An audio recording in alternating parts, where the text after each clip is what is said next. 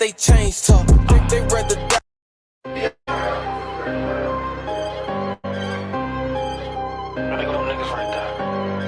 Come here! Give me the gun, give me the gun. Damn, dog. Them niggas ain't like us. They got they chains tucked. They rather die playing my niggas and get that fame up. This my niggas, when we catch you, you get flamed up. And the police know they can't tame us.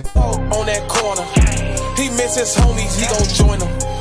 To my niggas, I'm important. You play crazy and they score. My shorty leave a nigga snoring. He pop out and he blown. They want me to say them niggas' name, but ain't gon' say it. We just gon' book the flights and leave a nigga dead. Ain't no covering up, get shots all in his head.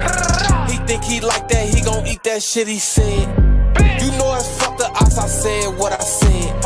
I told Smirk, you say he dead, then he dead. Them niggas rest, they might fuck around and be fed.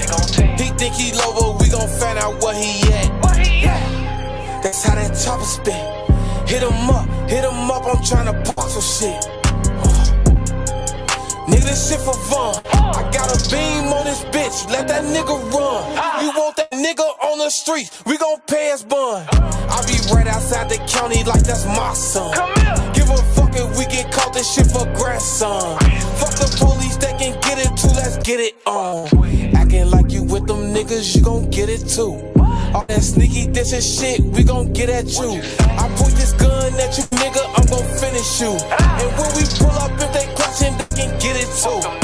Them niggas ain't like us. They got they chains tucked. They rather die playing my niggas and get that fame up. This my niggas, when we catch you, you get flamed up. And the police know they can't tame us. Don't let me right, nigga. Fuck them niggas. Oh, fuck you, Tom. V-Roy! Nigga, stop lying. And when it's Shout out DG Product, you hear me? Shout out Major, man. Fuck just about the money and clout. Like third quarter song, they put FYB in the game or something, though. Pull up, drop the window, nigga, bad. Shots fat, man down on the outside. Walk up, roll, ain't no drag bass. Fourth quarter, last shot with game tag. and you gon' fold under pressure, pussy, stop lying. The ops always talking shit, but they keep dying. And you ain't turn up for your homies, nigga, stop lying. And when it's up there, bitch is up there, we gon' keep sliding, bitch. Pull up, drop the window, nigga, bad. Shots fat, man down on the outside. Walk up, do you wrong, ain't no drag bass. Fourth quarter, last shot with the game tag. No rap beef, we clap heat, check the stash sheet. We out shopping with the Draco in the backseat. I'm dead Fisher in his prime with this packed heat. Back shots for any nigga to key an athlete. Archie Gainer, Tuckerville, I got mob ties. 4 O's, 4 fast, we don't tote nash. We bloodthirsty off them pills with them frog ass. We BDK as fuck the ops and plus we die fast. Pull up, drop the window, nigga, bad. Shots fat, man down on the outside. Walk up, do you roll, ain't no drag bass.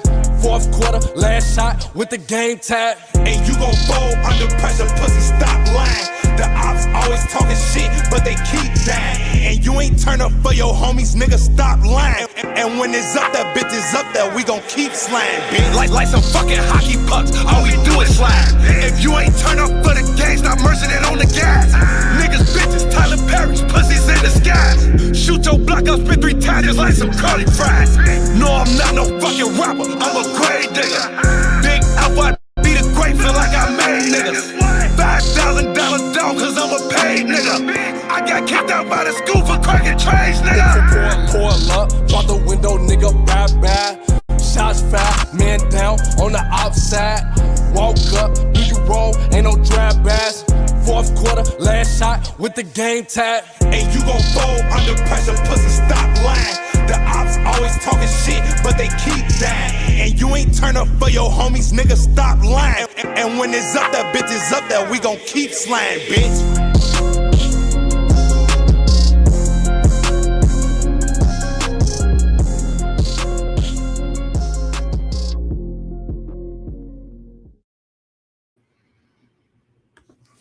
We Japanese still.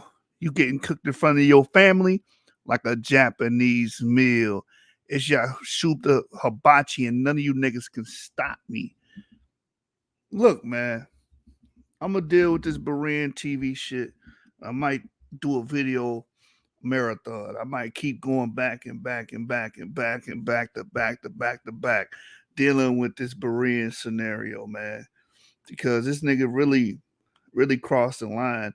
And you know what's interesting about Berean TV and channels like Berean TV?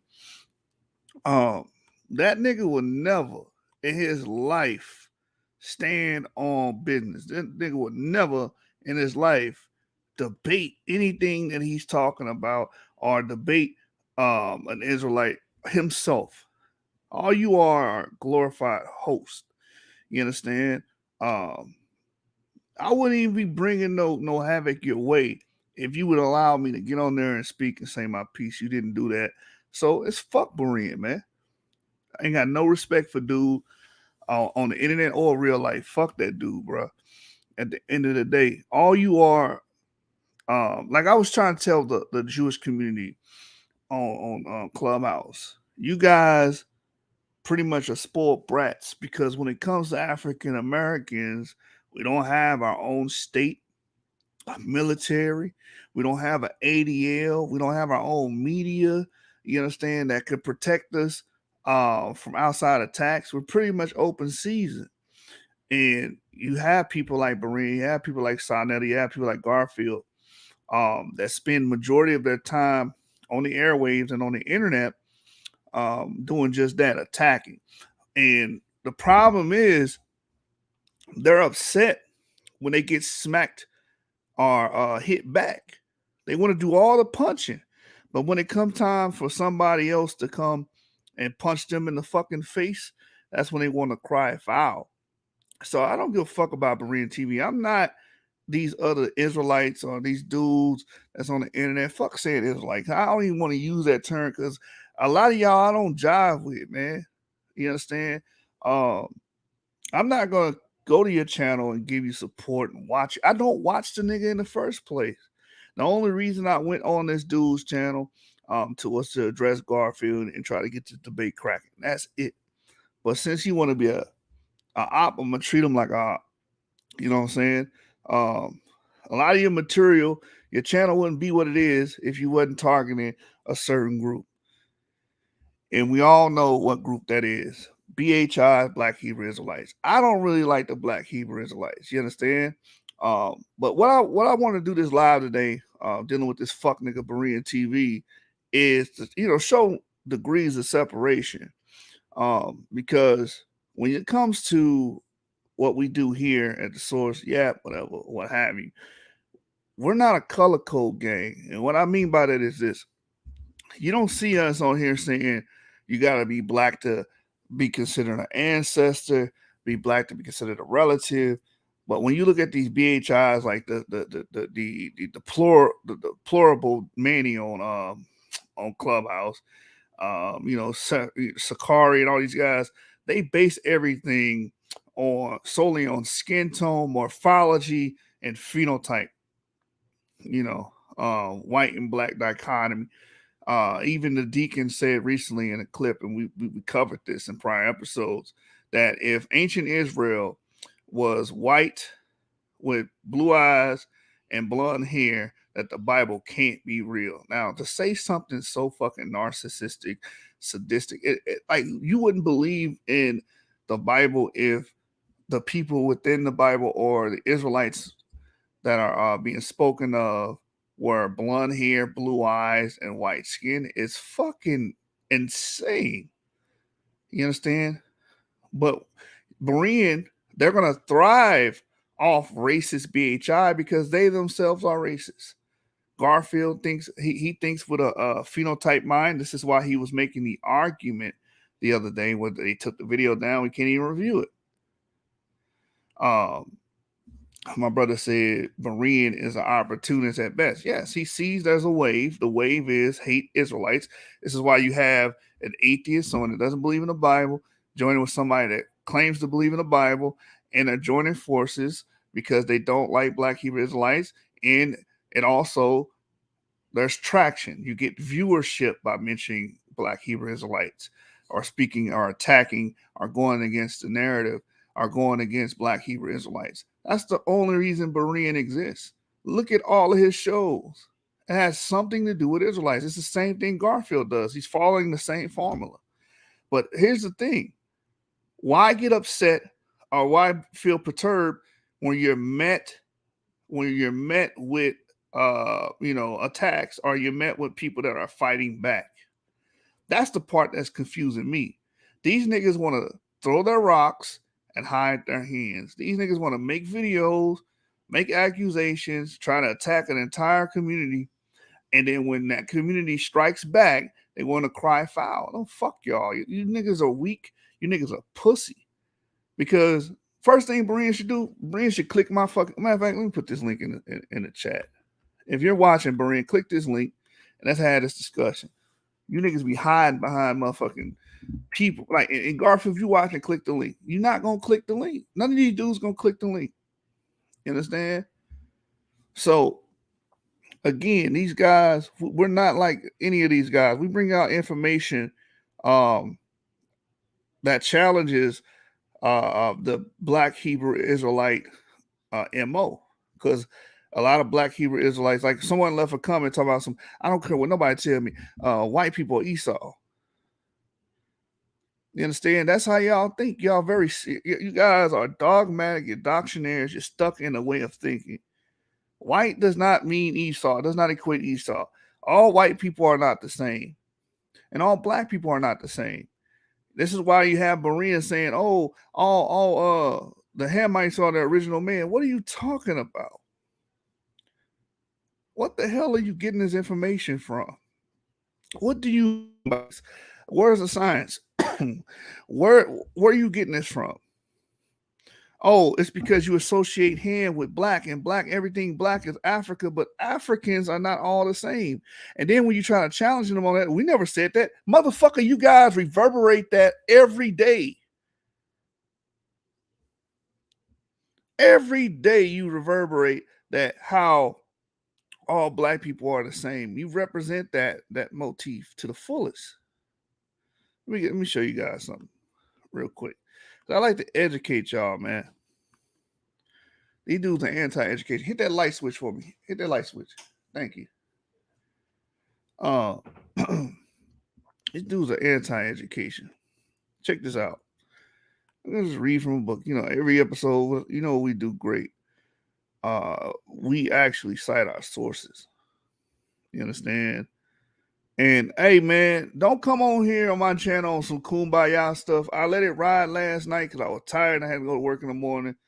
I love you, T Turner, but don't come on here on no kumbaya stuff. This ain't about no kumbaya.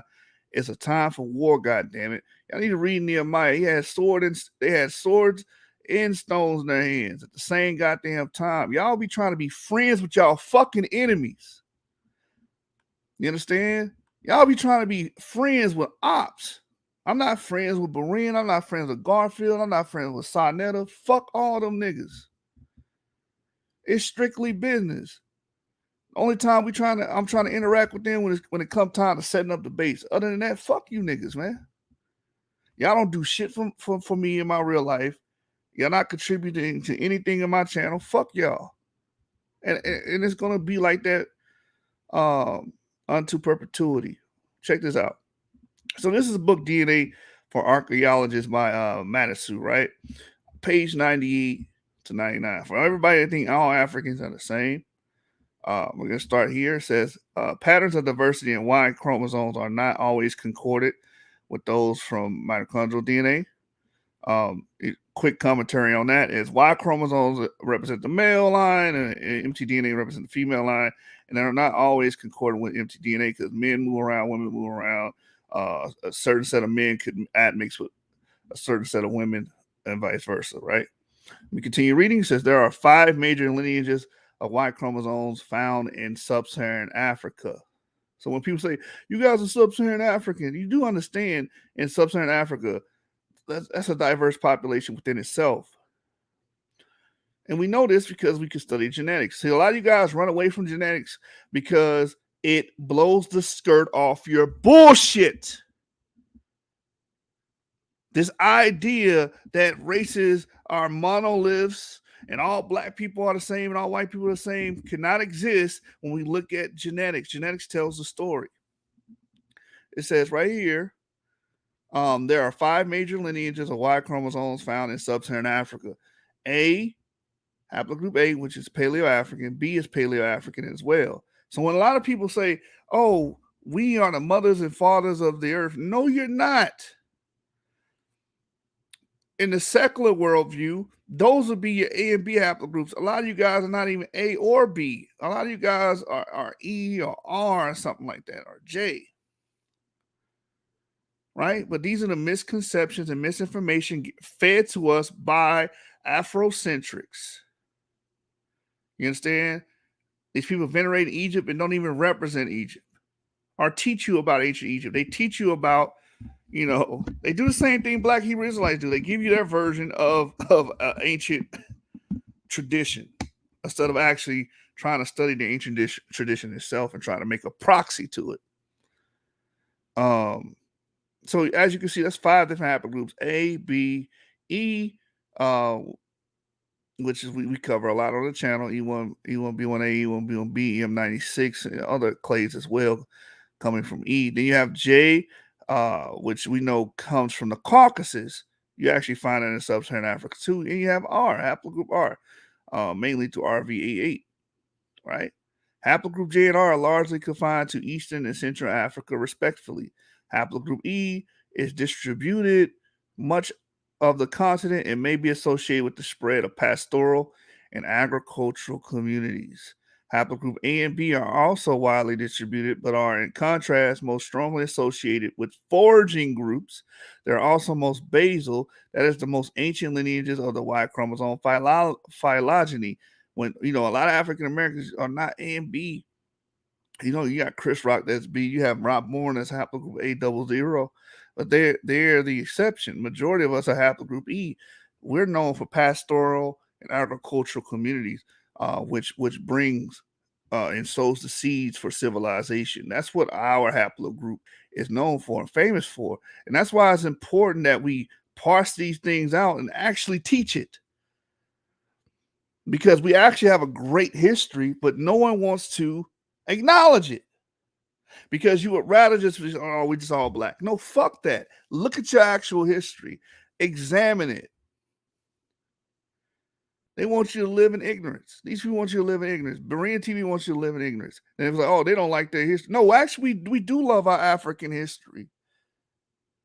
But when we talk about African history, you're going to run into a roadblock known as haplogroup E. Haplogroup E is known for decimating Paleo-Africans and establishing agriculture in Africa and bringing civilization to Africa, to sub-Saharan Africa, and North Africa as well, because we have the lion's share of males in Africa,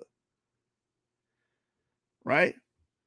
From there, Berean also was pretty much picking on Teo, and I believe the nigga's name is Benaya or whatever.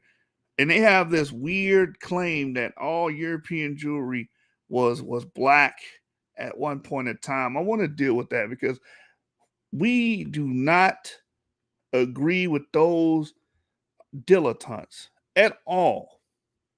We do not agree with Teo Ministries. We do not agree with. See, the problem with you guys is y'all want us to be monoliths. If we say we're Israelites, I mean we got to believe in every goddamn thing Israelites say. No, fuck them, man. Those guys do not have good study habits. Those guys do not have good research habits. These guys are doctrinaires, and they're not really giving you guys the truth. This is why you have Garfield getting on the internet talking about some, oh, these people look white. These people look white. Who cares if they look white? We can go to the Jewish E project. Hold on, let me show y'all something. Showed this before. You gotta keep showing it. Y'all keep making the same goddamn arguments. The Jewish E project on family tree DNA. And then I want the Sephardic Jew project. Let me grab that one. You tell y'all, stop making these sweeping claims. People are blends of people. Like when you get these ethnic groups, they're a blend. Like African Americans are a blend. It reflects the last 500 years. You have an African component, you have a Native American component, and you have a European component. And you can see that in our paternal and maternal lines. You can see that when people say, "Oh, we had a great great grandmother that was a Native Indian," a lot of people still have those of Native Indian maternal and paternal lines to back that up. Watch this, Sephardic Jew. And I want family tree DNA. Family tree DNA. I want to show you I want to show you guys something.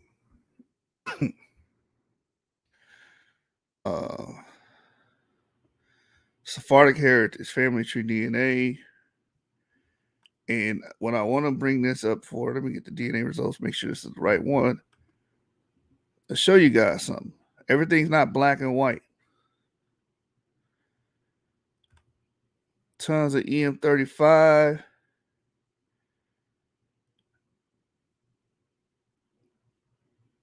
Check this out. Watch this. I want to give you guys another one too. I'm going to share the screen here. And this is why Berean, they fear people like us because we don't play by the One West BHI playbook. And I don't give a damn if they call us for Israelites. They're wrong. They're incorrect. It's just that simple. I'm not gonna back up an Israelite just because they off GP.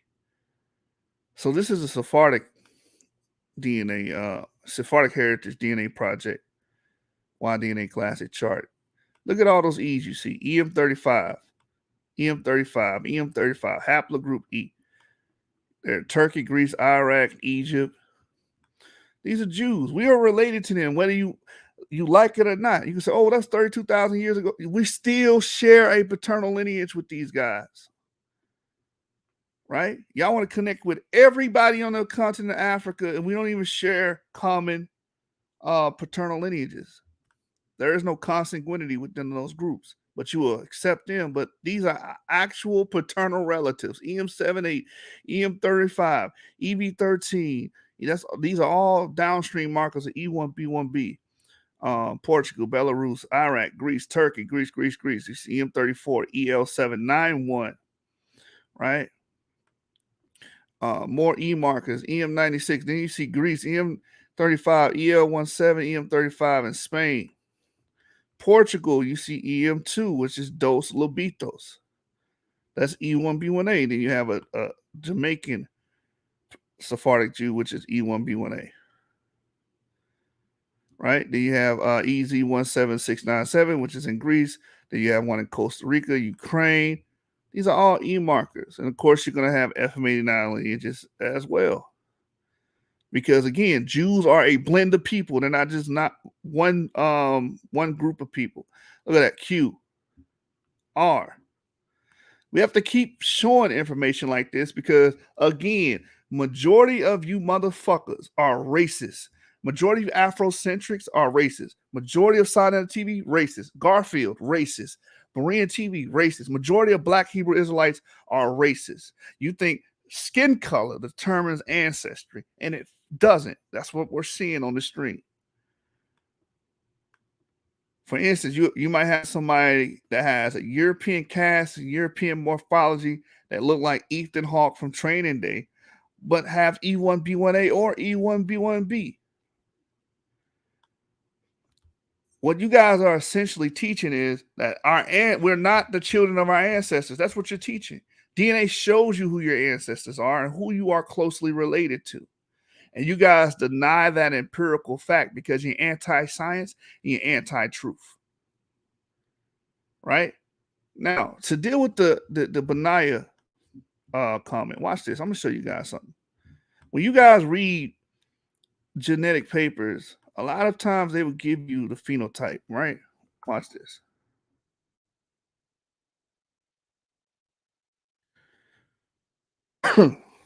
Watch this. I'm going to take you to this paper.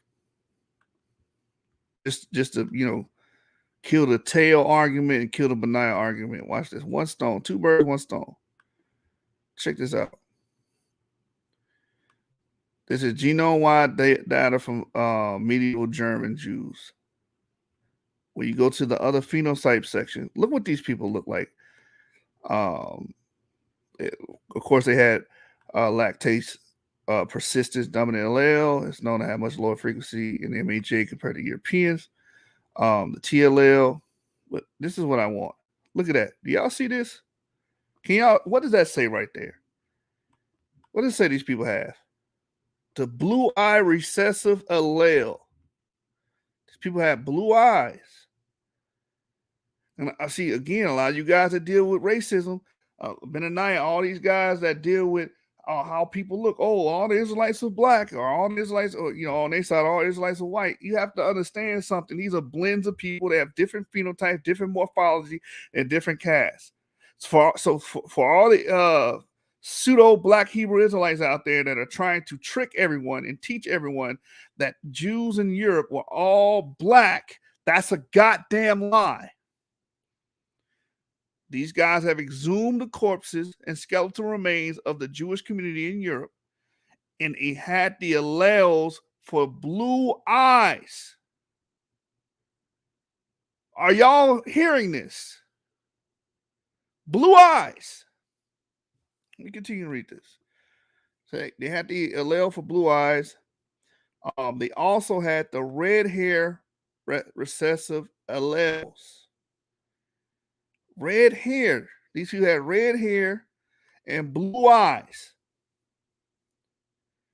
Now that's going to burn into the soul of you racist black Hebrew Israelites, because you've been going for the past 2 or 3 years trying to tell everybody that they all got to be black, or the opposition will say they all have to be white. Both of you guys are fucking wrong and fucking racist.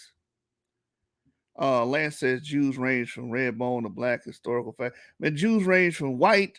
They can be dark skinned, just like any other group on the planet. All right. Now check this out. I'm gonna go to the hypothesis, because we're like, oh, these people ain't Jews. These not real Jews. Watch this. Watch this. Let's go to the 4 hypotheses. These people that have blue eyes. And then we're gonna elucidate the ancestry. Watch this.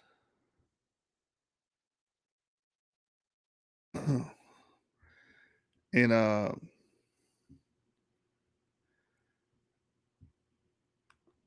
want you guys to actually see this, because at the end of the day, what's going to happen is you're going to have people that actually do what we do, show the studies, show our work. You remember when you were in school and you were doing a math problem and you would just write down, oh, this equals this. But then the teacher was like, okay, how did you get that answer? See, we show you guys how we got our answer. We show our work, right? We show our work.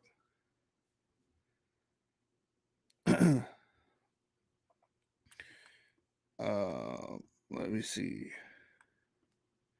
Let me get this, man, because I really want to bring this for the forefront. And I'm gonna drop the link again. If Maria's bitch ass is in the comments, you need to click that damn link. And if Garfield's in the comments, click the link. And if anybody's that wants to add to the conversation, or you disagree or agree, click that link. We don't care if you're Israelite, Afrocentric, atheist. We don't give a damn. Click the link.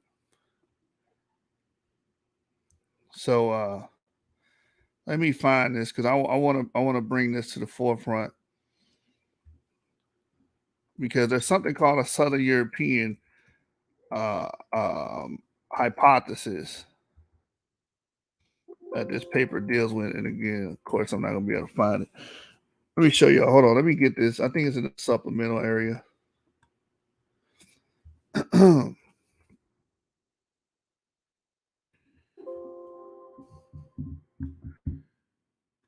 And bring this to the forefront, because right here. Thank you. There's supplemental information. So let's go here. Let me share this again. What are you talking about, Lance? Maybe you should join. Maybe you have something to share with the people. So same paper, genome-wide data of the German Jews, right? So when you go to supplemental information here, History of early Ashkenazi Jews in Erfurt Jewish community. The origin of early Ashkenazi says there are currently two main competing historical theories to explain Ashkenazi Jewish early origins. First theory holds that AJ are at least partially descendants of Roman period diaspora Jews. This theory is supported by dispersed historical archaeological evidence along the Germanic frontiers of the late Roman Empire on the basis of results of the recent Cologne synagogue excavation, a building that the excavator controversially dates to the early Carolingian period. It was argued that there is a direct demographic continuity between the scattered late Roman Jewish Proto-Ashkenazic presence in the region and the Jewish community of the Rhineland of later times. So if you're around a lot of Jews on Clubhouse, they will always invoke the Rhineland hypothesis. Now watch this. The secondary theory regards AJ as purely medieval formation that did not arise until the 10th century. According to this theory, AJ communities initially rose in the form of just a handful of family groupings and a few episcopal and royal urban centers. In the early AJ were the descendants of Jews from Southern Europe. There was continuous Jewish presence in Southern Europe since Roman times, and an extensive network of intercommunal ties linked these Jewish communities economically, culturally, and demographically to other Jewish communities around the Mediterranean. Research suggests that the early AJ of Northern Europe were the recipients of Jewish liturgical, legal, mystical, and linguistic practices from medieval Southern Italy. Now watch this. So many Jews will invoke the Rhineland hypothesis. Then you have the Southern European hypothesis that we just read here, right? It says the available historical evidence does not support a third hypothesis, according to which the AJ were primarily descendants of the early medieval non-Jewish converts to Judaism known as Khazars, polyethnic tribal constellation, then residents in the Caucasus and adjacent regions. So again, this third hypothesis has no support whatsoever. So you see people going around saying the Jews in the land are Khazars. That's fucking false, right? It says the medieval Jewish community, then it talks about that. But I want you guys to see the Southern European hypothesis because this paper deals with the DNA, and it says it's more congruent with the Southern European hypothesis that these Jews came from Southern Europe. Now, I want to go from here. Let me go to the supplementary material. Probably already downloaded this. It let me open this so you guys can see the patrilineages and the matrilineages.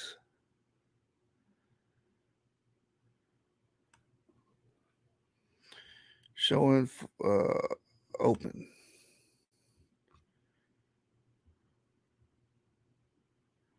Check this out while that loads. The reason why I'm bringing y'all through this because, again, these people have blue hair, red eyes, and you have a group of people on the internet trying to say that all Jews are black, they all dark, blase, like the Tail twins and a la Benaiah. Check this out. And let me share my screen here. Window, boom.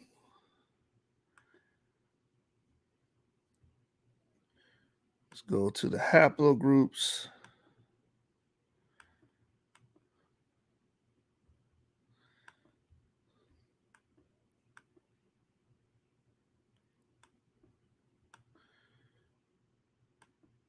To find the haplogroups. Let me see. Is it this right here? Yeah, here it is. So these are the individuals that they assume they found the blue eye and red hair genes. Look, these Jews are a mixed bag of people. Look at that. You see haplogroup T here, T1A1A. This is known to be the Near East and East Africa. You have J2. You have R1B, which is Western Europe. J1A, then you have an R1B, J2A, then you have an ancestral J. And look what you have here, E1B1B. That'll be a relative to the E marker. It's in the E family. And R1B1B. So these are the clades they found here. These people would have red hair and blue eyes. Even the one that's related to us, red hair and blue eyes. Are you guys seeing this? These are medieval Jews. So don't let these clowns on the internet like Benaya and Teo tell you that everybody in Europe that were Jews were black. That's a fucking lie. And again, this is why Berean will not allow me to speak, because my stance is more nuanced than a lot of these black Hebrew Israelite idiots. Oh, here we go. Here we go. This guy again. He said, if you carry the SLC2485 allele, I don't know, it's not called albino marker, albino marker. Your DNA is corrupted. Who described the scripture with red hair and blue eyes? I don't know what you're talking about, Davidic bloodline. What you should do, let me help you out, brother. Let me help you out. Click that link and explain what you meant by this. Click that link and explain what you just said. Because that didn't make no goddamn sense. Anyway, my point of bringing this out was that you had these Jews that were medieval Jews that have different paternal lineages, of course, right? And also they exhibited red hair and blue eyes. Now watch this. Let's go to the ancient Canaanites. I want to show you guys something. We brought this out last night because this same dude, Davidic, what's his name? Davidic's bloodline, he called us a racial slur. When people say that, oh, you guys are Canaanites, that's a racial slur that started off around the 17th century in the Americas to justify the enslavement of black African slaves. So, oh, they Canaanites, so we're justified. We can enslave them because the scripture says to do so. That's the whole point of people like that, to say that. So watch this. Let me go to the Canaanites. Let me deal with the Canaanites. Because we really didn't get to go into a deep dive because we were rudely interrupted by somebody that want to give a kumbaya message. Stop trying to be friends and fraternize with enemies. Fuck them, man. They telling you, they're blatantly saying fuck you. BEREANTV is blatantly saying fuck you when every video he makes is anti-Israelite and anti-you. That's saying fuck you. Garfield make 1,000 videos saying you Jews are fake, y'all wannabes. That's saying fuck you. So why are you trying to be friends and lovey-dovey with them? I mean, fuck these niggas, man. Ride on these niggas and dump on these niggas and then leave. That's it. Oh, we all got to stand together. We all black. Fuck these niggas, man. Every single one of them. Black Hebrew Israelites, I don't want to have nothing to do with y'all. Afrocentrics, I don't want to have nothing to do with y'all. The only time I want to meet at the table is to debate you. That's it. Nothing else. Not shaking the hands, not partying with you, not being friends with you at all. That's y'all problem. Y'all too goddamn friendly. Watch this. Let's go back to the Canaanites Live Science article.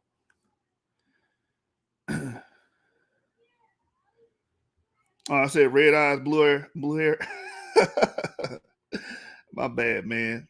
You knew what I meant. Blue eyes, red hair. Share the stream. Watch this. Let's go to Canaanites Live DNA.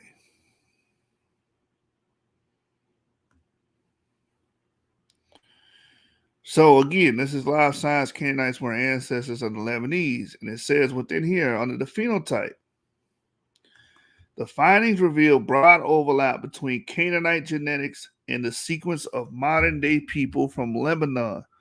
Researchers even found some ancient gene variation that suggested the Canaanite people had similar coloration in skin, eyes, and hair as Lebanese people do today. So the Lebanese today, very fair skin, they have the SLC2485 gene, right?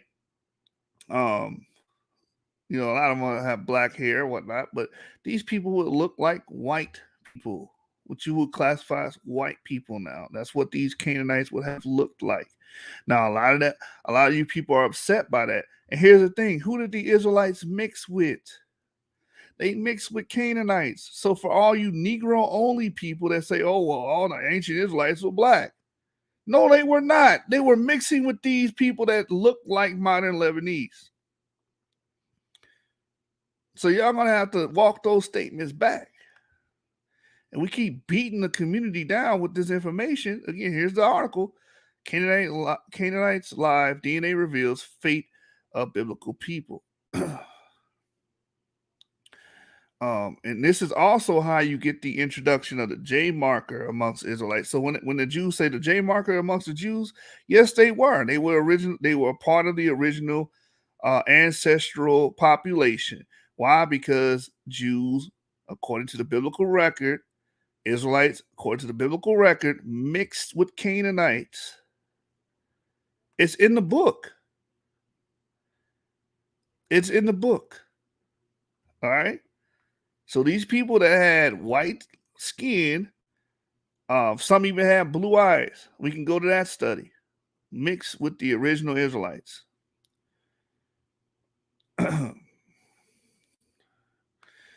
Lance says King David gave his daughter the king of Tyre, Jew Canaanite mix. Exactly. Exactly.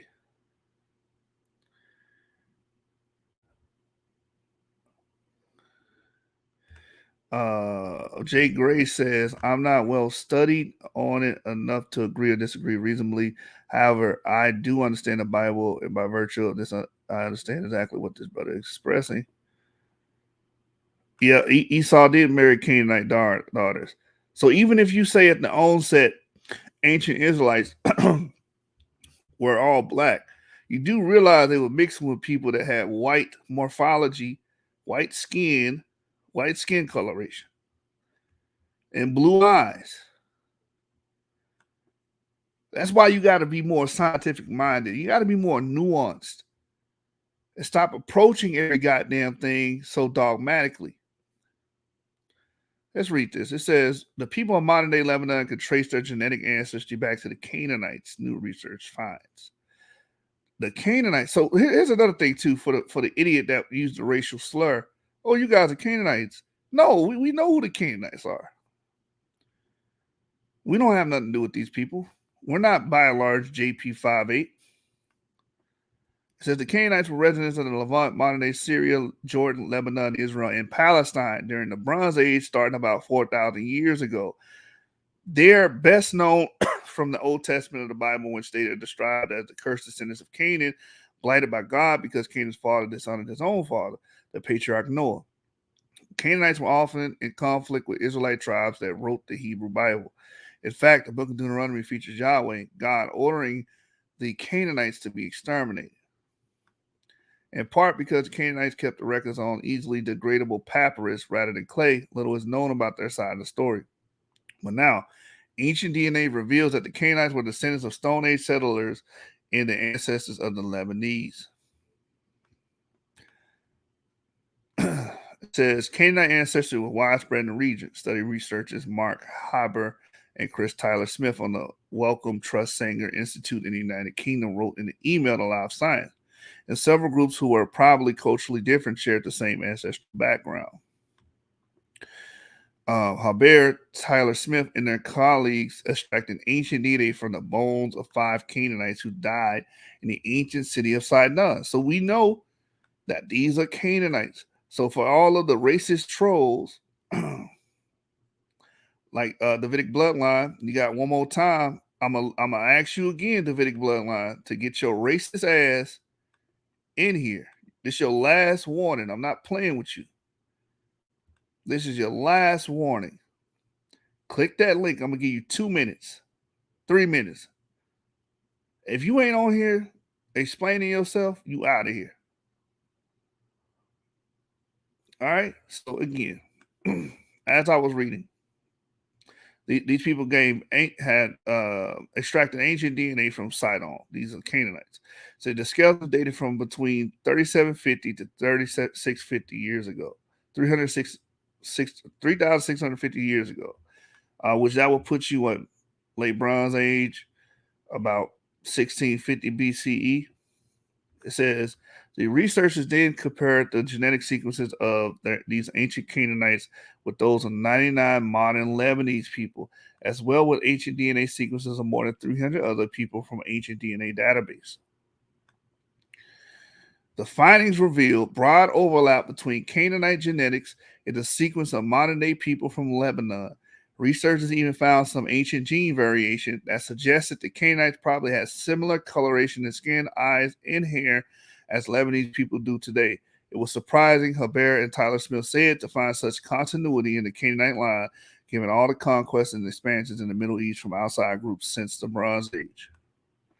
The Canaanites themselves descended from Stone Age settlers who mixed with newcomers from what is now Iran about 4,000 to 5,000 years ago.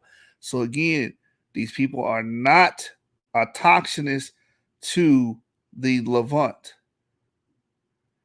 They're not. All these papers will tell you that these people are foreigners, right? It says the researcher said the mixture could be explained by the expansion of the Akkadian Empire and Mesopotamian Empire that peaked around that time. The researchers wrote, after the Bronze Age, the Canaanites did mix a bit with their neighbors. Modern-day Lebanese populations are largely Canaanite, the DNA showed, with a bit of Eastern hunter-gatherer and Eurasian steppe influence that got added to the mix some 3,000 years ago, the researcher said. It says understanding the Canaanite genetic history is important, Hubbard and Tyler Smith said, because of so few written records of the group's stories remain. Genetics has the power to fill these gaps. The two told live science. The Near East is a key place for these sorts of studies, the researcher said, because it's such a central location in human history. The next steps are to study more samples, different places, and different time periods, Hubbard Tyler Smith said. The researchers reported their finding online today, July 27, in the American Journal of Human Science, Human Genetics, excuse me. So again, when these people say, "Oh, you people are Canaanites," that's bullshit. Hey, what's the name? What's the name? You ain't clicked that link yet, man. You a bitch. Get the fuck out my damn chat. Time to play with you niggas, man. All right, who's next?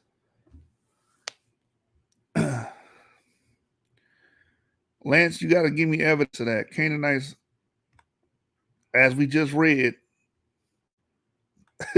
people were white like Lebanese. And the Lebanese are descendants of Canaanites. All right. Watch this. Let me show you guys something. Again, I read this the other day. I want to bring this out again and reiterate this.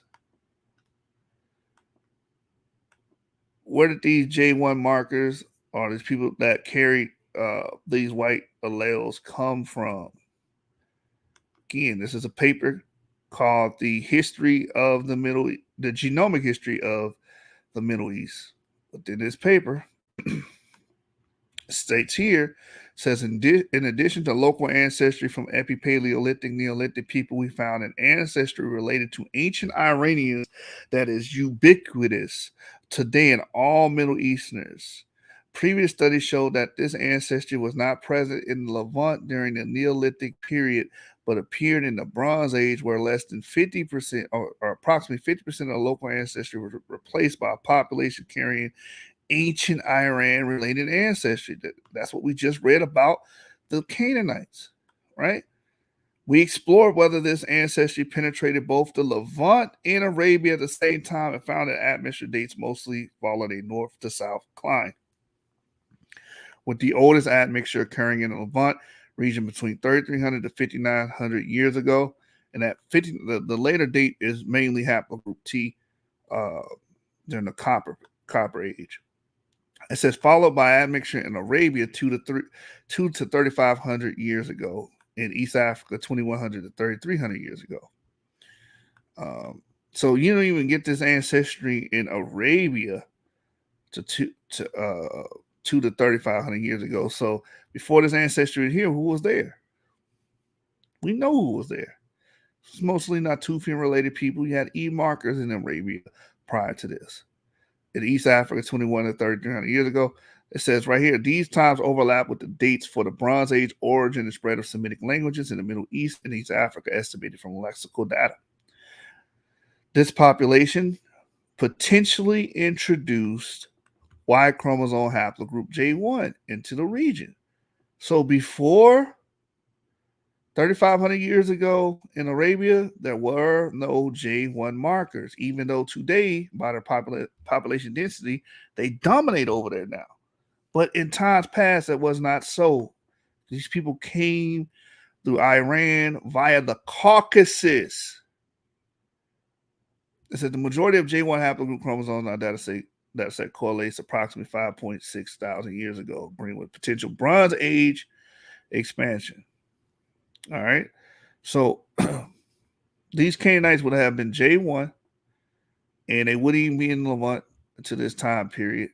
They're Johnny come latelys, and they carried the genes, the genes known as SLC2485, a light skin variant, and they carried blue eyes. Why is that important? For all you people that say that all Israelites had to be black and all of them had to look Negro and all of them had to look African or Bantoid, you're wrong. You're demonstrably false because the Israelites themselves mixed with Canaanites. Judah, he married Tamar is a Canaanite, right? These people married Canaanites. And Lance showed you that David gave his daughter to a Canaanite. And when you guys read Judges, for all you Bible thumpers out there, watch this. Let's go to Judges. I believe it's Judges 1, right? When you go to the book of Judges, it tells you this.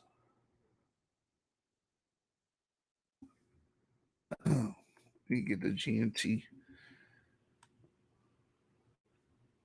Watch this. Let's go to the Bible. Check it out. So Judges 1, we go to the book of Judges. It clearly states here. Judges 1:1 says, after Joshua's death, the people of Israel asked the Lord, which of our tribe should first and go and attack the Canaanites? You know, the people we just read about, the people that look like Lebanese, people that will have white skin.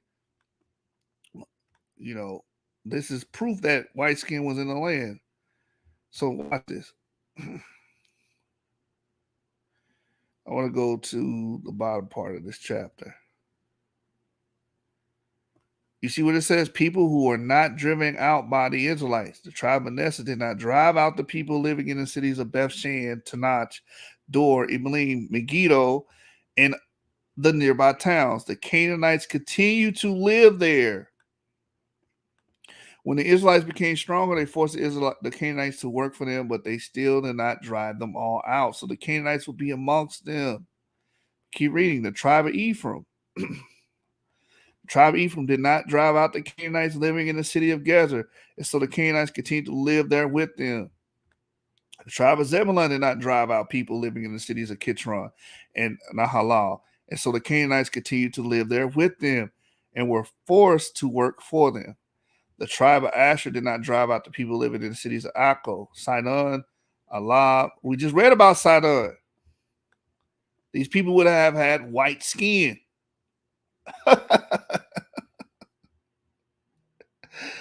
This is a part of the original Israelite cluster, man. Y'all got to just deal with this. Y'all just got to deal with this, man. Alab, Aksib, Helba, Afek, Rehab. The people of Asher lived with the local Canaanites since they had not been driven out. The tribe of Naphtali did not drive out the people living in the cities of Beth Shemesh and Beth Danat. The people of Naphtali lived with local Canaanites, but forced them to work for them.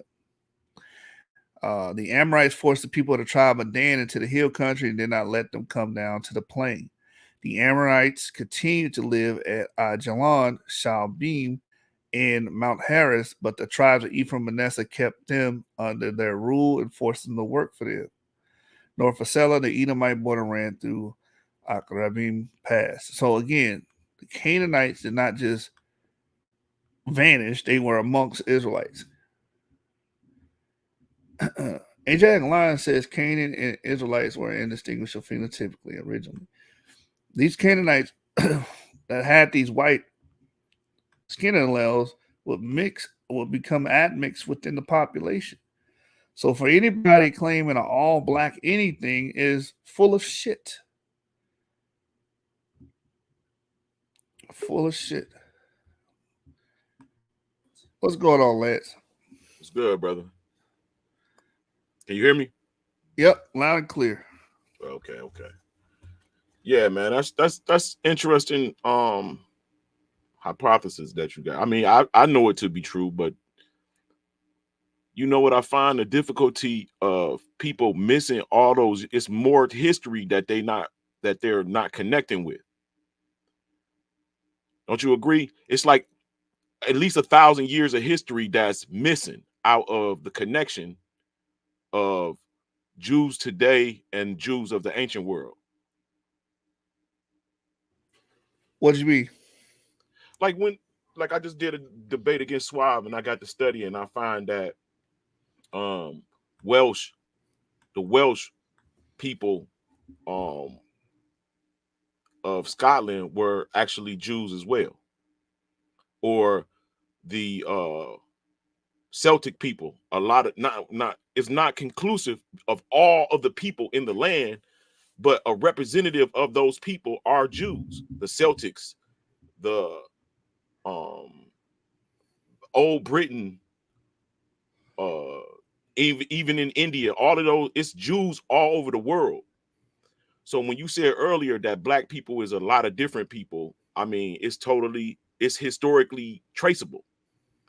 When you look at people that come from like Germany during the Civil War, when they sent those people over here, those people was black skinned people. You feel what I'm saying? When you look at the Jacobites that was getting kicked out of Britain after King George I took over, you see that those people are Jews coming to America as indentured servants. When you see or consider the Mormon doctrine, and you see that the Jews came to America and was fighting each other over here like a mug, and it was Indians already here that they were also fighting. You see the connection there. So what you see when you see people like the French, you got the Sephardi Moorish connection with them, with the Huguenots. You see them come in to make connections with other Jews in America, making alliance with other black people in America. Now, when I say black, I mean hued people. Were there white Jews? Yes, I agree that there were, but phenotypically, they gonna have full lips, full nose. They're gonna have a certain shaped skull. There's no way around that, bro. So skin color can range to black, but phenotypical, like you can look at, like my man said in that book, what's that shit called? When he said he went, matter of fact, I think I read it from you. I got the book from you. He said, don't be throwing it off on me, brother. no, listen, he said I'm from Poland. And I'm here to tell you that when I came to America, I consider every light-skinned Negro a Jew. Yeah, that's true. That's J.A. Rogers. J.A. Rogers, that's right. You know, no cut a lot. He's quoting something older. Yeah, he was quoting an older book, but from my man. But I mean, that was before the 1800s. So you see, like even with, and people, I don't think people consider the Danite connection to it all too. He putting his seed everywhere. So something happened in history, bro, that can I read this to you? Go ahead, brother. Watch this. You know why I'm bringing this up? Because you got a certain perspective out there that Berean loves to bring out. You got a bunch of black Hebrew Israelites that are teaching that all Israelites have to be black, and that can't be the case. Do you see what that says right there, Lance, on the screen? Nope, I can't see nothing. That's not sharing. Oh, I see. Okay, I was in the what you call it? Yeah, okay. Go ahead. Anomalous blue-eyed people came to Israel 6,500 years ago from Iran. DNA shows. Right. So if you got blue-eyed people in ancient Israel, and these niggas is claiming to be ancient Israelites, who are they mixing with?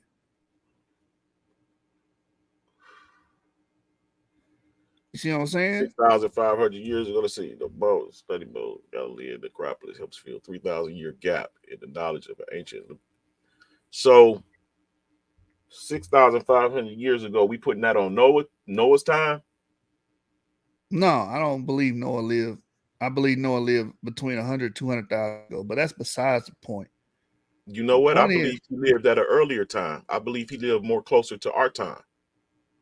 I got you. But my point is, these people claiming to be ancient Israelites don't understand that ancient Israel had people there that had blue eyes. Well, I'm gonna read this. But Is it did when we he mix with? the Were shit when we he really done? mixing with people, bro? You said what? But were we really at that time mixing with people? If you Well, claiming Israelites, you mix with every damn body. That's what the well, Bible not said. well.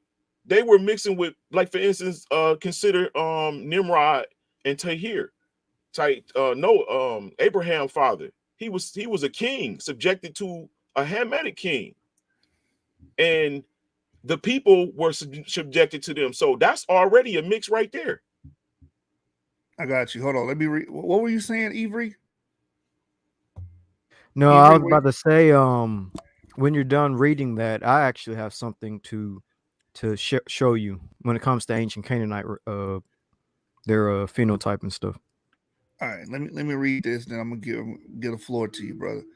It says right here, blue-eyed, fair-skinned settlers inhabited the Levant some 6,500 years ago, according to an international interdisciplinary team of scientists.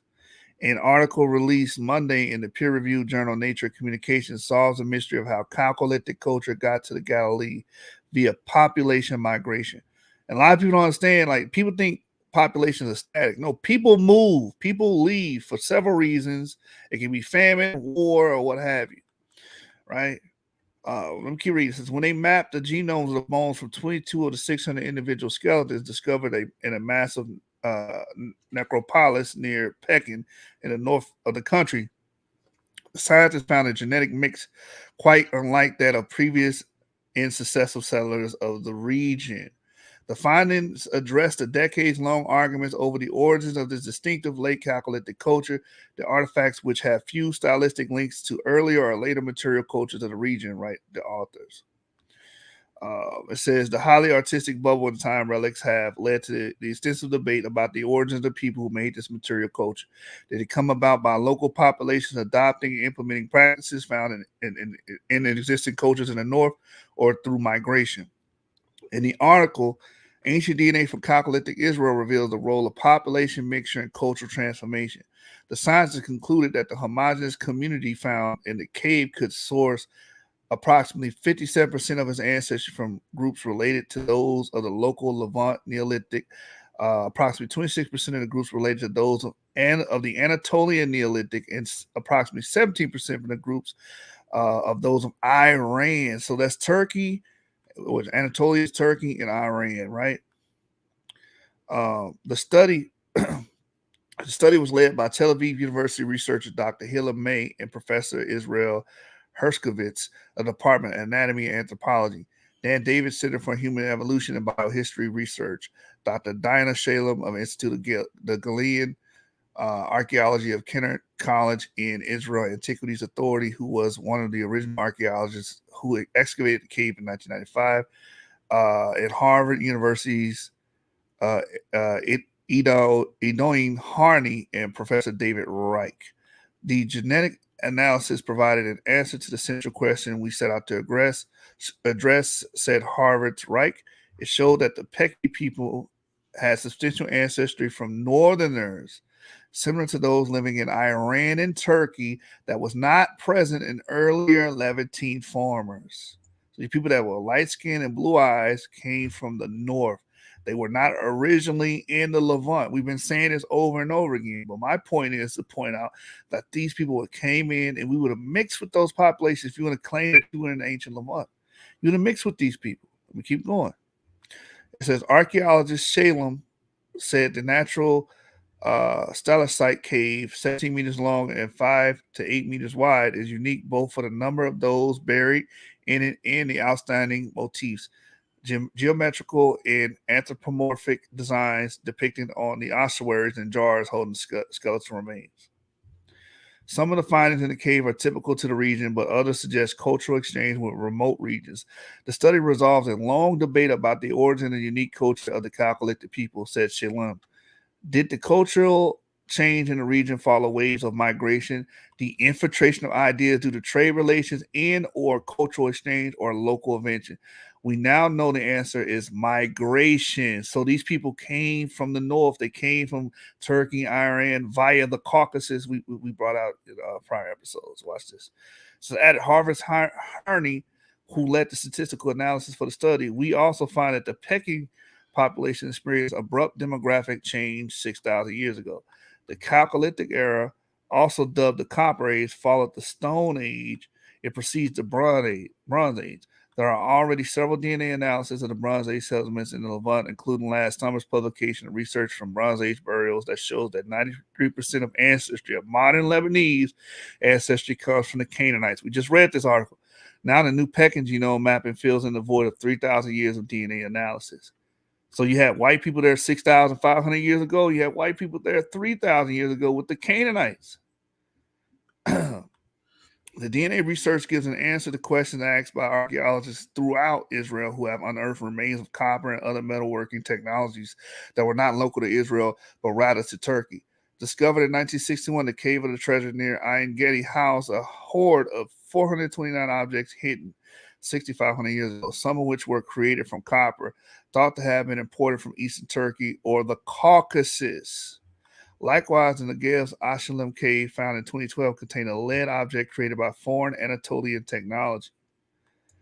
With the new study's conclusion that some half of the indigenous Chalcolithic genomes derived from ancient Turkey and Iran, it appears that these artifacts may have arrived during migration, or not merely as byproducts of trade route as previously suggested. All right, that y'all get the point. I'm not gonna read the rest of that. Avery, you had something you want to share? Yes, I do. I was actually going to share this really quick, if you don't mind. Well, actually, I think I might be ready. Yeah, I guess I'll go ahead and start. So we're talking about the look of the Canaanites. So how do you do that thing on your screen where you can just flip the different? Yeah, it stopped letting me do it. I was able to do it at first.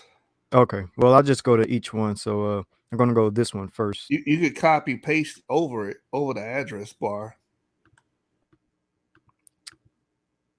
So here's the first.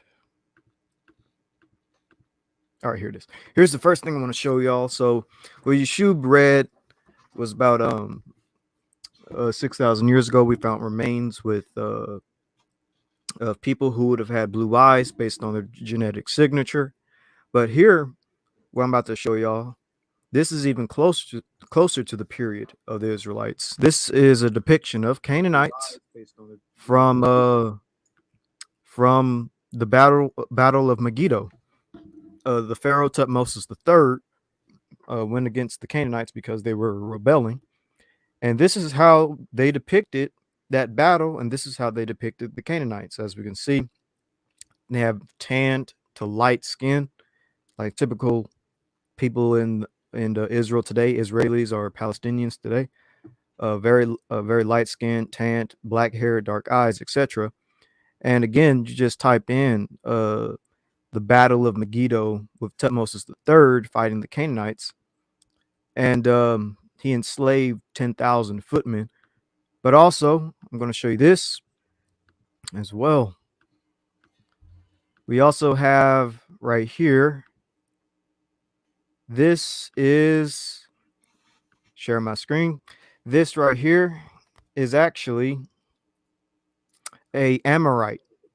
This is an Amorite made by the Egyptians, and I think we can kind of tell what this dude looks like.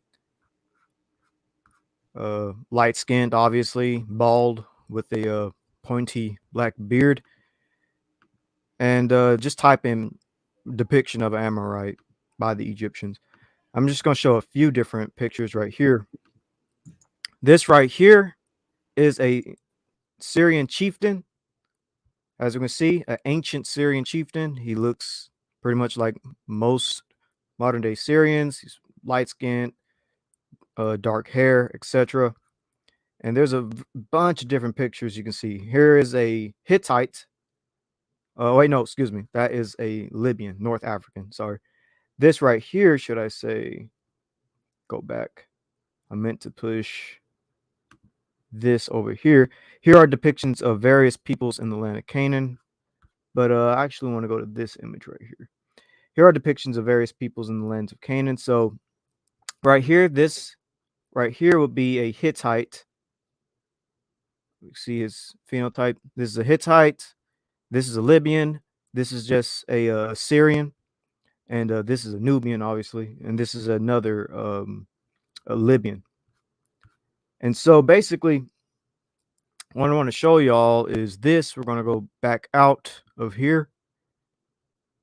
And we're going to go strictly to the scriptures really quick. So I showed you a Hittite. I showed you Amorites and people of that nature. And we did mix with these peoples. If you go to the book of Judges, chapter 3, verse 5 through 6, keep in mind of the people I just showed you. Thus the children of Israel dwelt among the Canaanites, the Hittites, and the Amorites, and the Perizzites, and the Hivites, and the Jebusites. And I showed you images of Hittites and Amorites. And they took their daughters to be their wives, and gave their daughters to be their sons, and they served their gods. So right in the book of Judges, which is actually not that far off from the period of the Exodus, the Judges period is when Joshua and the Israelites were going throughout the land of Canaan and wreaking havoc. Shortly after the Exodus, Israelites started mixing with these Canaanite populations, these lighter skinned Levantine peoples. So I just wanted to add that on as well to what you were saying earlier. Yeah. If we mix with them, that's the question. If we're going to claim that we're ancient Israelites, then you have to acquiesce to the fact that you mix with those groups that had lighter skin, that had blue eyes. You understand? A lot of you guys are very afraid of white skin. You think white skin is a boogie monster, but that was prevalent and pervasive in ancient Israel. For a very long time, ever since the Hurrians entered that land.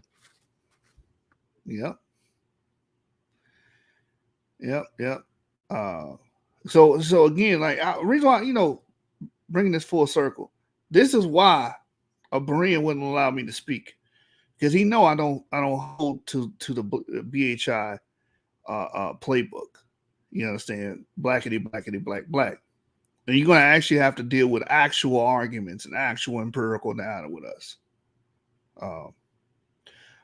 And by the way, I just got to say, this is the way we should argue, by the way, because if we argue like the way Yeshua just said, using sources, going away from the more BHI talking points, then they would actually fear us. Because if you notice, they're not afraid of BHI. They go after One West doctrine all the time. As a matter of fact, they love doing it. We need to get away from One West camp doctrine and start using more academic approach, because then they will actually fear you at that point and not want to have you on their shows or even talk to you. That like they'll actually have to dig into the genetics. They'll actually have to dig into the sources and stuff and really figure out if what we're saying is really true. And you'll be surprised. You can actually get people to hear you out. Like Abu, a lot of people in the Hebrew community are definitely afraid of Abu, or they don't like Abu, but he actually heard us out and he actually understands our argument. Now, that doesn't mean he 100% agrees with us, but he does at least understand where we're coming from, and has even said that he does favor haplogroup E being the likely Israelite marker than something like haplogroup R or haplogroup J. It's all about the argument. It's all about the talking points. And we got to really change the way we're doing this. Yeah, get away from the skin color shit. That's layman's term. Stop using skin color to determine every goddamn thing. Because again, skin color is fluid. It can change. Like if you move today to a country that's predominantly lighter skin, like let's say Lance, you moved to East Asia and you had children in East Asia. For the rest of your life, you settled there, your children settled there, and then your progeny continues to keep mixing with that community. You have a long line of descendants that are going to look just like the East Asians. But guess what? They're still your damn descendants, no matter how they look. Yeah, that's true. You see what I'm saying? But you know what, bro? Like I said, I'm beyond. We needed the One West doctrine, first of all, because that's the introduction to us waking up. That, you know what I'm saying? That, I mean, I'm being honest. Like, without that shit, we would never be on this journey. I don't know. I got to push back a little bit because when I got into the Hebrew thing, it wasn't through One West doctrine. It was strictly through like science and genetics and stuff like that. How many years ago was it? I've been in this since pretty much since high school. Yeah, as a matter of fact, I first started watching other people's DNA, not DNA, excuse me. I was watching other people's videos, not One West, but what I'm saying, I'm talking about doctrine like the One West doctrine, like not necessarily their doctrine, but I mean, we wouldn't like, yeah, I look at some of that old stuff and I'm like, that's a lie. That's a lie. You know what I'm saying? But I remember how I felt when I was being engaged with it. You know what I'm saying? When I was totally open to it. And it got me on the journey. All of that, most of that Israelite stuff is a lie, bro. Even down to the Israelite name. Just because you're an Israelite don't mean it's not other people a part of your race. You feel me? Israelite is a covenant name. Like Jacobite, or even like I said, Huguenot or Palatins. All of those names is covenant names of a group of people that decided we're going to keep the law. That's true. That's true. It's not all biological. You did have what we call national Israel. So, a lot of times, I tell Yap this all the time, you have to approach arguments as if you're wrong. So let's say that we're not even Israelites. Let's approach it like that. You're able to do more research that way. Because now you're not trying to affirm any goddamn thing. You're just trying to learn.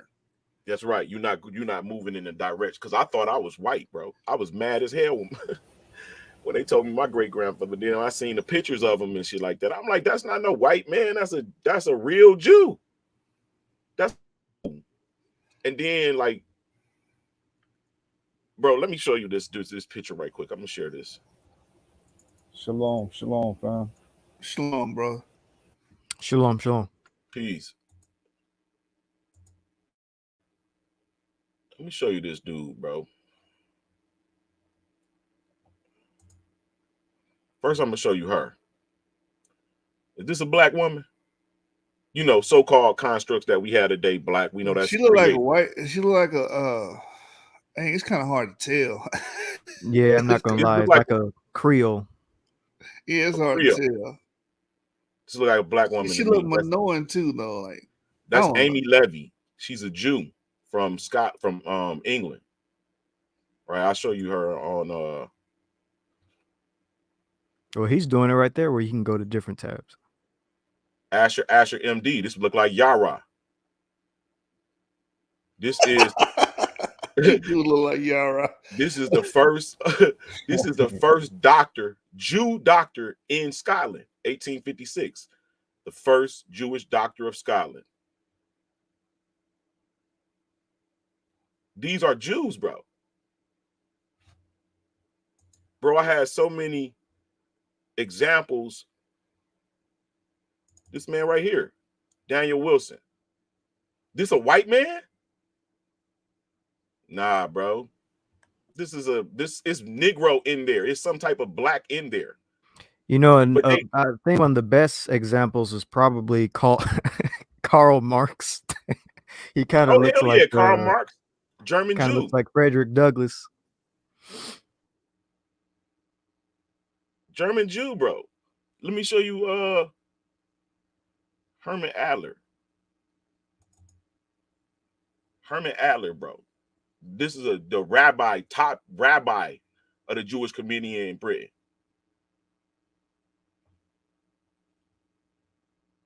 Look at this, bro. They look white to, you know what I'm saying? Especially since they highlighting and making sure that they do look white.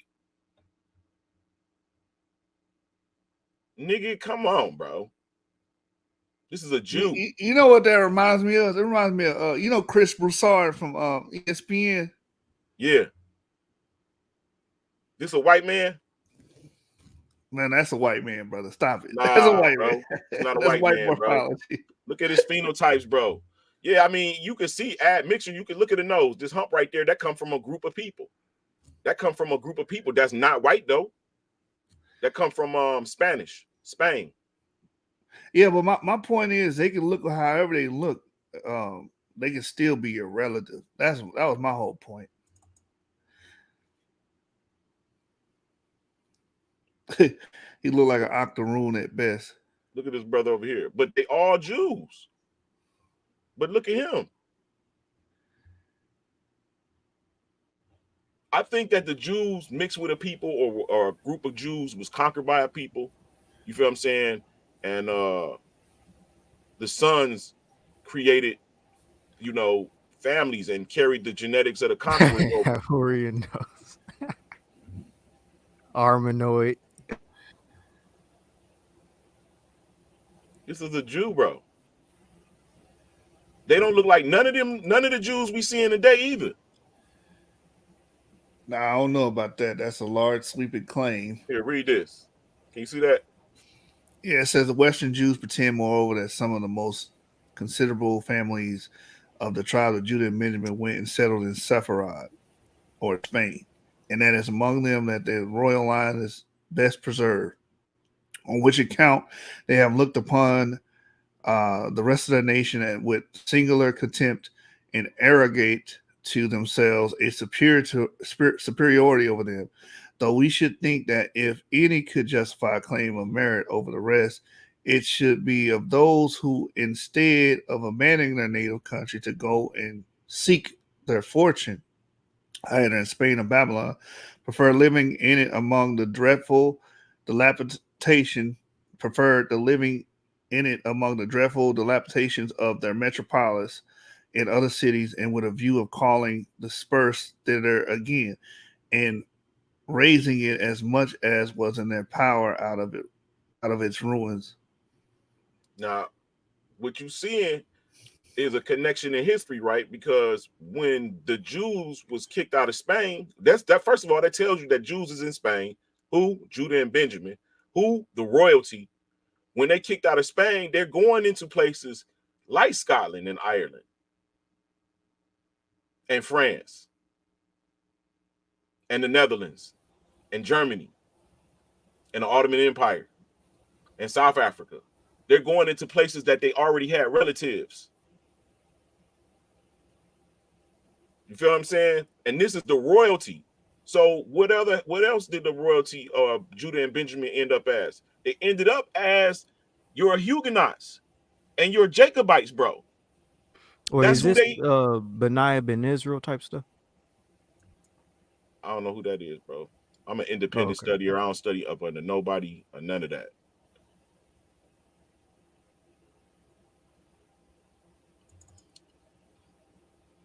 At a conference held in Argonne before the anti-pope in 1414, this number was also given by the Jews.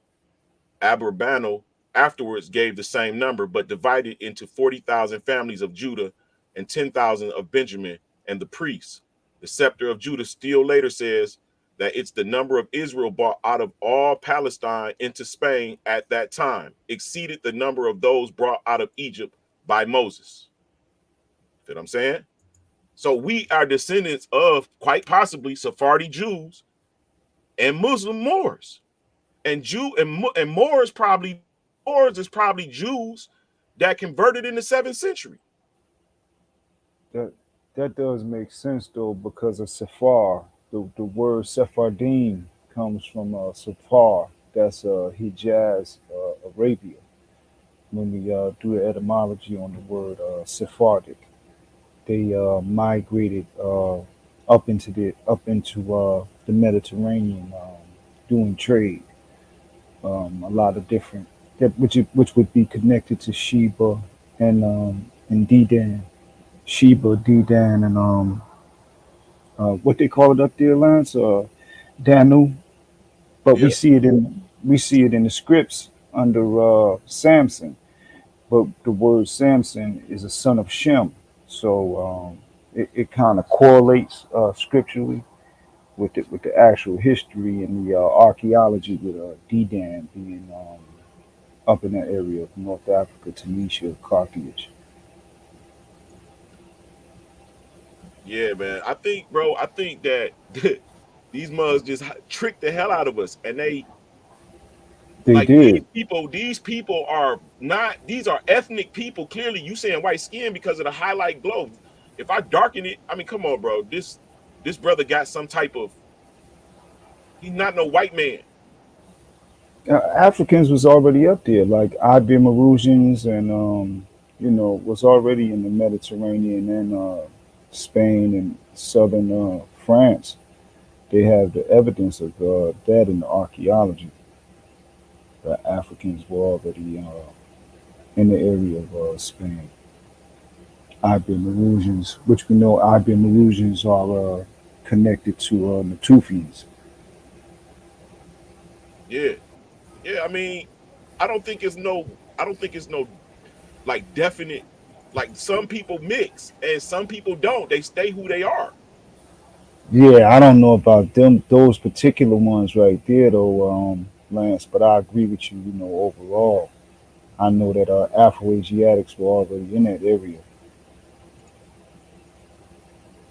Yeah, man. I think this a dagger right here, bro. The brother, and he the top. He one of the top Jews, and he the first Jewish doctor in England, in Scotland. This clearly a brother, bro. And I think that the way our hair was worn and all that, you still can't hide the phenotype of these beards and shit and these eyes with the puffiness over the top, thick ass eyebrow. You can't hide that today. We here. And this is only 1800s. This is only the 1800s. Did the Jews in Scotland get kicked out and brought to America? Yes. Yes. I got the actual ship manifest with the description of many of them on it, bro. And they wasn't no slaves.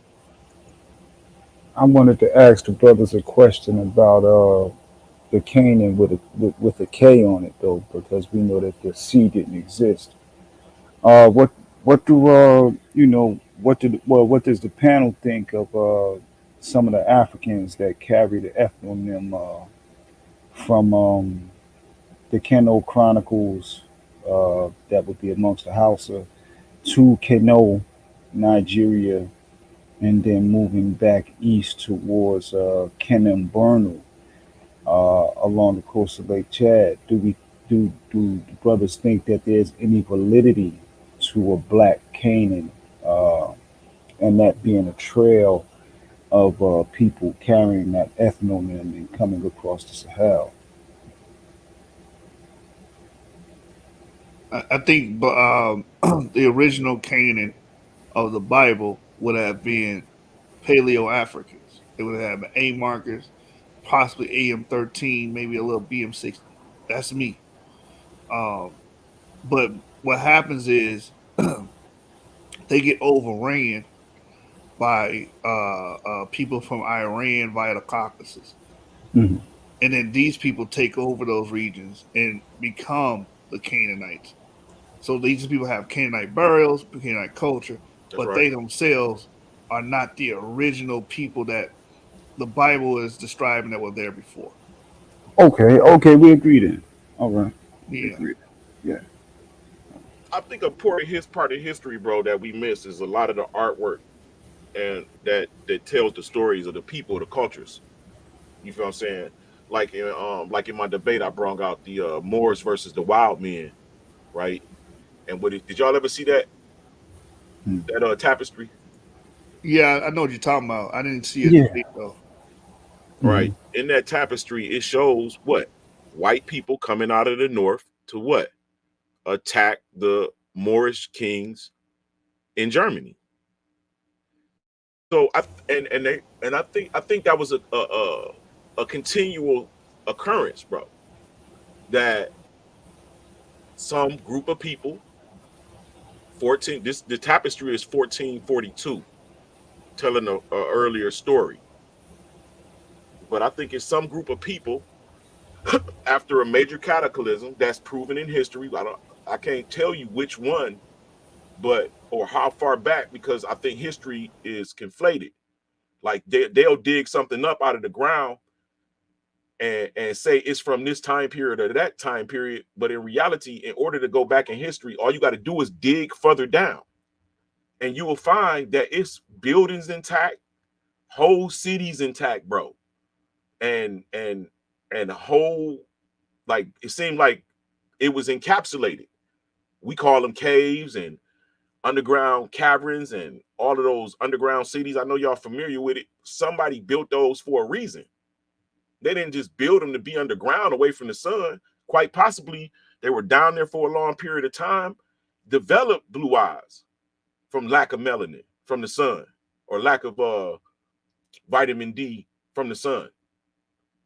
You know what I'm saying? Develop bone deformalities and stuff because of the lack of vitamin D that is synthesized from the lack of calcium synthesized from the vitamin D. So these blue eyes and this red hair and these different phenotypes could be from survivors of an old age. And we just not putting it together, bro, because it's just sound too outlandish. But you have to consider it if you want to find the truth. It can't be no whole planet is a melanated people. It correlates with the sun. I mean, you cursed if your skin don't correlate with the sun properly, bro. That's a curse. Oh, we're not gonna use that language. Nobody's cursed if they skin don't correlate. Bro, I'm talking about scientifics. I'm not talking look at my mom, bro. My mom light skinned in me. Yeah, but that don't mean you curse, brother. Curse means someone put a curse on you. Okay, not like that, bro, but you're You know, I gotta stop you right there, Lance. The reason why I'm saying that is because if someone got on this panel and said that black people are cursed because they're black, you would get upset. No, I got it. I got what you said. I got it. All right. Okay. Yeah, I totally get it. I get what you're saying. All I'm doing is saying natural things it's not hard. It's pressure for natural things to exist on Earth. Ain't no ailment for eating certain foods that should be naturally intake for you to survive. It should, you feel what I'm saying? Like certain people or certain instances or occurrences probably not like I said, the underground caverns in the long period and all that, man, could have changed some people's genetic position for a moment. And quick question, bro. From the conversation that we had the other night, um, could I show the source on Akhenaten being a R1B? Because a brother did a video today and he was basically calling me a liar. This guy, his name is Keita, the peer review guy or something like that. And he actually What's his YouTube? We'll watch it. What he said? he Not was R1B. he was tripping. He was using old sources though. He was using some 2013 studies. I got the up to date joints from 2020. And he was basically going in saying that, whoever said it, but I assumed he was talking about myself because we had just had the conversation. And then he did a video on it and basically said all these guys out here, they talking about Akhenaten was R1B and they making it up, and you know some things of that need. I got the 2020 source though on it. Yeah, bring that out, and I want to see his clip. What's his YouTube? So you got It's secret people watching this channel, okay? oh yeah, they watching, brother. You know, yes sir. I wonder how many other videos he got on us because we've talked a lot about different things. Yeah, Yeah, he went. what's the brother's name? Keto. Kita something peer review. I can't even remember the whole thing. You know, he just had me heated because I pulled up on him when he started talking like that, like I was a liar, and you know you know, of course he blocked me, you know, because they got more cult behavior than anybody. You know, I told him, I said, you know, let me Sound hit the like Dan panel. Oy. Right. I said, let me hit the panel, you know, and you know, we can go over the sources and see what's what. And he basically, dang, how can I get this to stretch out? Can y'all see the, this is from, hold on, Yeah, I which wish one? I knew his channel. I want to see his clip. I want to play his clip, and then we break it down as he talks. But I can't find his channel. Yeah, I thought that's what we're about to do is pull up his YouTube channel. Oh, okay. You want to pull up the channel? Go ahead, pull up the channel. Then I'll wait on that. I can't find his. You said the key to peer review. I can't find it though. No, you'll have to Yeah. pull it up. Afro Asiatic. I don't even know. I don't even know his. I don't even know his channel. You know what I mean? Because you know, I had dropped in and listened to the brother a few times, and you know, some of the stuff he said. You know, I speak my piece when I disagree or whatever. And I heard him today. He happened to be going in on that. Like, you know, guys is making things up about R1B or something of that nature. Oh, I got it right here. I got the study right here though. You can go through your history on YouTube and find it. So I wish I was tech savvy. You know, I'm not really that good at this yet. You know what I mean? It's Kita. Hold on, let me see. Let me check. It's Kita something to peer review. Oh man, I can't find it. Yeah, so you got these people that want to make Egypt into something that it ain't. And I got it. you know who else does that? Dr. Reggie does that. You got it? It's yeah. It's KEDIKA, the peer review science channel. That's what he called himself. But you don't want to be challenged with source material. You know. That's the name of his joint, his channel, whatever. And the title of it is R1B DNA indicates relations to European men. It's unscientific. You know, that's his that's what he possibly. I don't know how to pull it up or nothing though, family. I'm, Unfortunately. I'm trying to pull it up now. I'm typing in R1B.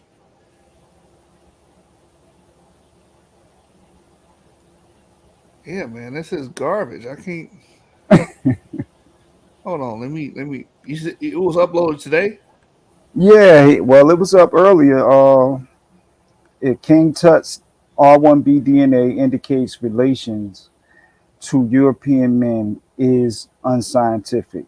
Parentheses LS, whatever that means. Hikidikia, the peer review. That R1B DNA indicates nations Europeans. Yeah, he was wild. He said I threatened him because I was challenging him. I found it. He said I threatened him. I said what? I said, man, Oh I ain't wait, threatened. hold on. This is a 3-hour video. Yeah, yeah. What? Well, maybe you can skim through it and see where he.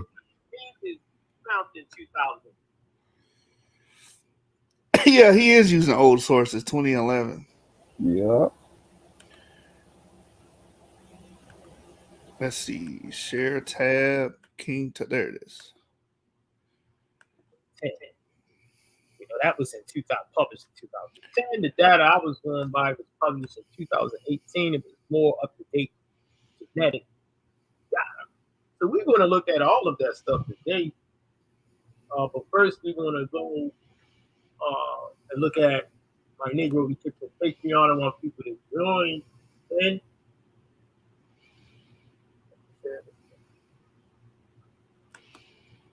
By the experts. As you see, this panel was a morning panel on a digital campus, and Dr. Omeli Oga and Professor Agbo Ugowanyi, the president, Fati's work get accepted of scientifically reestablishing Negro Egyptian, and et cetera, et cetera. We would tell Live Science and send them our paper, journal article from Ghana Journal of Linguistics, being that we are the first in history to actually do this type of scientific breakthrough in a major linguistic journal. This is warrants publishing. This sounds just like Ankh. All right. Unless they are biased. If they are biased, we'll find out. That's that DC accent. People get accepted. I will be submitting it to all type of news outlets, Georgia news out. Sorry about that, yo. Yeah, he using old articles. Oh man, come on, man. That I don't agree with I don't agree with none of this stuff. All of this is pseudogenomics to me. Speculations, reconstructions. I don't agree with nothing of this nature. Being a professional linguist, I don't agree with nothing with DNA unless they are unbiased in their data sets. That's it. If you are unbiased, hold on, man. Other data sets, he said he don't agree with nothing with DNA. Yeah, that's what he said. But this is how the Black Hebrew Israelite community, Afrocentric, Garfield, all of them feel this way. They hate DNA. Yeah, they're crazy. Yeah, it is interesting. But he's saying something that the whole community is saying. Because when you look at DNA, it doesn't paint the narrative that they like. That's why they all want to stick to well, I'm not even going to get into it, but yeah. They want to stick to skin color. Oh, black people here, white people here. That we're on the black side, they're on the white side. That's not how it works. If Garfield went to Poland and had children, and his children had children, they're gonna look like the Polish people. But god damn it, them still your fucking descendants, no matter how they look. Nah, they're the children of the Neanderthals. The children, the fallen angels. Can I show the up-to-date one though? The 2020? Yeah, go ahead. All right, thanks, man. Yeah, them R's were getting around though. Them R markers. They were on the move. Them and J. Yeah, people travel. J and E moved. Hey, bro, the T-Reg people got the R DNA, the R haplotype. The Tarek. The Tarek, yeah, they got that shit. Yeah. Y'all see the screen? Yep. We quote this one a lot. We made a lot of people mad with this article. Go ahead. Oh yeah. And then okay, hold on, let me read the title.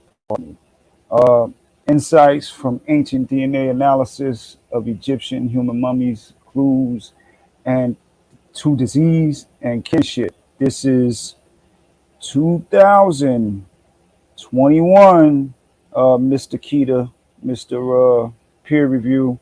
This is 2021. You need to update your information, fam, Mr.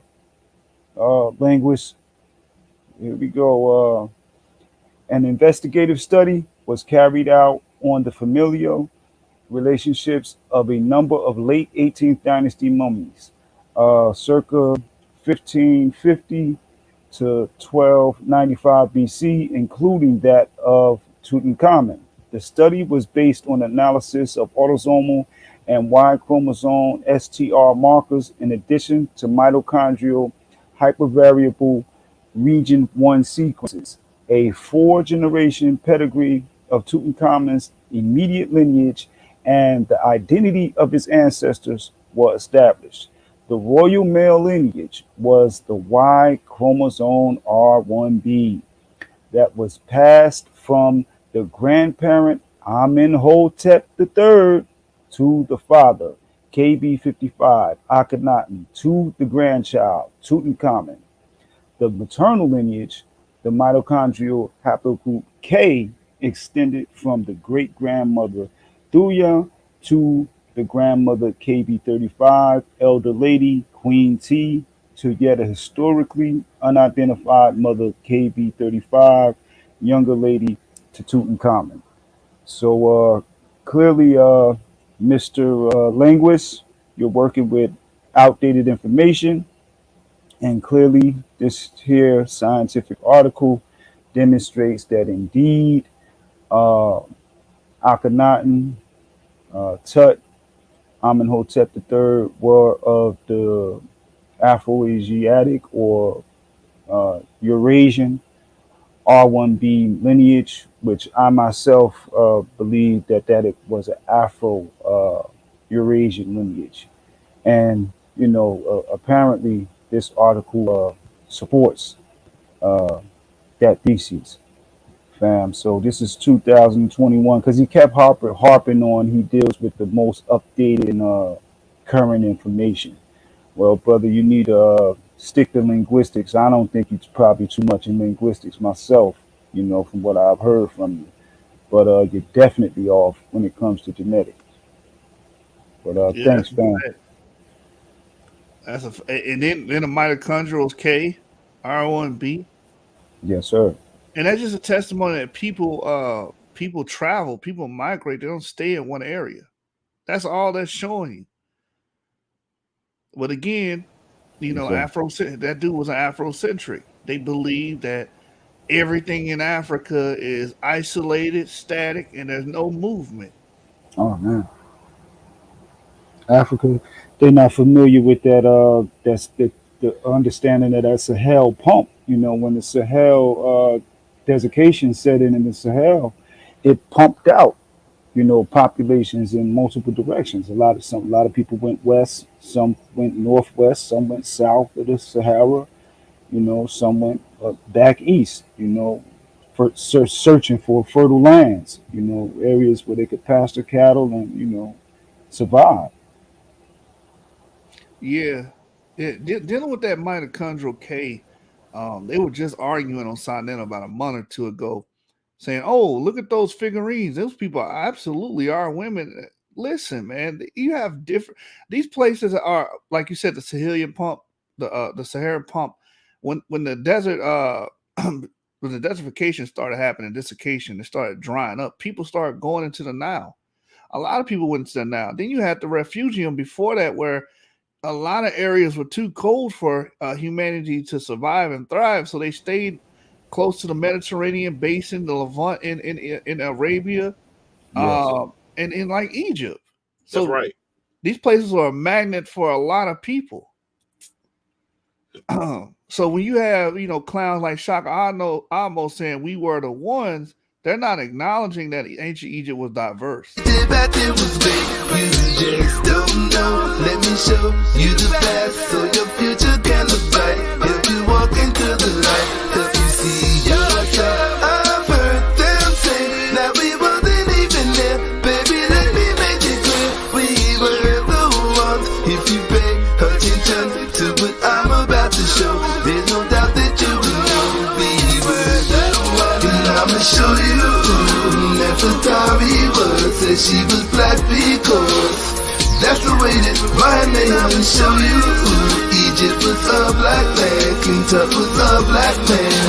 Cause that's a Mention Nefertari and King Tut. Bro. What's up, Lance? What's up, Lance? Man. Yo, you scared the mess out of me when you first What put the that on. hell, I got my bro? headphones in. I'm like, what the? I know he ain't singing that song and that get up he be wearing with that big ass ponytail at the top of the ball side. I know he ain't singing that shit looking like that, bro. Yeah, man. Hey man, you ever read the what do you think about the historian Berusus? You ever heard of him? Berusus. Why that sound familiar? Greek historian or whatever. He really Oh, Berusus, D-Red be talking about him. He talked about Exodus or something like that, or Moses. yeah, he talked about everything. He actually you should read this book that he wrote called or that was translated called the Treaties and Travels of Noah into Europe. Treaties and Travels. What about it? Well, it basically tells how Noah, after the deluge had receded, he went and he set up camp there. Then he took other family members to different parts of the world that he was familiar with before the flood. Another book you should probably read is called The Chaldees, of Ireland. That kind of like connect. It's like affirmation. So Berusus is wrote well before, you know, this book, Chaldees of Ireland. And it's an affirmation of different, I don't know, I don't want to say Jews, because it was just like Noah just knew what to teach his people, and they had to, you know, to have peace. So he had instructed them on how to live, but when he would drop them off, so everybody was on one accord for a long period of time, you know, according to the book. But you can get the PDF file on there, man. It got some big claims, but we have to consider the writer and the time and how history has been, you know what I'm saying, tampered with and not properly recorded.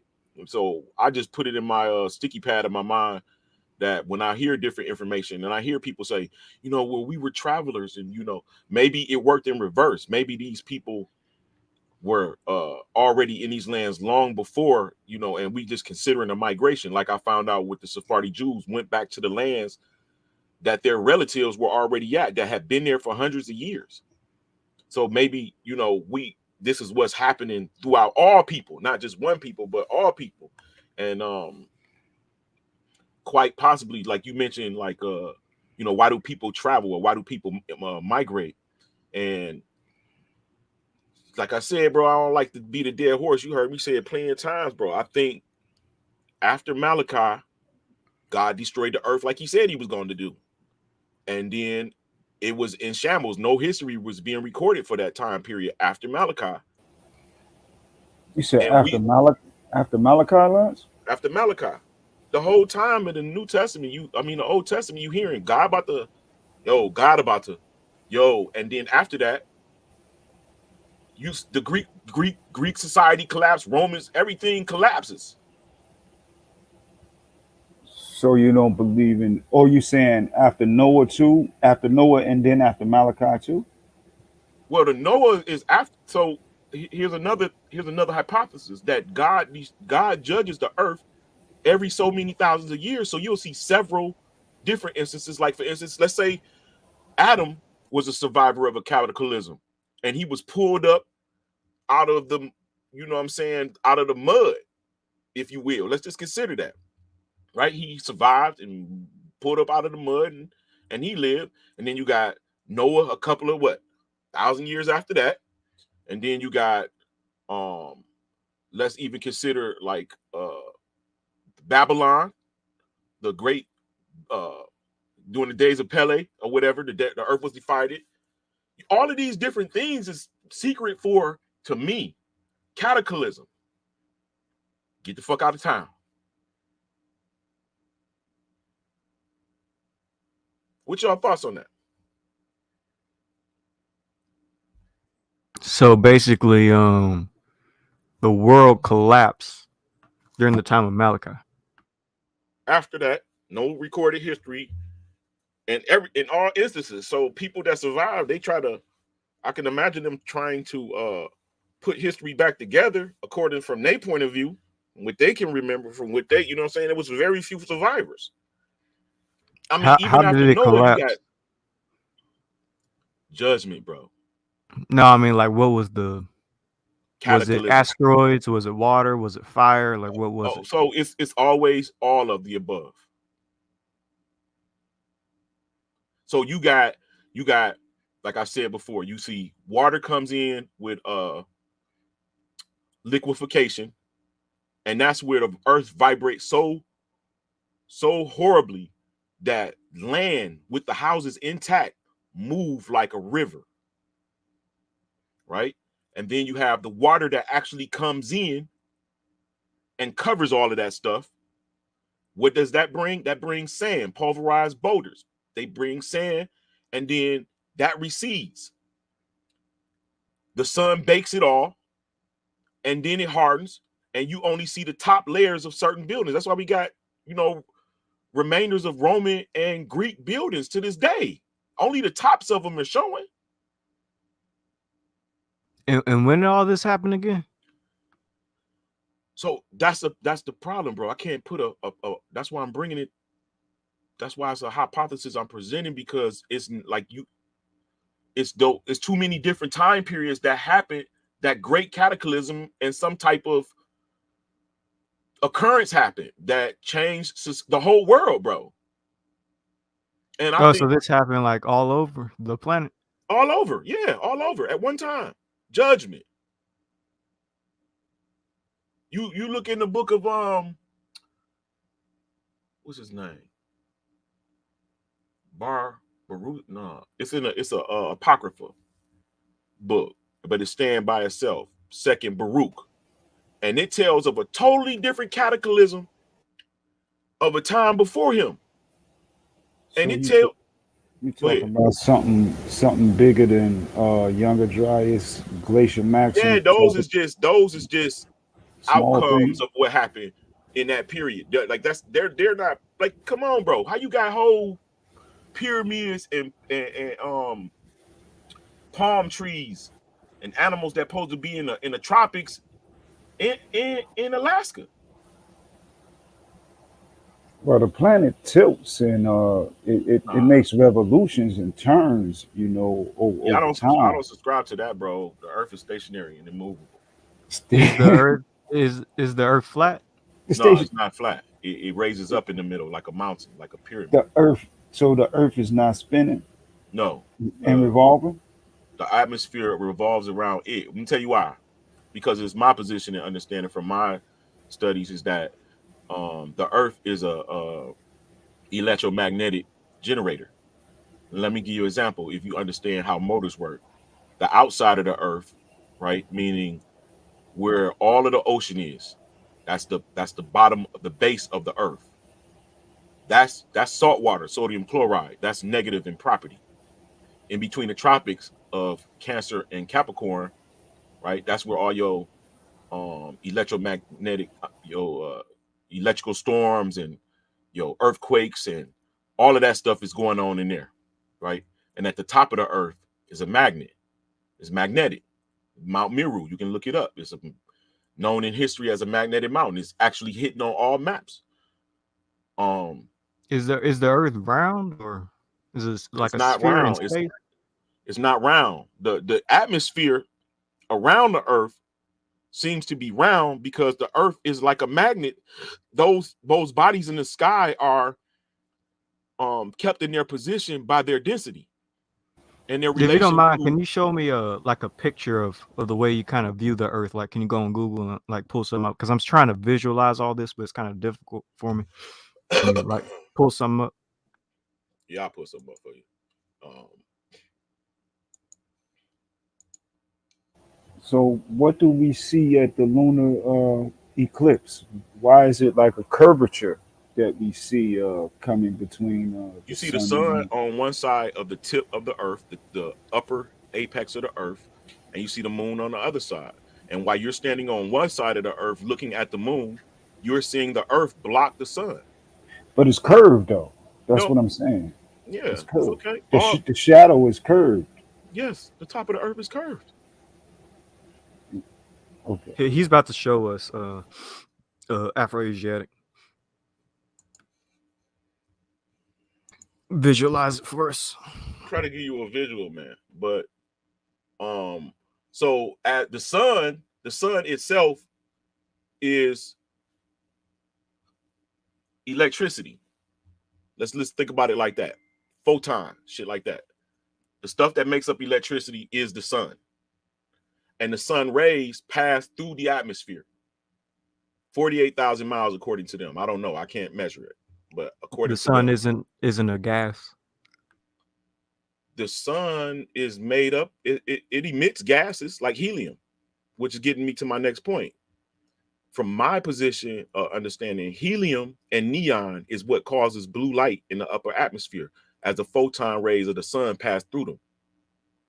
Not the sun itself causes the light that we see, because the light that we see precedes the sun and follows the sun. So it's not sun itself that brings the light. It is the rays that pass through the atmosphere that causes us to see the light like we do. So if we were in space, well, do you believe in space? I'm trying. Space is it's an upper atmosphere.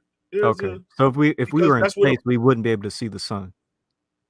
No, you can see the sun, but it's going to be a lot smaller than you perceive because of the optical illusion that, between us and the upper atmosphere. Got it. Okay.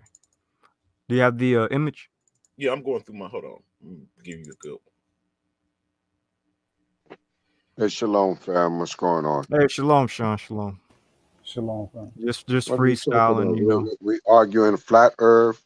Nah, we're freestyling. I'm trying to figure out. I'm trying to understand how does he view the Earth. I want to see a visual representation of what he has. Okay.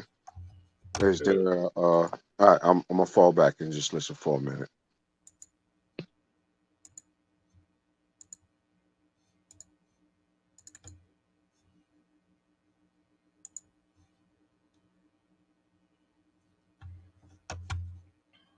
Okay.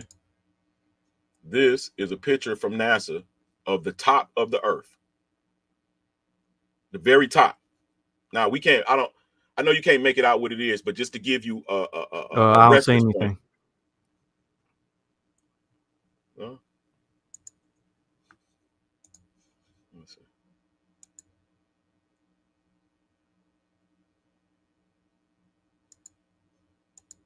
see. Is he sharing the screen to shoot? Oh, you got to be on. You got to see it on YouTube, ain't it? Oh, I don't know. Hold on.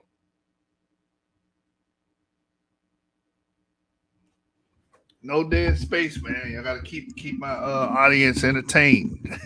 No dead space, fellas. Yeah. So is he sharing his screen to shoot or? Yeah. Or what? Yeah, it should be sharing. Okay. Yeah. So. Yeah. So I'm let me still see trying to find out what the argument is. Oh, we're just trying to see how he views the Earth. I kind of want to see Under what context? Under what context? What's his argument before he even gives up his view of the Earth? What's his argument? What's the argumentation? What do y'all? No argument. We were actually going through how I believe that after Malachi there was a destruction and some type of trying to recalibrate of the people. A lot of history that we get is broken up because of that.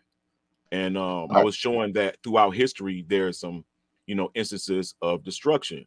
And then we got on, the region where it's normally hot, and how people migrated there. And I just went off into, I can see how that's so because the Earth is, like this. This is how it looks. This is how it's shaped, blah, blah, blah, and just got off into that. He wanted to get a brief description, but what I'm do you believe Malachi was the last prophet? Do you believe Malachi is the last actual Levitical prophet of the Bible of Scripture? Well, I can't prove that, but I can't say. I'm just asking you a question, bro. I didn't ask you if you could prove it. I asked you if you believe that Malachi was the last prophet. Yeah, I can't say that's so. There's so many books not in the Bible. So where's the Earth in this image? Okay, so glad you asked. Okay, so you see the name up here, right? Yeah, name the Most High. Name of the Most High. Right? You see this cross right here, right? In a circle, right? Yeah, yeah. All right. This is God's eye view. He's looking down. You see the dome over the top of the earth and the luminaries within it. These are the constellations. That's why they got these symbols. Right? You see the moon over here. You see the sun over here moving around the earth within the dome. Right? So the earth is it a sphere? It's a pyramid. It With the raises earth? up in the center. If you're in South Africa, let's say this is Africa, and you're in South Africa and you need to go to Israel, you got to go up a mountain. Over a period of time, these rings will raise up higher and higher till you get to the north. So in order to be, you will be directly beneath the Polaris star, which is God's eye view. You're going to be going up a mountain, up a hill to go north, up north, down south. You go rising, and not to say that there's no breaks off and none of that, but overall, when you go to the furthest north of the world, you're at the height of the elevation of the earth. Right. So if you're in Michigan and you want to go to Canada, you got to go up north. You're going to the air is going to change, the temperature is going to change. This is all over the world, bro. It don't matter. I mean, the earth is mountainous. It's like a pyramid. And that's why all of your early homes are made like a pyramid. We still live in them. So is the earth though? So it's not round. It's not a sphere then. All right. So the electromagnetic field that keeps these things in place makes it a sphere, makes the outer atmosphere look spherical. But no, the earth is a circle that would it's like a cone, bro. All right, so I guess it's like a volcano then. Okay, there you go. You can say that too. You can say whatever make you feel better, but I know the esoteric meaning of the pyramid, of all of these different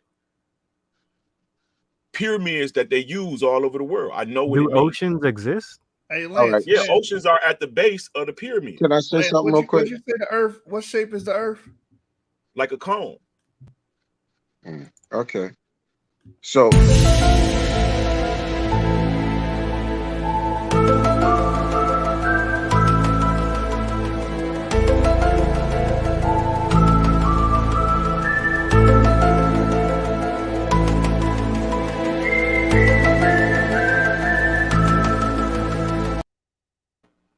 does anybody know the difference between a sphere and a circle? Yeah. Yes. This is a an elementary sphere question. a sphere is like a baseball. It's a round object that is All right, well, 3D. we're talking mathematically. I know you know. I'm just asking the question. Does anybody know the difference between a sphere and a circle? Mathematically. Can you get a mathematical dimensions of a sphere and the mathematical dimensions of a circle? Circle is 360 degrees, but a sphere. Okay, and what is a sphere? It's 360 degrees at whatever, no matter what angle you look from. So what's the mathematical equation for that? Isn't that pi r squared? I'm not sure. That's not my field. I'm falling back again. I'm falling back, and I'm gonna listen to you, Bill. Okay, here you go. I'm still curious. So Sketches of the Cosmos, Pattern of the Universe, Codex Sinaiticus, Gracious, 1196, 11th century, probably from Cappadocia. What is this? The Earth as a mountain with a dome over the top and the atmosphere within it. So technically, it would be flat. It's just that the dirt part is going up into the sky. The center rises the center rises up in the center. It rises in the center, bro. Right. That's just a fact. You can't get around it. So how do oceans work? Like the Atlantic Ocean, the Pacific Ocean, the Indian Ocean? They're all rising to the one top? water at the base. They're all one water at the base of said mountain. So how do rivers work? Because rivers flow down, they don't flow up. Because So how does a river? Water comes from the top as well. It's a cycle. You got water at the bottom. It heats up. It goes up to the top. It cools down. It drops back down again. Here, Okay, I'm not gonna so play with y'all. Here's NASA. Here's an International Space Station. I took it right off of YouTube. You can see this is NASA's. They're telling you what the Earth is shaped like with the ice around it. This right here, this over here is the other side of this. What is that? An oblate sphere. right. So which direction does the Nile River flow though? What you mean? The Nile River flows North. north because of the Queen's Lake dropping so many hundreds of Exactly. gallons The of guy, water down and pushing the pressure up north, but then it goes right back down again. It don't just keep going up forever. It come back down. wait, Once the Where does pressure of that is weakened it come back down at? into the Mediterranean, bro. What do you mean? Well, no, it flows. Okay, go ahead.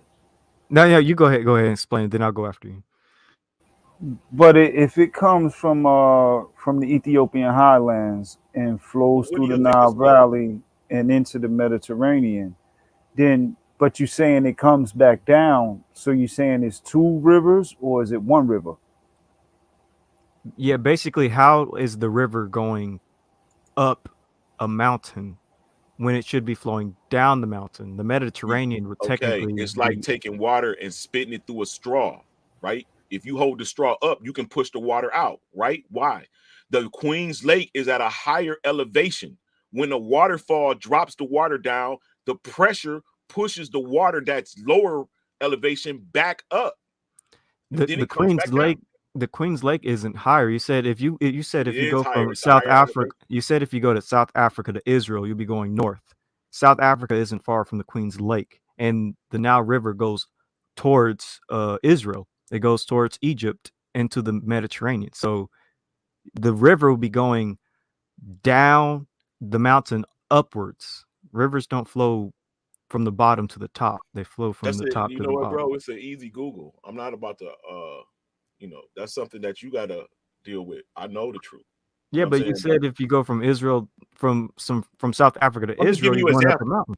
If you're going up in order to go north on all sides of the earth. When you go north, bro, you're going up over all elevation. I'm not saying within a small range of travel. I'm saying overall, in order to get from South America, South Africa, Australia, in order to go north to end up in Alaska, you're going up in elevation, bro. That's just a fact. That's not an argument.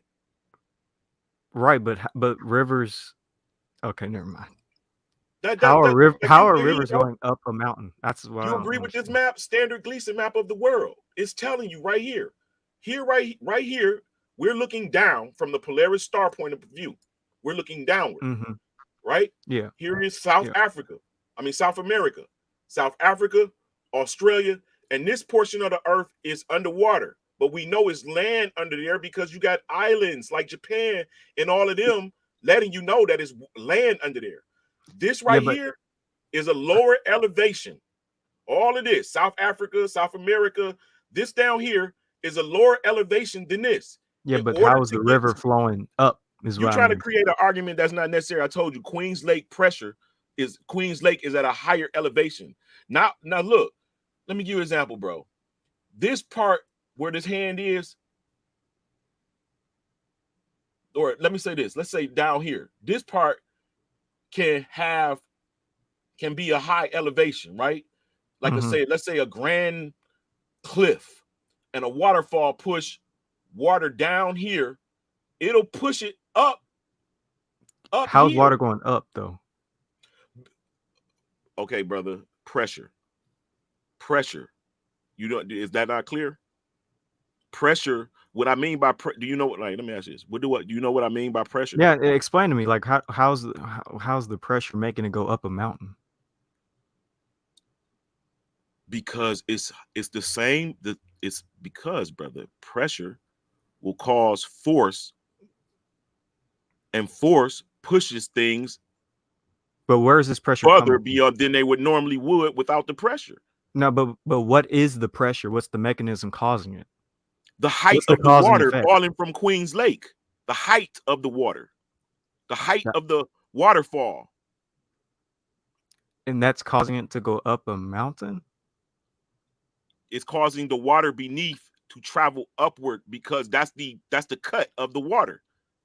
That's hundreds of years, thousands of years of, no, I just say hundreds of years of cutting, because I can see that a lot of areas like from the Mediterranean and the Nile was underwater all the way up until 300 feet up into the Mount Pyramid of Giza was underwater for a long period. That's how you get sand in the land. Sand comes from oceans, rocks being pulverized from the pressure under the water, rolling and tumbling for hundreds of years into a fine dust. And then when water comes on the land, it brings the sand with it.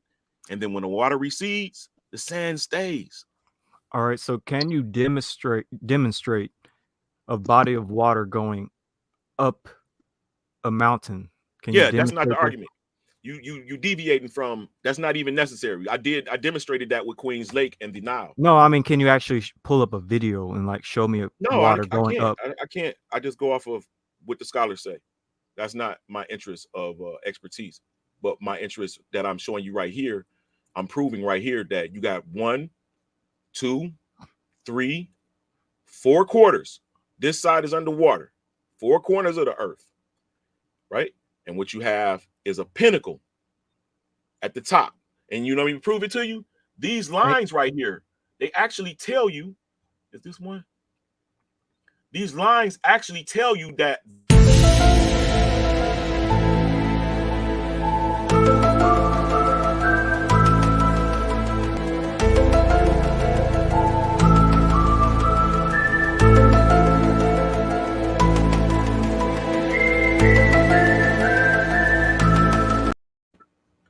all right, now watch this. Let me prove it. You see these median lines?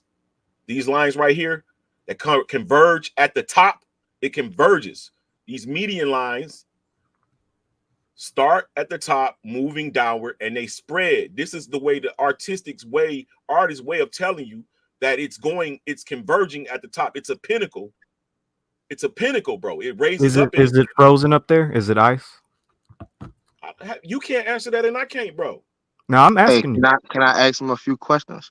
Yeah, go ahead. Hold on, let me do this first, real quick, so y'all don't think I'm full. Can you read that? All right, let me see. You see this sun right here?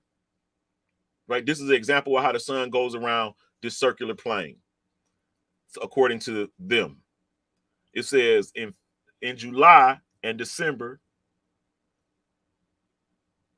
represents the sun positioning in his. Let me see. Where is that? I can't read that on this one. I can't read that on this one. Go ahead, brother. I'm sorry. So there's no ice in the center right there. You can't answer that, bro. This ice all around the earth. That's why when you go south, no matter where you at, if you're in South America, you go south, you're going to run into ice. If you're in South Africa, you go south, you're going to run into ice. If you're in Australia, you go south, you're going to run into ice. You're going to run into ice because we're surrounded by ice. I can't tell you. I can't tell you if it's ice up here, and you can't unless you've been up there yourself. So, okay. Hey, shalom to you brothers, man. What's up, Yashub? Hey, shalom, Gideon. It was good. Here's a map called. Hey, what's good, man? Hey, man. What's good, bro? Let me ask you this. Do you believe that water seeks its lowest level? Do I believe? Huh? Do water level off? No. Do water seeks its lowest level, the lowest level? Meaning, from what you observed, does water go low or does it go high? Because basically what you're saying is water doesn't seek its lowest level.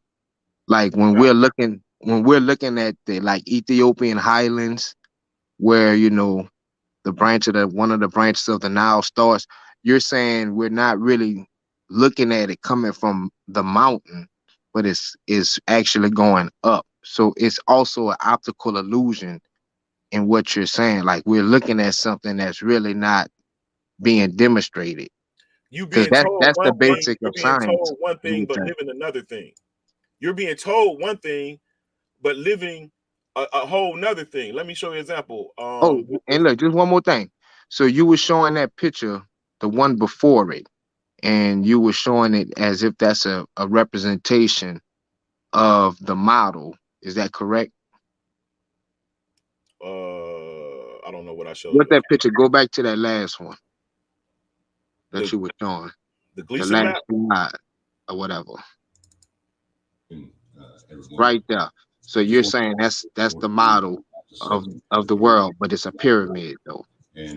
I'm showing you. What I'm saying is, yes, this is the map that they Okay. use for the Earth. That is the So- map that they use. But I'm saying your perspective is looking down on top of the map. But I'm showing you that they're showing you that Right. these. No, that's fine. That's fine. But I'm saying that one is in total contradiction to the one you showed like 2 or 3 slides before that you said came from NASA.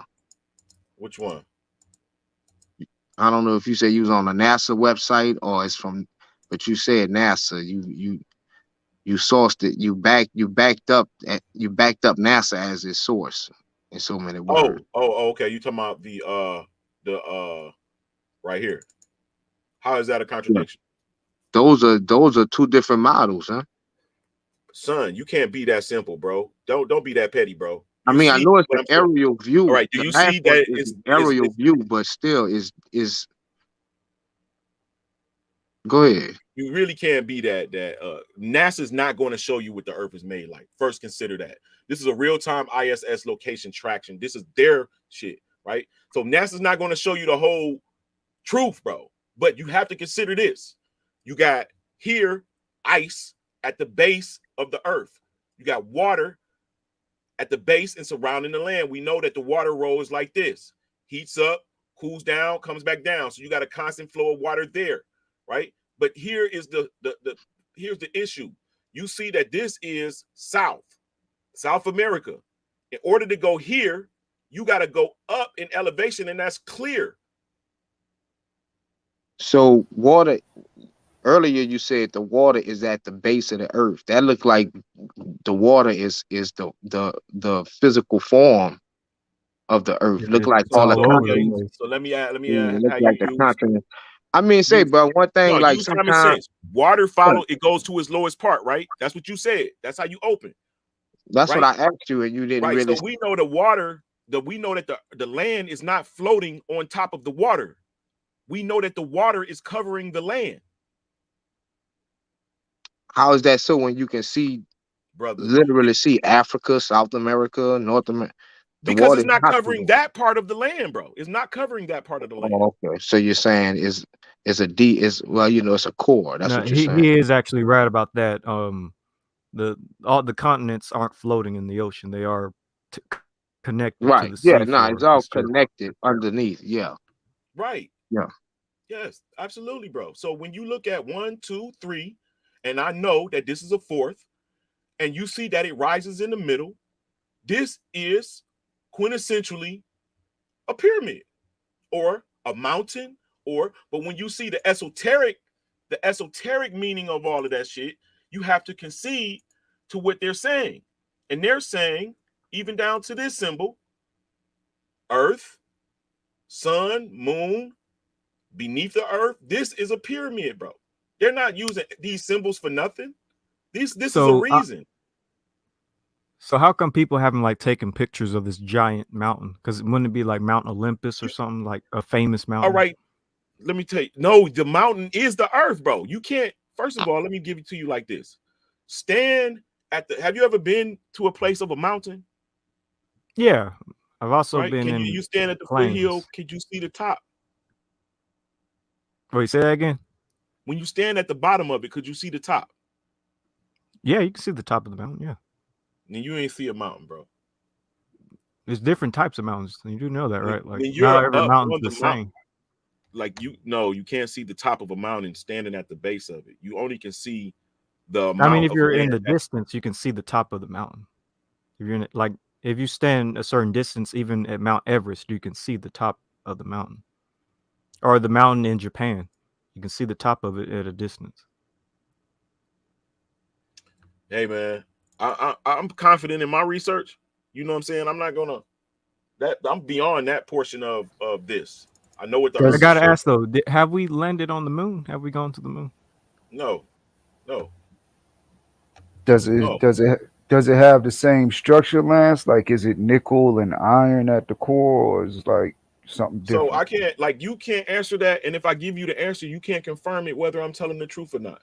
So I Oh, wait, propose does the that moon I think that exist? the Earth is, I mean, the moon, to me, might, you know, be plasmic in nature.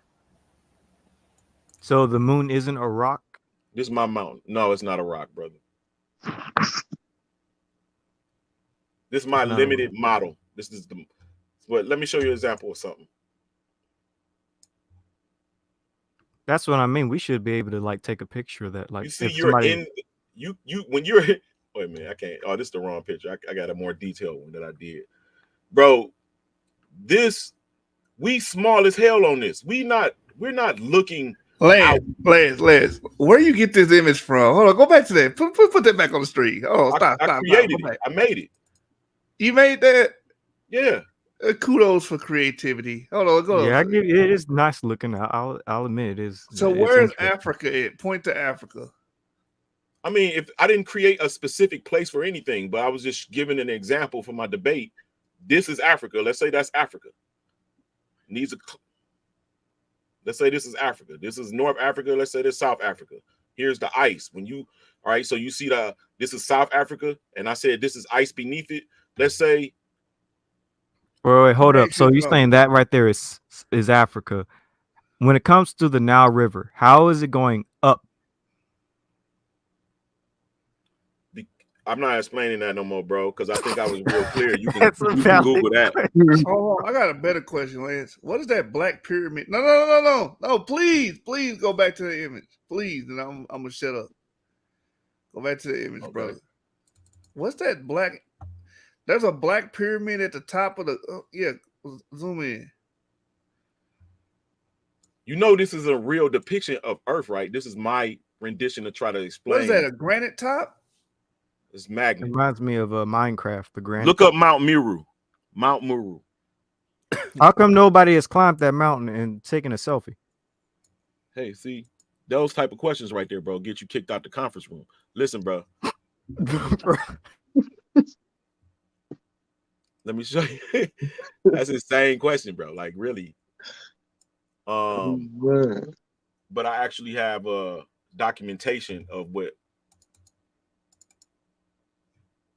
Okay, this is from the World Fabric. It says the following may serve as a general description of what we may call the chamber type, either square or round. Okay, and that's the problem, because you got the round ice that surrounds the Earth, but you got the square type shape of the lands that's out of the water. But listen, it says with a ceiling or a dome. The Earth is a mountain, and around its base flows the ocean, or it floats on the ocean. Beyond is a high range of mountains which form the walls of the enclosure, and on these is either laid the ceiling in one great slab, or it is a dome. Sometimes the system is a compromise, and the Earth square, the sky circular, and they do not seem to have realized the difficulty of the penitentives. The firmament is sustained by the Earth mountain in the center.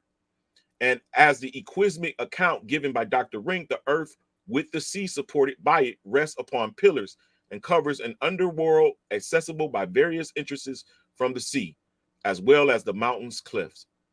Now, that's not the only thing I got of a person that says that. Look it up, World Fabric. Lance, let me ask you this, because I'm about tangent. So, all right, let's just say that is true, because what you're speaking on, whoever is speaking on that topic really can't prove it. It's all about how convincing your position is when people is asking you questions. But my thing is this: why would they lie about it, and what would That's they what I was going to ask too. Because you hide a creator, bro. You hide an actual creator. How? You hide. We have Yahweh. We have Yah. Nah, man. We talking about somebody actually created this. Somebody actually you can believe in the creator that he made a round spherical earth. You can still believe that he did that without it being flat. No, that's against him. That goes against what he it's a point that he All right, let me show you this, bro. So anybody that believes in a round spherical Earth is basically blasphemous. They're untraveled and understudied. See, because if you've been to Australia, the down under or to Japan, your plane stays parallel to the ground. In order to get to there, according to the sphere, I've been in you a plane. eventually go under the earth to get there.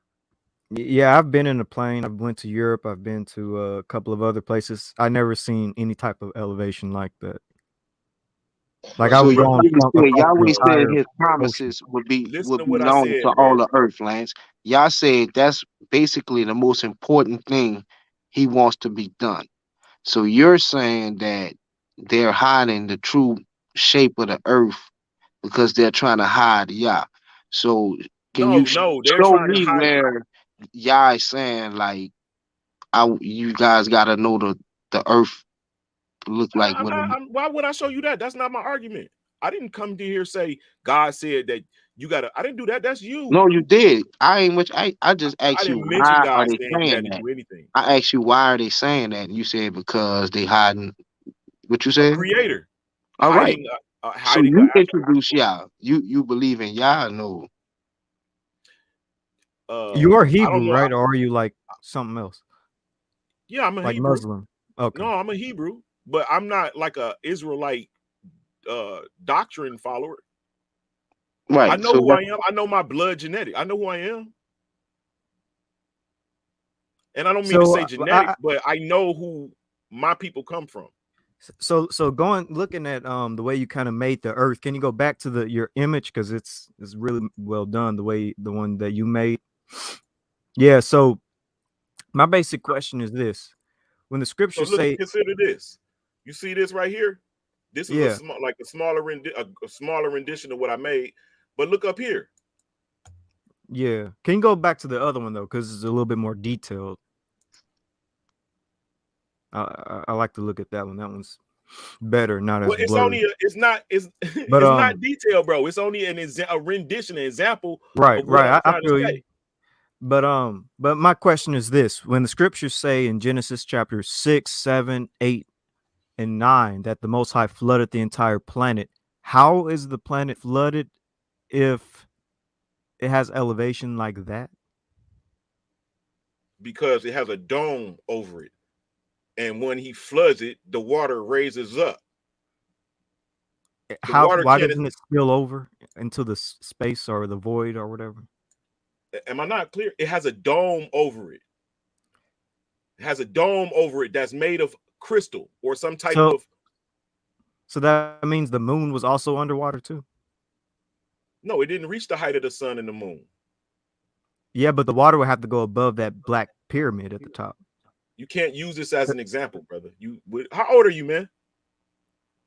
I don't think that's really relevant. But, you can't. You add the questions, the line of questioning, like you're not using simple logic. You can't use my example. I'm just wondering, how does the flood? How does Noah's flood work? I just want to know, how does the flood story work? It flooded the whole planet, but the planet is a pyramid. Let's say, all right, the ground is a mountain. Let's say that. Let's make you feel more comfortable. The ground is a mountain. Okay, society, life begins up here. Humans spread out and move downward. But this right here is the dome. If I open a hole and pour water in it, will water come out? Whether it's a fucking a stick, a mountain, a building, will the water come out? It's going to hit the top part first.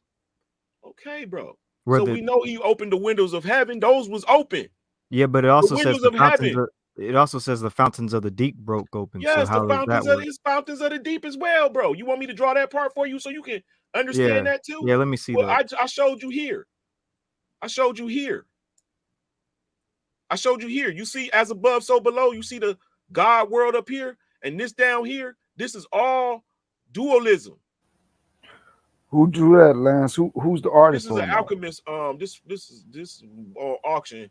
This book was on auction for $2,000 something, bro. I only can take the pictures from the auction panel. But so I remember you saying that you can Google Lens this and find out about the book. It's an alchemist book, and this is like it got all this type of shit in here. All I'm saying, Lance, with a spherical world or with a world where people say it's flat, but it's not a pyramid, the law of gravity can still exist in both of those models. Why are And you telling me we didn't have an argument about gravity? in your model, gravity doesn't exist because that's why I asked you, do you believe that water searches for the lowest point? All right, That's let me help you out, gravity. bro. I understand what you're saying now. Now let me help Right. you out. I explained earlier, right, based from my studies, that the Earth is not using gravity. It's using electromagnetism. You understand? So when you see the electromagnetic field of a hydrogen atom, right? It's the same way, it's the same thing as looking at what they say the Earth do right here. Or that wasn't a good depiction. Hold on, let me look for my this it. No, that's not it. It's a so it's it generates electromagnetism, bro.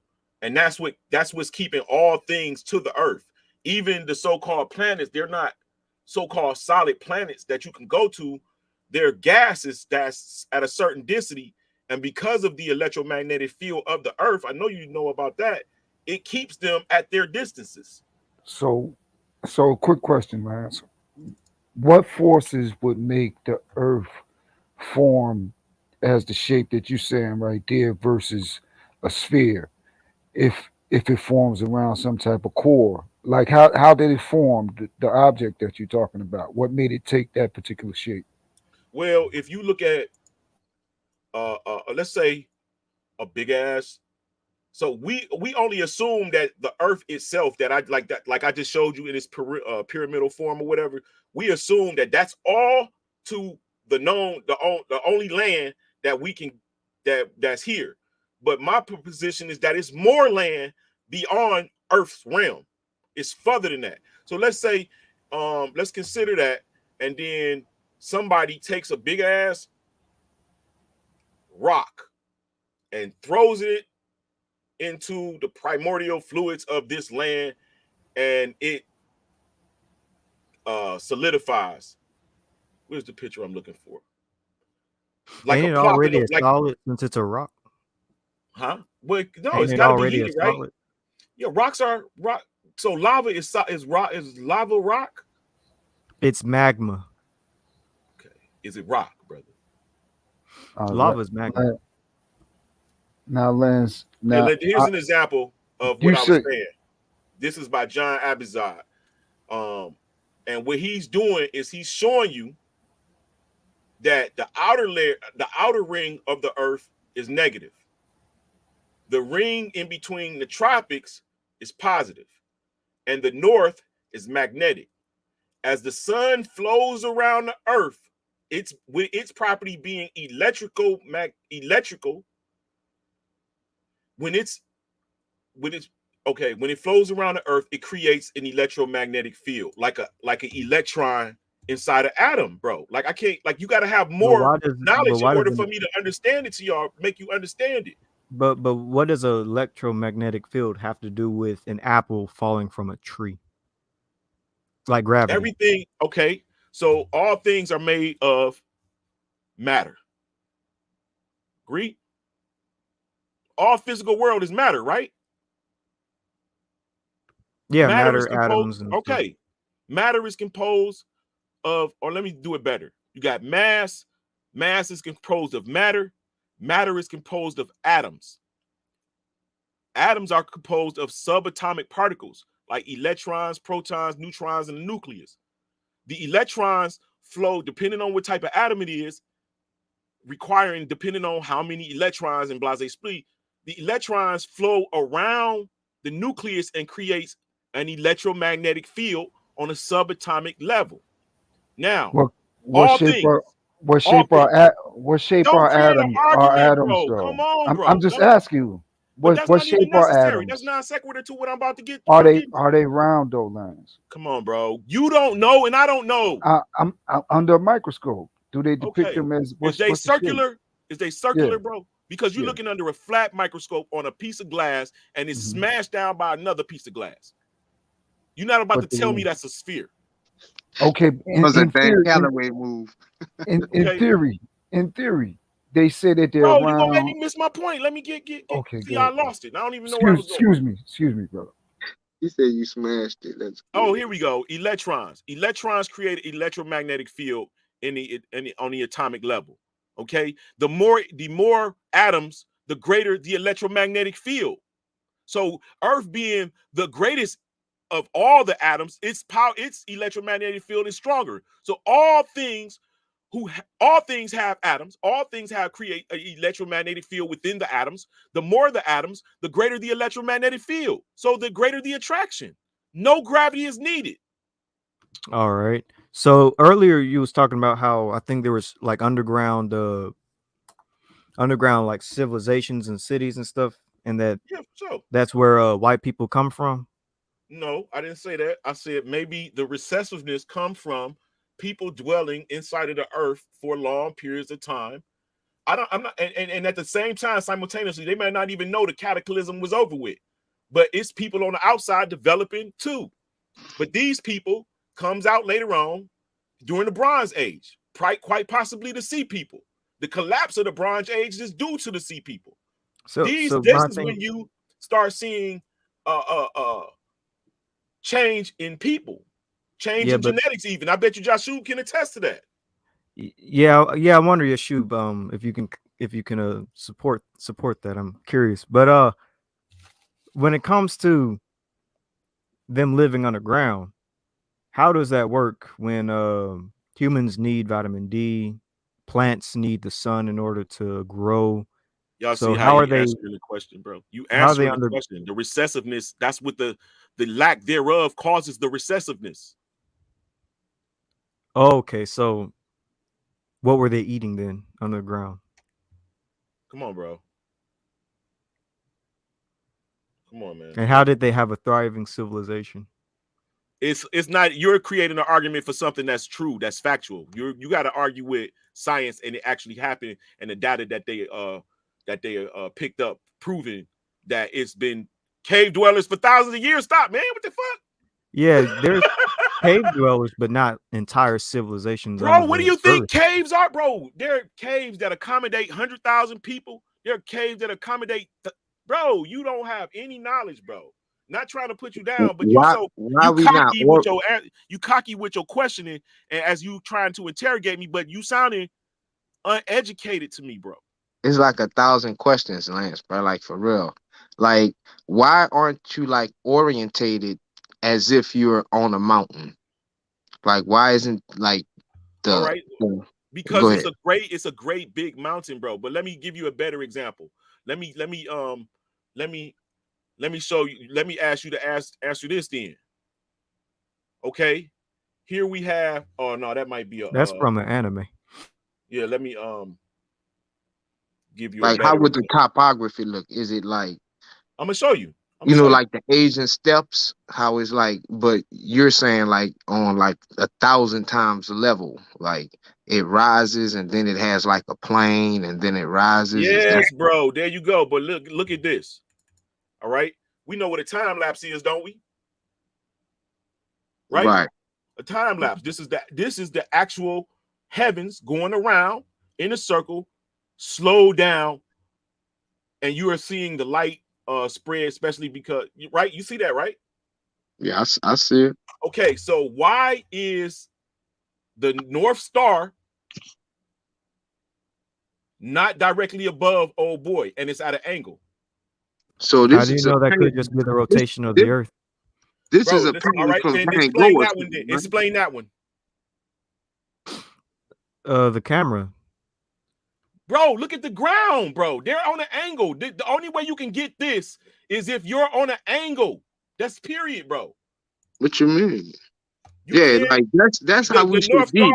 It should just be one great apex that we kind of looking towards. Like, so you see this. This is the North. We know that that the circle, the rings are revolving around the North Star. Do y'all agree? First, like, prove to me that that's the North Star. See, bro.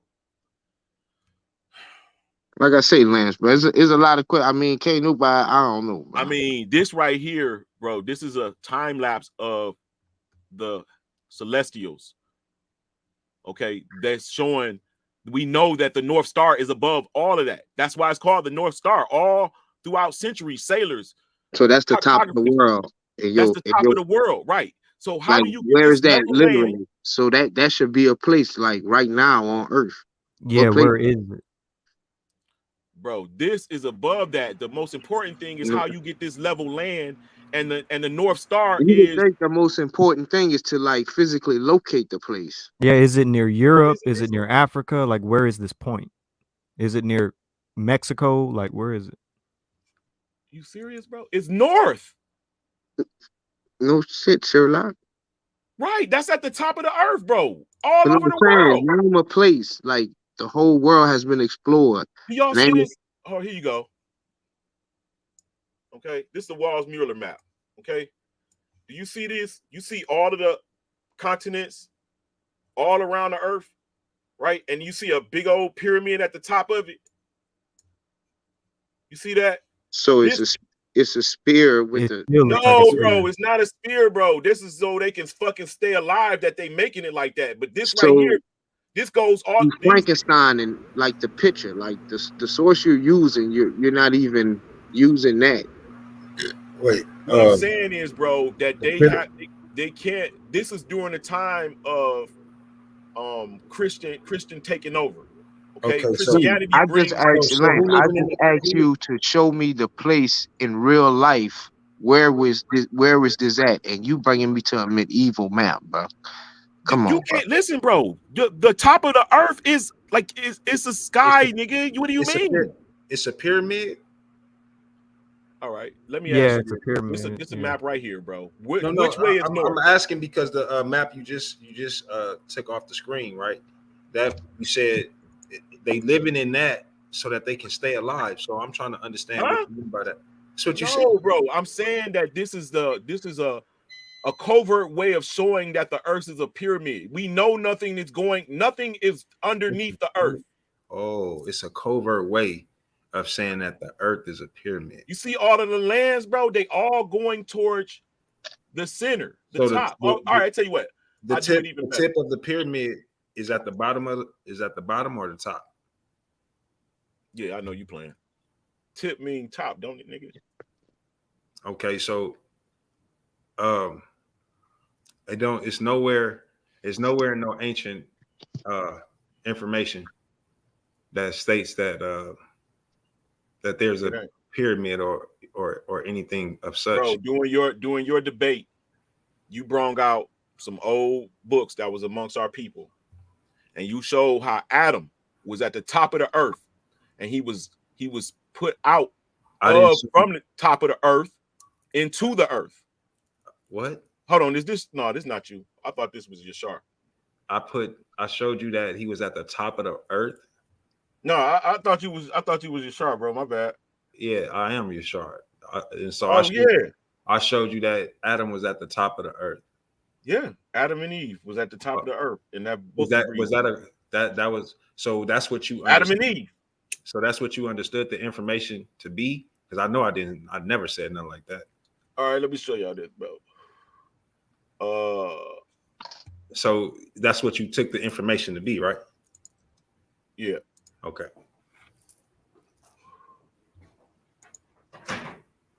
Let me do this, bro.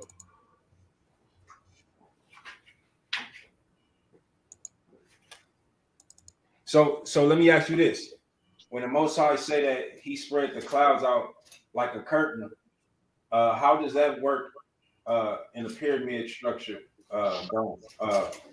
He said he laid the dome. He said listen to me clearly. Listen to me clearly, because I didn't say nothing about a dome. I know exactly what I said. So don't try and fix nothing about what I'm saying. I said, like he said, he laid the clouds out like a curtain. He didn't say nothing about no clouds. He said he laid the clouds out like a curtain. Okay. So when he lays the clouds out like a curtain, how does that work over a pyramid structure. It didn't say he laid the clouds out like a curtain. He said he laid the heavens like a tent. No, he didn't. Pull a scripture and show me where he said a tent. Go. He said both of them. He said both of them. He stretches it out and he hangs it like a tent. He does say that, but that's not saying the world is a tent, Lance. Chill out, bro. I'm showing you. There's nothing. Y'all only arguing me, but you're not disproving me. What? And then on that word tent in the Old Testament, you would have to go and look at what's the Hebrew word and see what it means, because it's only rendered as tent in English. So that's all I can speak on that. But it definitely not meaning the world is a tent, Lance. Okay. All right. Now check this out. Now Rukawa managed to create. This is the most accurate map of the world ever produced. Now here we go with the lies. Go ahead. Okay, look it up. AUTA. I'll go to it. Author map. The Orthograph World Map, bro. Look it up right now. 5 minutes. I gotta pee. Give me a few seconds. Look it up. Orthograph World Map. All right. What this guy did is he took the globe. He divided it into 98 triangles. Here we go. Here we go. Then he formed it into a pyramid, a tetrahedron. Then he broke it down to be a flat map. Now, all flat maps today are disproportionate. It's either going to warp the land or the water is going to be warped, which is not a true depiction of what it is. Okay?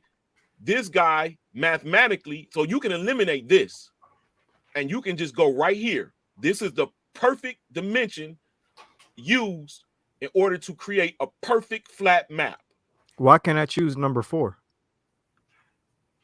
This is a part of the earth this is how he's folding it. He's showing you how he did it. What you mean, bro? No, I think number 4 look cool though. So how he did it, that makes it a fact on how the earth is, bro. Bro, listen, man. Hey, Lance. Lance, how come you get in your like you get agitated when people ask you just simple questions on the information you're presenting?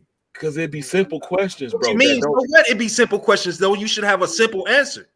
You shouldn't get agitated because a person asking you something. Well, all right, I apologize, Yashar, if you're being genuine and asking the questions, but I feel like I'm being interrogated more so. Stop being sensitive about your information. If that's how you're gonna be, don't present your shit. Nah, check. I said I feel more interrogated than people genuinely trying to find information, bro. Interrogate nothing. I just asked you a simple fucking question. Well, you just got here. You probably just attributed to what I got it. Man, always got his fucking excuses, bro. This shit is fucking ridiculous, man. You okay, too old so for that this shit, is a TED talk. You too old for that shit, bro. Okay, this is a TED talk of what the guy actually did. He got an award for it.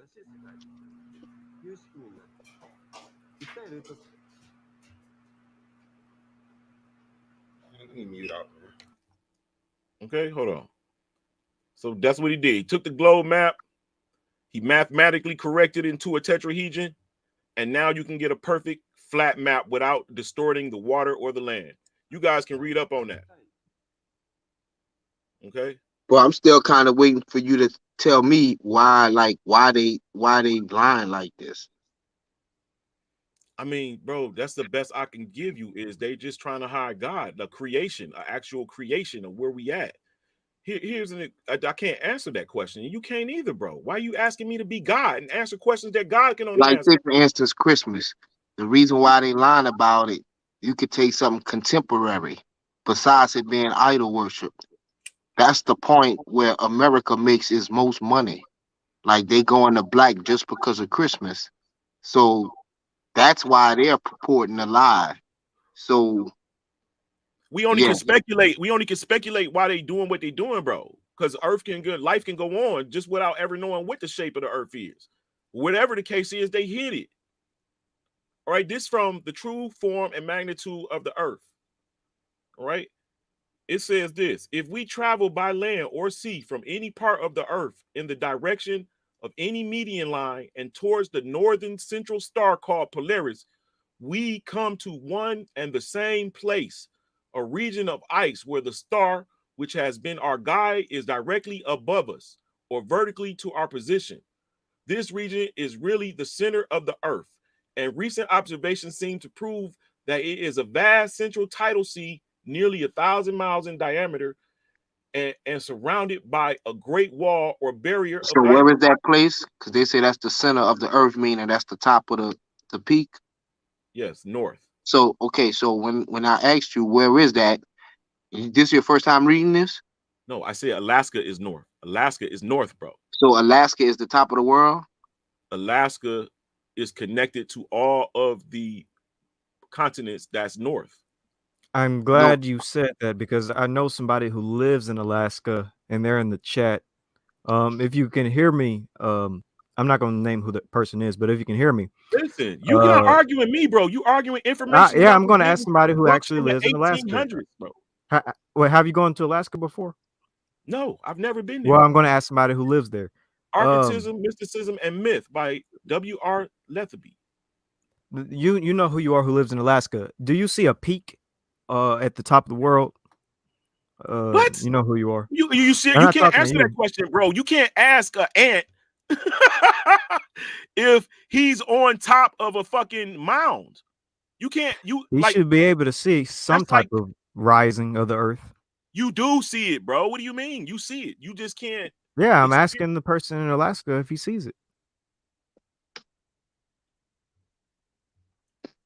This is from Sketches of Cosmos, Pattern of the Universe, Codex Sinaiticus, Gracious, 1186. Here's another one from Cappadocia. Where's this? A mound earth with the sun and moon surrounding it, waters at the bottom, with a dome over the top, and God, supposedly God, above that. But that's not a pyramid, though, Lance. The person said, "I see mountains in the top of them, in the tops of them." And this person's in Alaska, by the way. No, that's not a pyramid, Lance. Do you know what a pyramid is? Hey, Yeshua, can you share my screen really quick? Just really quick. Here you go, right here. This right here is another proof. You can't see a pyramid of the earth. All the mounds that they found in America, they would just call them pyramids, right? I just got a question. Do you see something wrong with this? Like, why do you think that this is off? Like, what do you see wrong with this? First of all, the sun is smaller than the earth. The sun's smaller than the earth? Okay. The sun is smaller than the earth. It's closer. Second of all, the earth, no one is on the bottom of the earth, bro. You can't fly to the bottom of the earth, bro, on a plane without gravity pulling your ass down to the bottom of the earth. What do you mean? If that's gravity, according to the... So now gravity works. There is no I'm saying, bro, like, hold on. This is what I'm saying. According to the narrative, gravity is here. You're putting people at the bottom of the earth. When a plane flies there, they never tilt upside down, bro. But hold on. Why would they have to tilt? Lance, when you talk about direction, fam, when you talk about north, east, west, and south, that has nothing to do with up and down, bro. Right. North does have something to do with it. No, it don't. No, it don't. It does, bro. No, it don't. There is only a true east and west, and the south and the north is upward. No, all right. So I'm gonna just say it plain and simple. North Star, bro. What does the North Star mean? Nobody lives at the bottom of the earth. Okay, right. Nobody. Okay, bring up a globe Earth and show me Japan. Show me Australia. That's not the bottom of the earth, Lance. What, bro? Bring up Japan, bro. You don't get it. No planes have to fly parallel to the ground, right? To go to these places, they're beneath the earth globe, but beneath on the bottom of the ball. No plane is going upside down to get there, tilting at some tremendous rate. None of that shit is happening, bro. Well, hold on. Spear model works way more better than your pyramid model. Because Paul Jones in the chat, the way that you're talking, you're emotional. So don't be so emotional because he's not going to listen.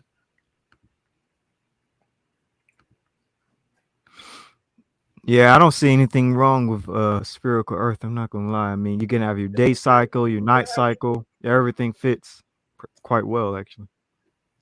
Yeah, it's mathematically. It's said. It's the math is worked backwards, bro. The position of that they gave the Earth is the position of the sun. It's like saying x plus 2 equals 3. Taking x and put it where the 2 is, and take the 2 and put it where the x is. It's still going to equal 3. Your position on a Have you seen the rotation of the Earth and how it works? Kidding me, man. Let me look at your motherfucking picture, bro. Yes, bro. Nigga, I'm 48 years old. I ain't no fool. Oh, I know what they taught me. Wait a minute. So the Earth is rotating again. No, the Earth doesn't rotate. Oh, okay. He's saying what they show. The Earth doesn't rotate, bro. That's not true. Thank you. That's that right there is witchcraft. They're just tricking you because you can't disprove them. You're on the Earth. How does time work then? Like, how does 24-hour days work? What you mean? It takes 24 hours for the sun to rotate around the Earth. For the sun to rotate around the Earth, but the Earth is stationary. Yes. And the sun is smaller than the Earth. All right, let's see. With that map I showed you, it's a little excerpt at the bottom of that. It describes how sun move around. How big is the sun? Okay, it's called the June solstice. Right, you see, this is Earth.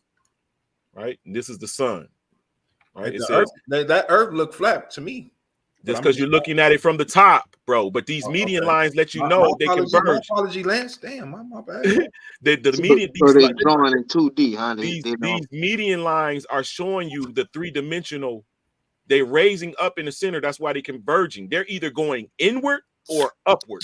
Lance be killing me. He go to primitive pictures to explain something real complex. Like I'll go to where before they conquered us, before it was a new government, and they got rid of real information and started putting in other shit. But let's look at this. But your information still comes from medieval. Your information still comes from medieval Europeans. You're just getting information from their ancestors. Well, do your lack of understanding that medieval Europeans were mostly black, the rulers were black, then that's probably why you made that statement. No, a lot of them were white too. So why they didn't have that science in Africa? If they came from Africa and taught them that. Man, why am I God, bro? You be asking me questions that God can only answer, nigga. I don't know. But let's see what this says. It says the sun position in his respective months at noon. This shows sunlight inside the Arctic Circle for 24 hours. From June 21st, the sun moves around the tropics in a spiral circle, widening every day until it reaches the destiny of the southern outer Solstice, December 21st. So it takes 6 months to get from excuse me, y'all. From June to Capricorn, December. And this is a mathematical, like this map. This is what the government used, bro. So that source is saying the world is a pyramid too. So basically, what you're saying, this information right here is showing how the sun basically moves its position throughout the year, from fall to spring, right? Yeah, you have the sun setting in the south. No, in the north. Sun setting in the north. This is how Antarctica gets its sun for about 4 or 5 months in a year, right? So when it transitions to summertime, like now, Antarctica is not really getting no sun. You see what I'm saying? That's a good point. They're not getting no sun right now. So you can actually see what I'm talking about if you stayed on the West Coast where I'm at and see how the sun sets throughout the year, right? You will see that it moves from south all the way to the north. How does that happen? Mm-hmm. Because the sun, it goes up and down like a heartbeat as it's moving around circularly. It moves up. Here's an example. This taken at the same time, 12 o'clock p.m. every day for a whole year. And this is what the sun looks like as it makes its rotation around. So it's moving up and down, up and down, up and down as it goes around in a circle. Now, this guy could be he's literally, you could tell he's on an angle because the sun isn't moving around at the top like a circle. So he's on an angle of the pyramid, on a mound, or however y'all want to feel comfortable, dog. He's on an angle of a mound, taking a picture of the earth. Taking a picture of the sun at 12 o'clock every day. That's the earth right there. What, bro? What are y'all looking at? Maybe I don't That's have the earth, right? Maybe I didn't have my picture up. Now there go the sun right there. Oh, that's y'all. I'm not sharing. Not bad. I thought I was sharing. So the sun is going around the sphere. Yeah, the sun goes around the earth. Backing up what you saying. How? Let me show you. Let me share.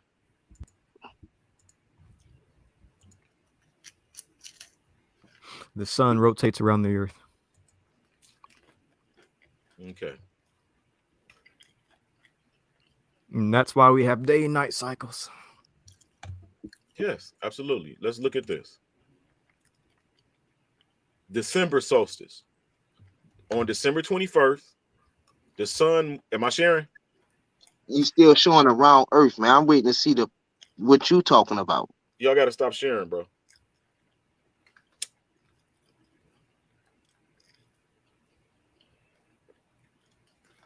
I think that's you sharing it, but it's just the earth, the planet Earth. No, I'm not sharing that. Okay. That might be I should. But yeah, hey, what do you say about your boy who gave those those flights to space, like for $20 million? You know what I'm talking about? Yeah, bro. We're not saying there's no atmosphere above the earth, bro. The earth is so vast that even though people who went up there, they said the earth is so vast we couldn't even see all of it. They only can. You only can see, bro. The earth is when you're looking down on the earth, according to all of my studies, bro. Even Jacques Cousteau, I forgot his name. He says that seem like a flat disc with upturned edges. So a flat disc with unturned edges. So we got the flat part right. Brother, do you understand?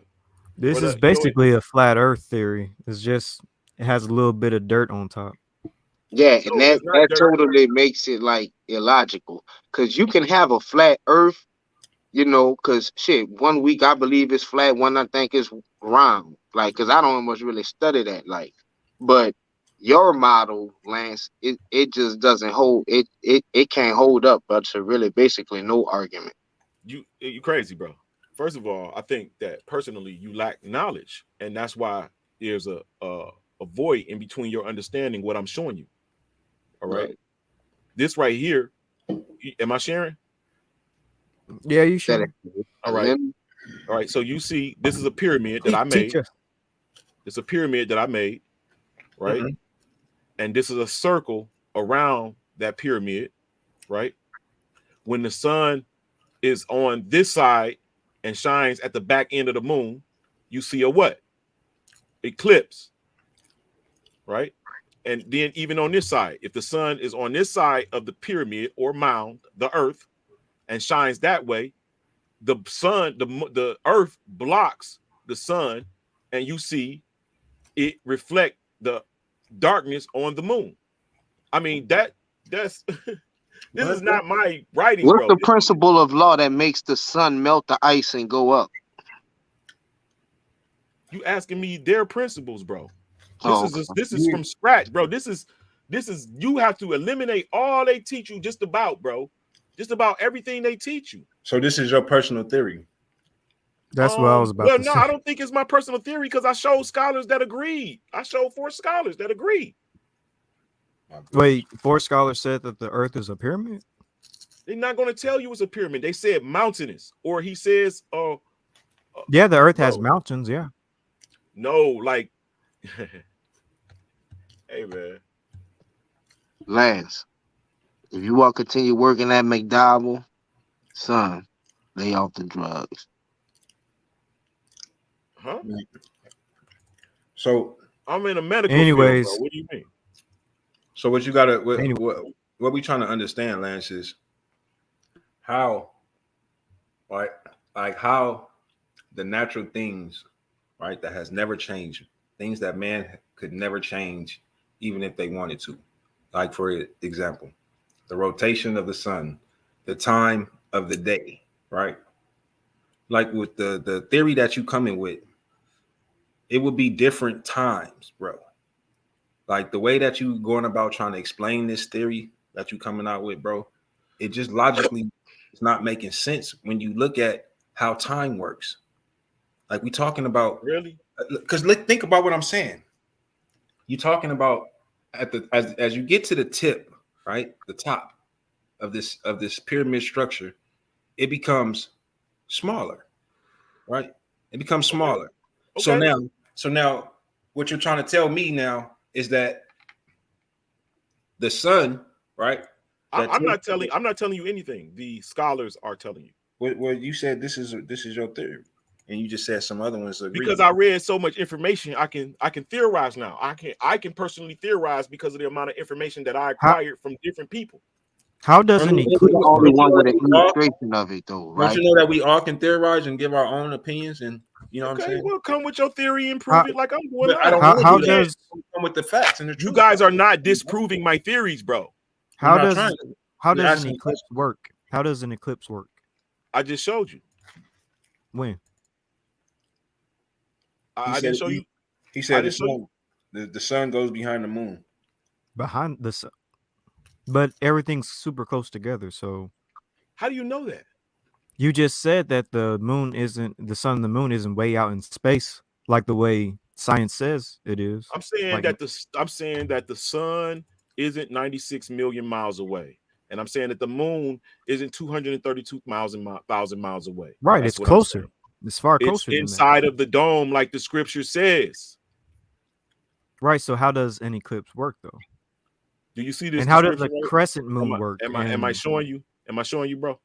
No, but how does like a crescent moon work as well? Like, if this sun right here, you see this right here? This one. Can you see my pad? Yeah, I can see it. Okay, this sun right here is higher. It's up higher. It's above the moon. It's shining down on the back of the moon. Right? You see this crescent from the Whoa. It's you niggas is rude, bro. I'm answering the brother question. But hold on, Lance. Relax, bro. I'm just trying to make sure I understand what you're saying. You said it's up and above. Now, mind you, didn't I hear you say that the sun is a disc? No, you didn't hear me say the sun is a disc. Oh, so what is the sun? It's a ball? I don't know what the sun is. All I know is what I optically can see. You don't know what the sun is, bro. So what I'm trying to we're looking up at the sun at all times. Right. So how do you know the sun how do you know the sun or the moon got a doggone back, bro? Because the sun goes behind the moon, period. So that means that it would have something, bro, right? The sun goes behind the moon. It's something, right? What type of shape is it, Lance? What do you mean, bro? The sun can be a fucking disc. It can be. It can be a small light that shines out. You don't know what I'm talking about. All right, no problem. Is the moon made of rock? You serious, bro? I'll tell you what. This is what I'm gonna do. Let's see what a scientist says from the 1800s. The 1800s. The 1800s. Lance, bro, you wild. They haven't even like studied the moon. Bro, listen. As well. All right, let me say this, bro. Knowledge is being rediscovered. People knew more back then. They had lights. They would use of electricity before the reported use of electricity. It was already use of electricity. It was use of atmospheric electricity.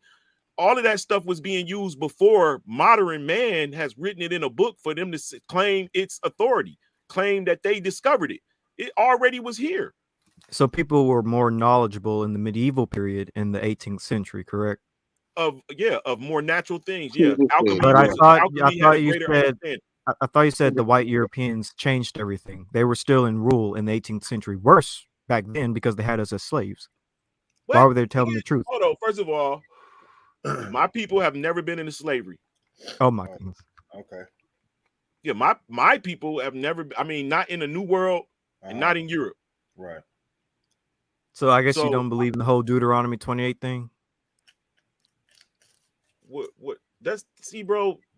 That's a Maybe. whole nother. Listen, I told you, That God has to- already. that's Judgment what people already believe. came to those Israelites. Those people were already judged. It's a new judgment coming up. It's a new time. Oh, this After the whole Malachi, renegade Hebrew out. after Malachi, bro, God destroyed the earth. Now it's a rebirthing. So the transatlantic slave trade never happened.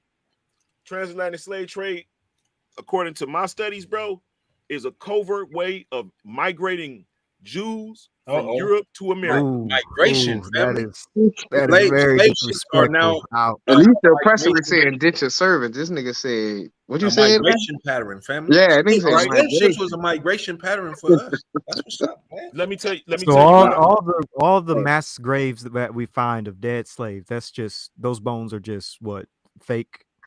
Those people are. Listen, bro. After the Catholics conquered, you got to remember, all of America, most of America, is the involvement of Africa.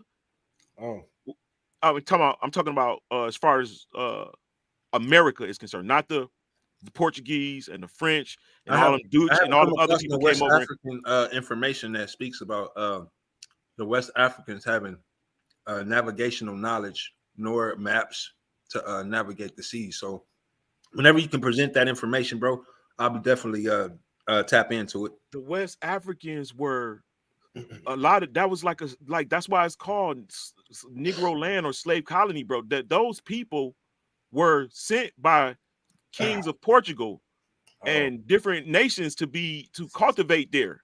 Those were the Jews that were being persecuted by the Catholics. Oh, So they weren't taken to America on slave ships. They just That's a chose whole to go nother to group. America. Listen, bro, that group of people that's in Africa.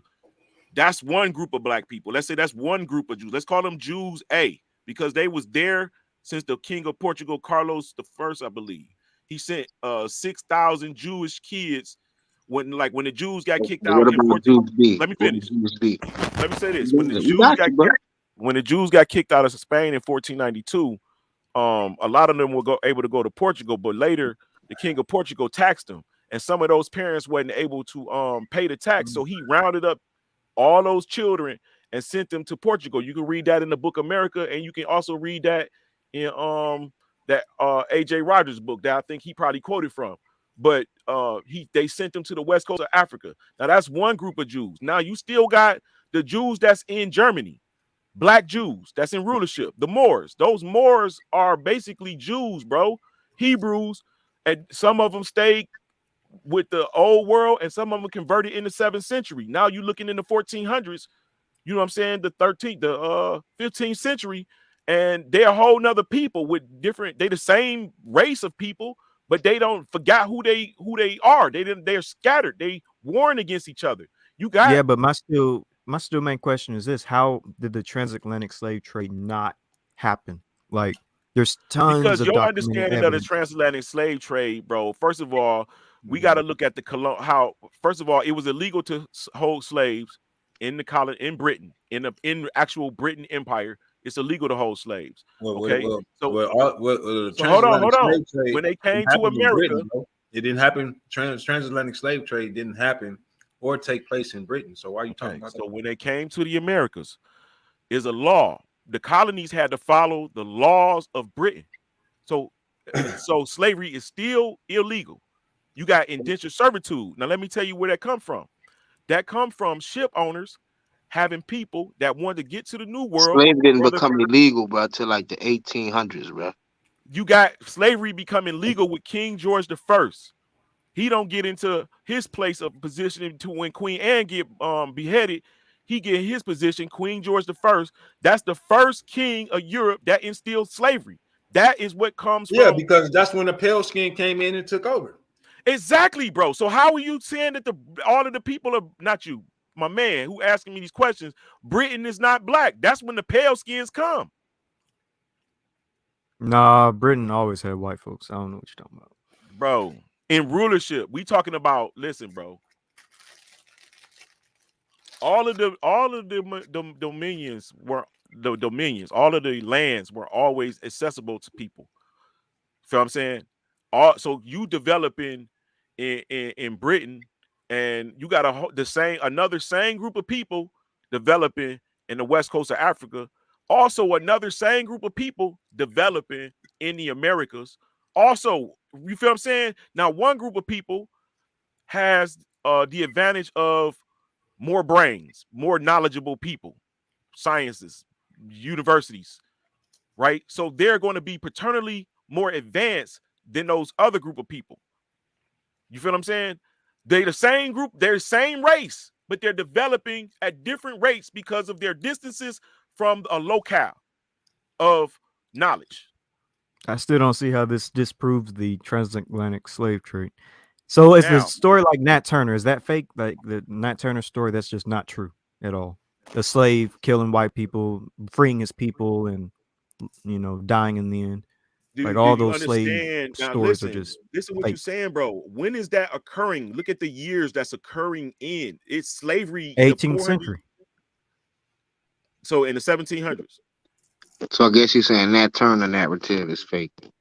I'm not saying none of that. Nat I don't know. I'm not saying none of that, bro. What I'm saying is that Harriet you have Tubman's a long period of indentured servitude because of people not having money to get to the land. So they indenture themselves to the places they go to. What about Queen Anne in Jamaica? She fake. Queen Anne of Denmark? I mean, excuse me. I'm sorry. I apologize. Queen Nanny. She fake?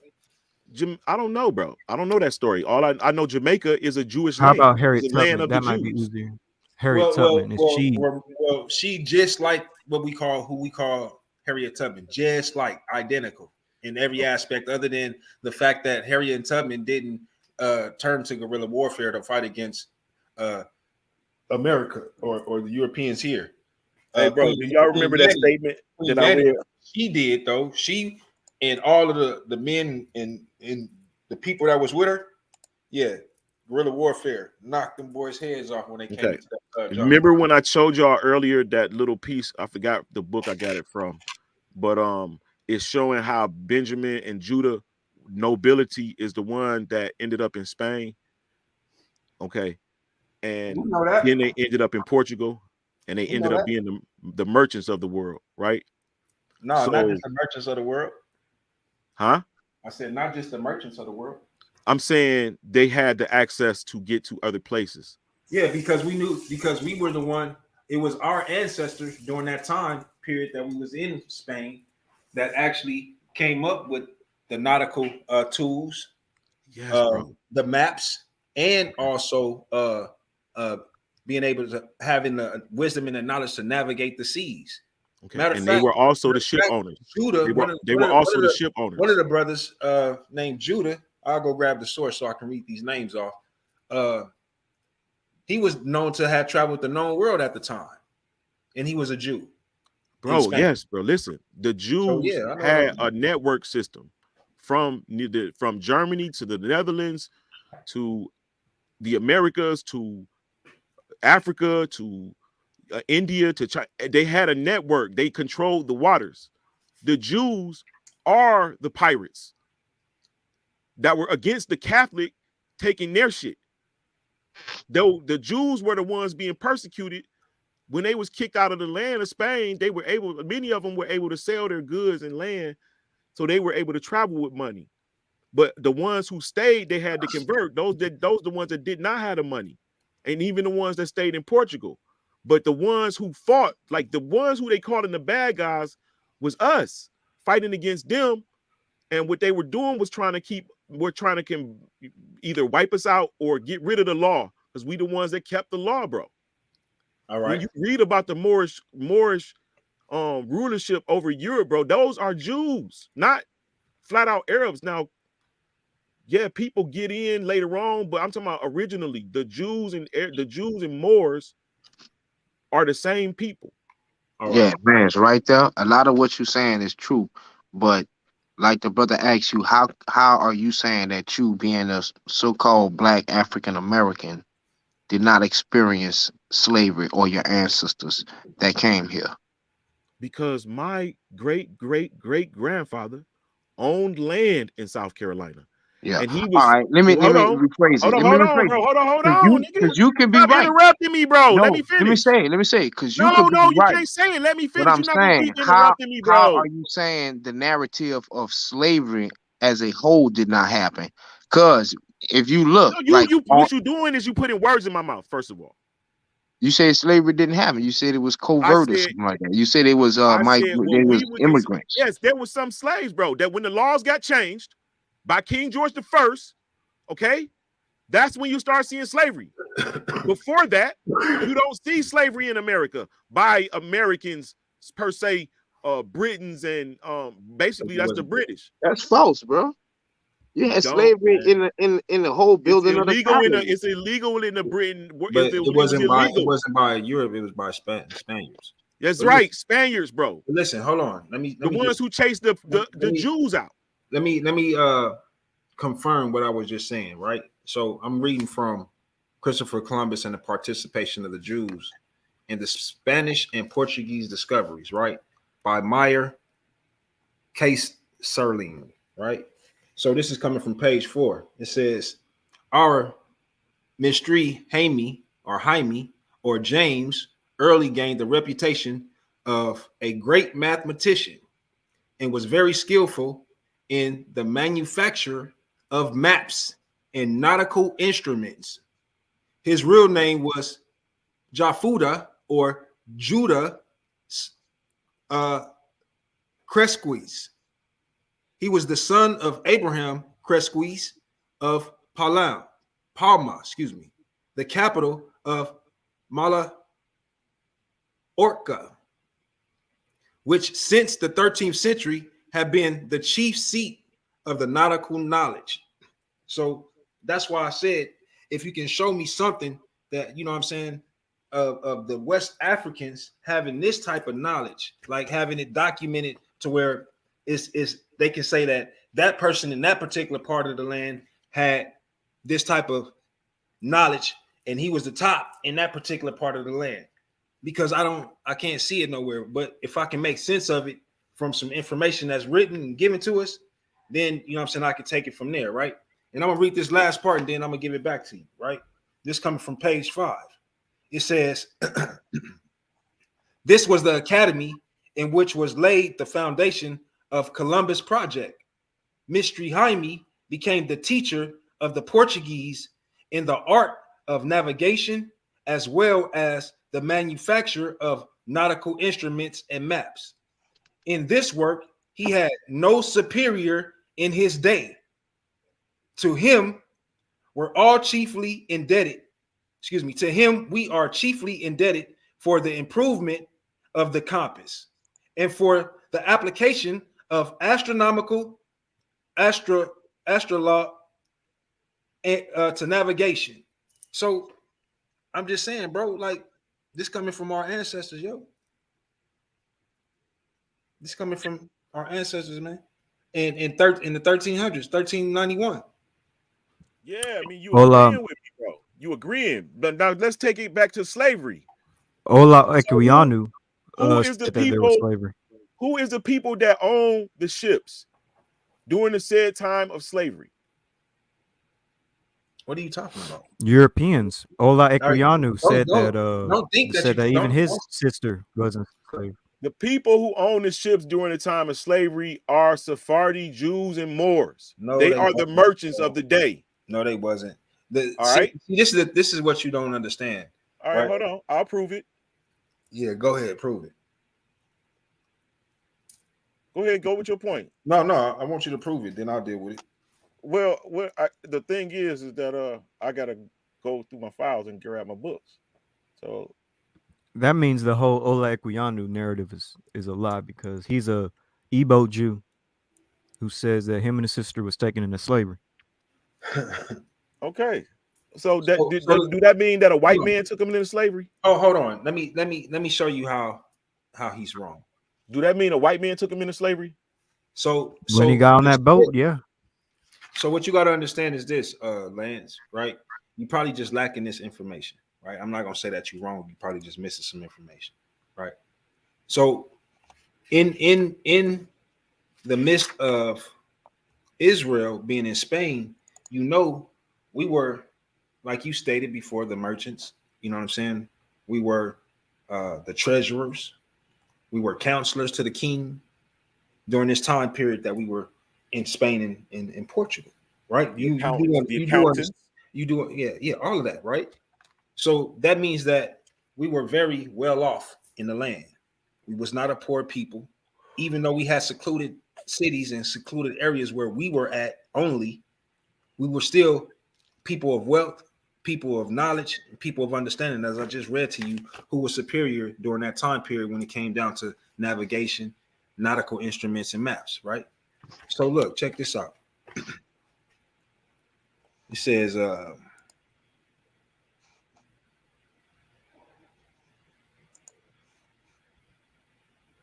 give me 1 second. I just want to make sure I get to the right information so I'm not reading a whole lot. Because it talks about the Jews taking part in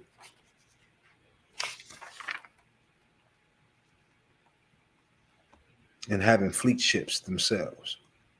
Yes, bro. You can read that in the book called. But see, you're taking them having fleet ships as those fleet ships that they were going to navigate the world as those ships that were used for slavery. This is two different time periods, bro. I'm not saying that. Bro, don't cut me off, bro. Let me finish. No, now if you're gonna say that, that's not what I said. That's not what I said, bro. So why when I keep bringing up the nautical fleet ships of the Jews, you keep on talking about and trying to relate that to what you're talking about? Because my opening statement was, I don't believe that this is like slavery. I said I believe it was a covert immigration of our people into the Americas. Okay, so let me read this, man. Right, because the time period is it don't have nothing to do with what he's talking about for now.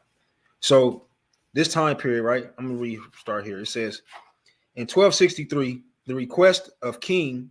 Matter of fact, I'm gonna read the whole freaking paragraph.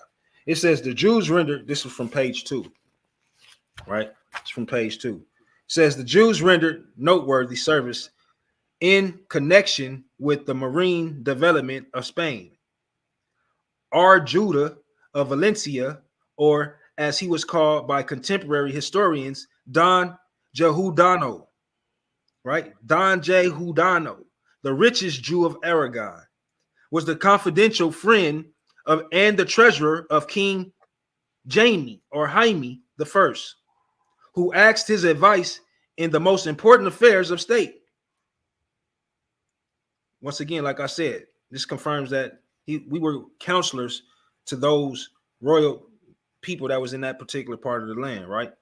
In 1263, at the request of the king, he fitted out a fleet which was placed in command of the infant Don Fernando Sanchez. And 3 years later, Judah was entrusted with the preparation for the conquest of Marcia. So again, we see Judah, right? Once again, being entrusted with the preparation of the maritime, of getting the ships ready to make a voyage to a specific location. You can't just choose a random individual.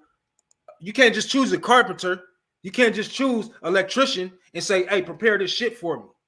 Nah, the person that you choose to prepare a ship has to have knowledge of how the ship works, what the people are going to need as they making this voyage, this navigational trip across the waters.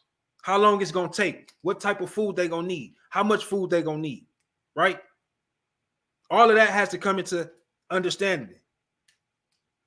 This is coming. Let me read this. Hold on, this coming, man, bro. Hold on, bro. Hold on. You definitely got the floor, but I'm reading right now. So, what he say? It says in 1323, when Don Alfonso, the heir apparent of the crown of Aragon, fitted out a great fleet for the conquest of Sardinia. Tortosa showed more patriotic zeal than any other city in the kingdom. The rich Jewish community of that town, at its own expense, you hear that? It wasn't that we came into collaboration with Spain, but we had our own expenses and we contributed to help them do whatever it is that they was trying to do, right? That had nothing to do with no slavery, Lance. Again, this is 1323. Let me keep reading. Says, equipped and manned 2 galleys. Before the fleet sailed, King Jaime II assured the Jews of Tortata of his gratitude and goodwill. Moreover, here we go. Moreover, the Jews of Aragon soon participated in maritime affairs personally as well as financially. To mention only one example, Yusuf Faquin, a Jew of Barcelona, had navigated the whole then known world. As King Jaime, the last king of Malaraco, himself testified in 1334. So again, family, the things that we actually brought forth in Spain, from the navigational knowledge to even the fleets that we actually had erected, it wasn't for no damn slave ships. Are you? Okay. Now this is in 1645, and the reason I was agreeing with you, brother, but what I was saying was, even they was in power at that time, and even at this time also they were at power. The example that I was giving, and I'm showing you a continuous line of them being in power. And listen to this. It says, ships called the Queen Esther, the prophet Samuel, and the shield of Abraham roamed the high seas. All right, it says in 1645 there were 1,630 Portuguese, a term then synonymous with Jews living in Recife, Brazil, according to the Dutch historian Frans Leonard Schatzkwaas. To him, it says in 1654, 23 of them escaped religious persecution. Remember when I said the Catholics is always chasing the Jews and Muslims, persecuting by religious, escaped religious persecution by ship and arrived to the Dutch colony of New Amsterdam, today New York City. Where did the other refugees flee to? Some returned to Amsterdam, others disembarked at the nearby Dutch Caribbean colony of Curaçao. Said less well known is that some of the escaping Jews sought shelter in Jamaica and the lustrous Caribbean island that was then home of several hundred Jews and Brio Anuzum, descendants of Spanish and Portuguese Jews who converted to the Roman Catholicism under compulsion. All right. Remember when I said that they was forcing them, and they was walking around like secret Jews, moving crypto white type ways, covert ways. All right. So we know that the Spanish, the Portuguese sailors are Jews. We know that. All right. It says Jamaica at the time was an anomaly to the new world, a private fiefdom awarded to the perpetuity of Christopher Columbus and his heirs in 1494 by Spain's Catholic monarchs. Y'all remember that when he talked to Queen Isabella like, yo, if I go do this, give me Jamaica. Now he wanted Jamaica so that he can create a safe haven for the Jews. Why? Because Christopher Columbus himself is a covert Jew. His family had converted to Catholicism before he was born. So he was born into Catholicism, but he knew who he was. Okay. Right? I'm gonna respond to that. I'm gonna respond to that once you're done.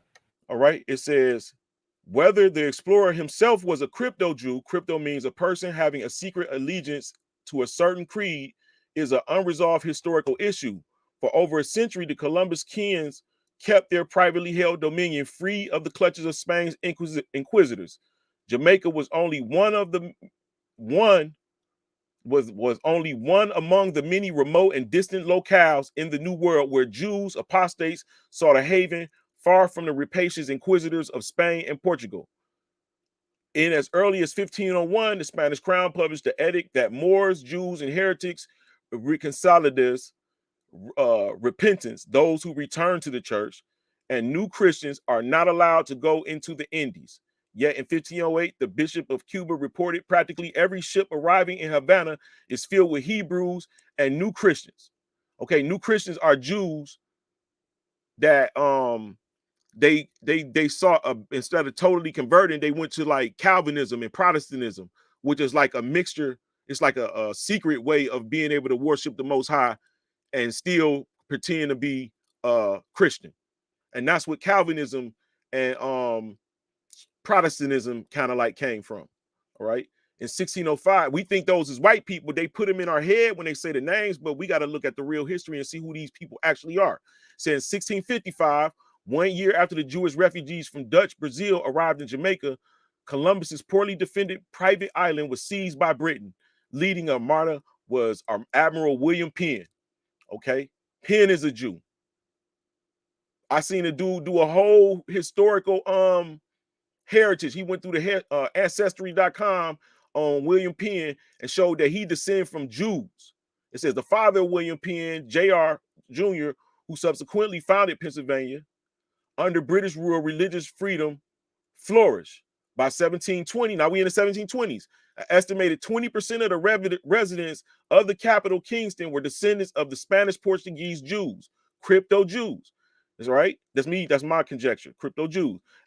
As elsewhere in the New World, Jamaica's Jews sought economic opportunities, built sugarcane plantations. Who? Jamaica Jews built sugarcane plantations.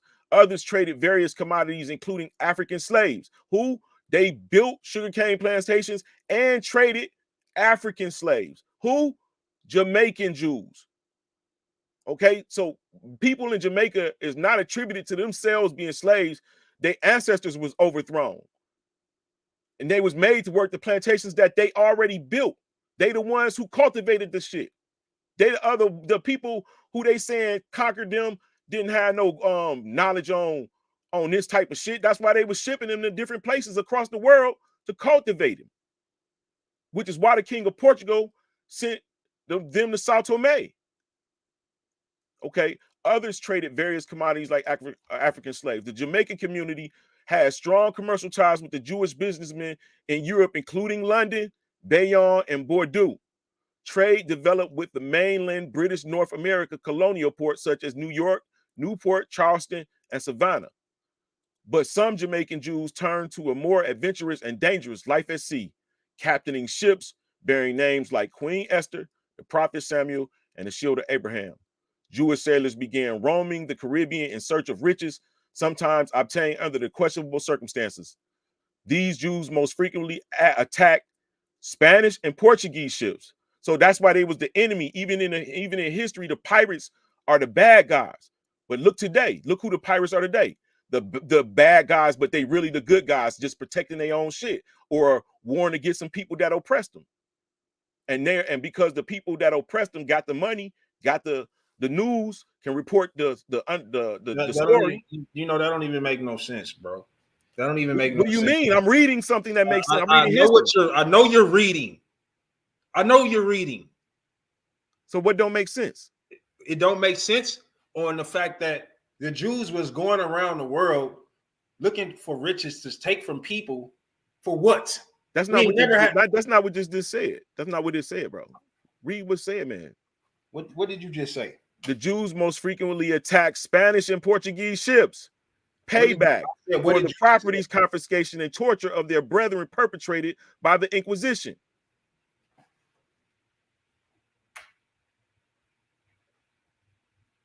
It says Jewish sailors. So you're saying what are you saying? Jewish sailors, bro, are not all of the Jews. Let me ask you this, man. Let me ask you this. What are you saying? Are you saying those are Ashkenazi Jews? Those ships that was going around snatching up the Portuguese ships and all that, trying to get back what was taken from the Inquisition? Are you saying that they were pale-skinned Jews? No, I'm not saying that. I'm saying that everything that I'm saying is black people, bro. Everything that these people did is black people, people of color.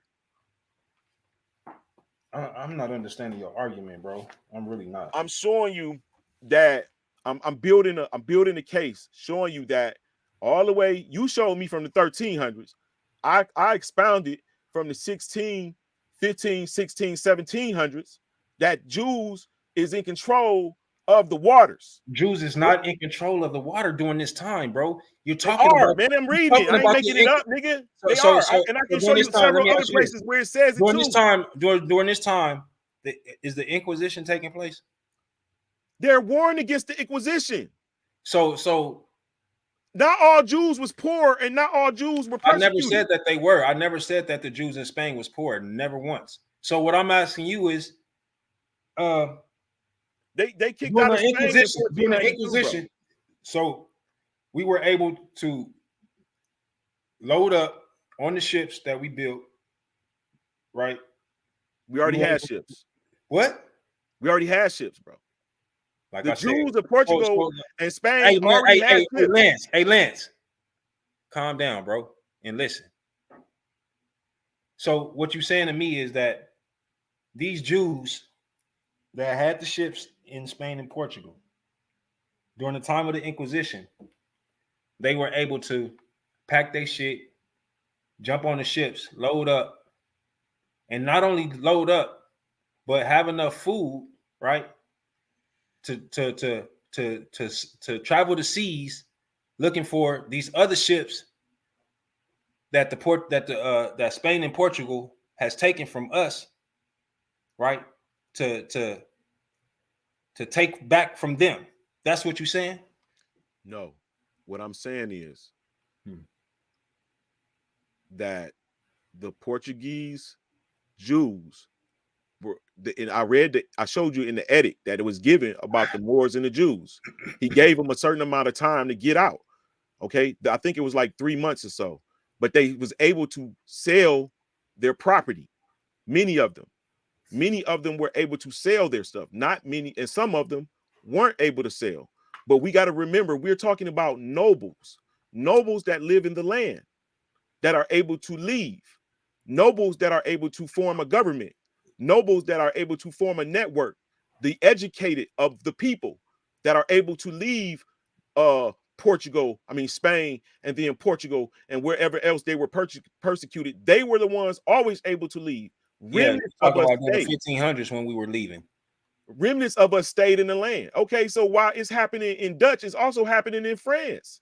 The Catholics are persecuted. But we're not talking about France right now. I'm showing you it's a worldwide thing, bro, that got us here. That can't. So when y'all saying that it's slavery, I'm saying in my understanding, from me, what I'm reading is that it was a covert immigration of Black Jews into the New World. Y'all saying slavery. I'm saying yes. Some of our people even own Black Africans in the Carolinas, but y'all conflating us with the Africans. They did that, not y'all. They put us with the African slaves that we owned. Yes, bro. Not like, and not like it wasn't like they put it in the books, because guess what? The Africans needed a way to get here to the New World too.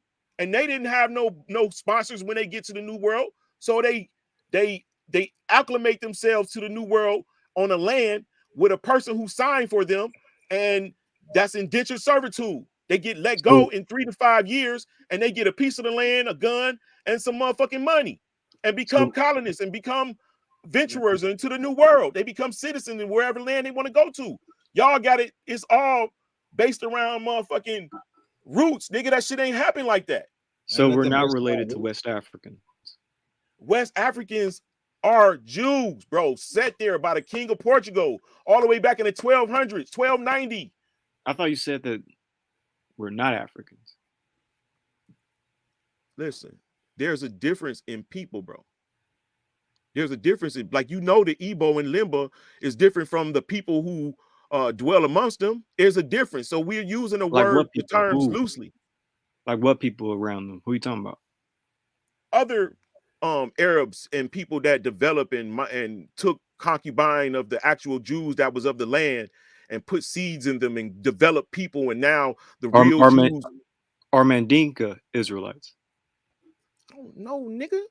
That's your argument. You creating arguments that I'm not even having. You asking questions I'm asking out of the blue, like I'm supposed to be knowledgeable to you. I'm only giving you speculation and based on the knowledge that I've ran into. If I had a couple of hours to research even the shit that you're asking, an Israelite in West Africa? See, there you go. Name the tribes. Chill out, bro. The African tribes. Name.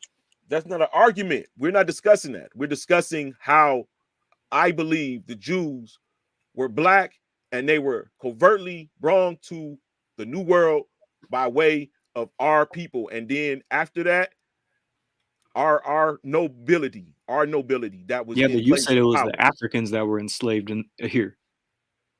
Yeah, we did enslave some Africans. So who were the Africans? When you read about the Portuguese Jews, there were some people that were warring against the people that was in the land. Like, for instance, the King of Congo had people he was warring against. He converted into Catholicism, but he was a fucking king, a Jew king. He was a king, Jew. But he became a Catholic. And he was warring against people. So the people that he captured was easily able to set up with his brethren that owned ships and were merchants and that deal with the transportation of motherfuckers who they don't want in the land no more. Okay, the other colonies. All right, Lance, let me ask you this, bro.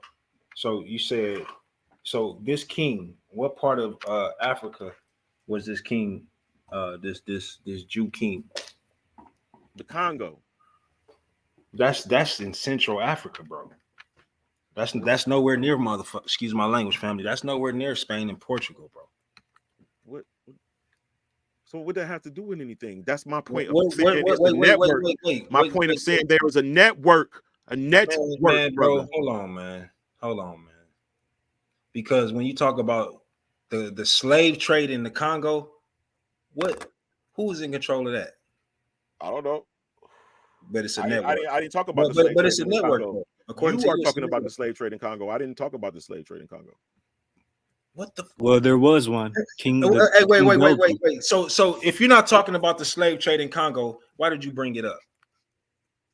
Because I was making a point of a network of how we were moving people from lands to another. Is that not motherfucking slavery, bro?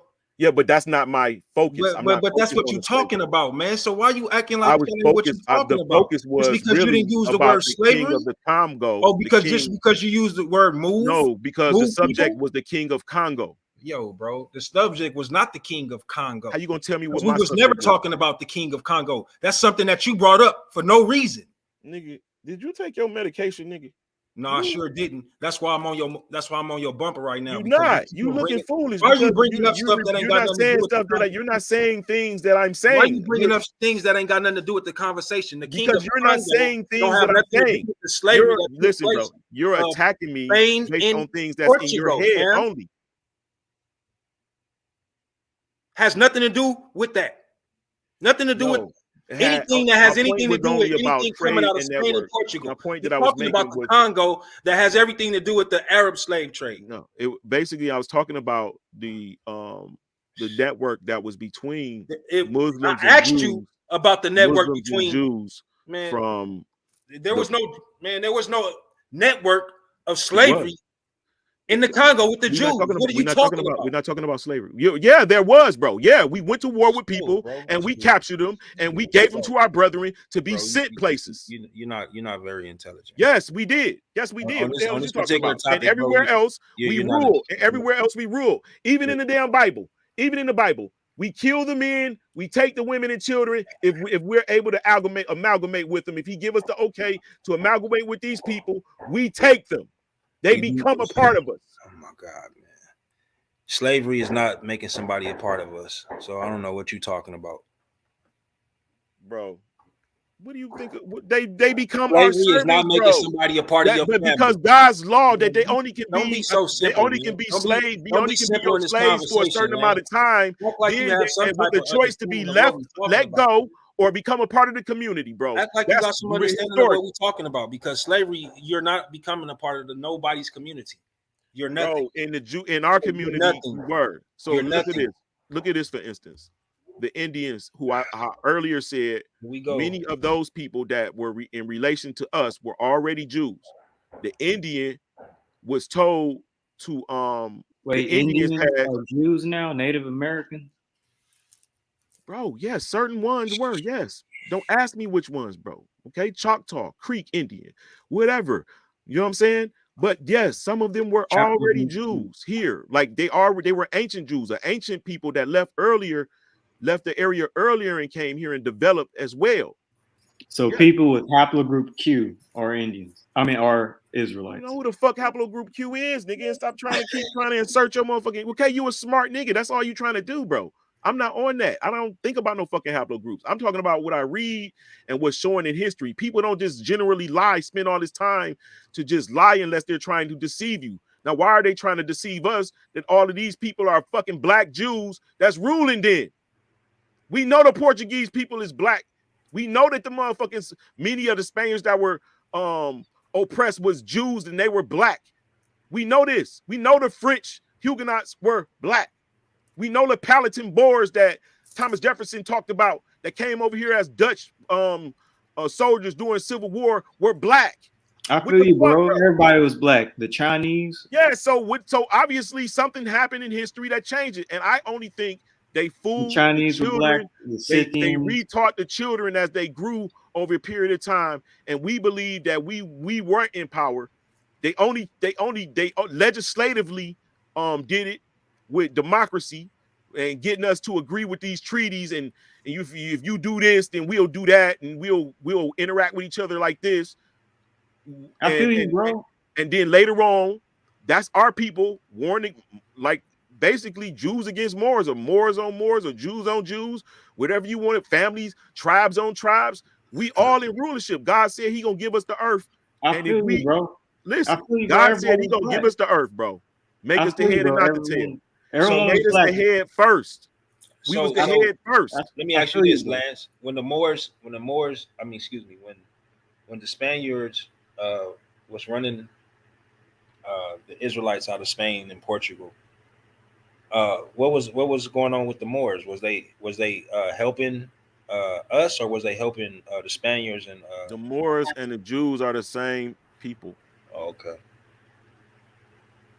I feel you, bro. Everybody was black. The Chinese, the Mongolians, the Scythians. Nigga, when I was a kid, I watched Kung Fu movies. The motherfuckers had complexions more like mine than any motherfucking Chinese man today. The Chinese people used to be way darker, brown. Yeah, bro. Everybody was black, bro. I feel you. The Hurrians too, and the Armenians and Iranians. They're all definitely black, the Armenians. Yeah, all black. The Albanians, all of them were black. Yes, it's historical fact. Like you can.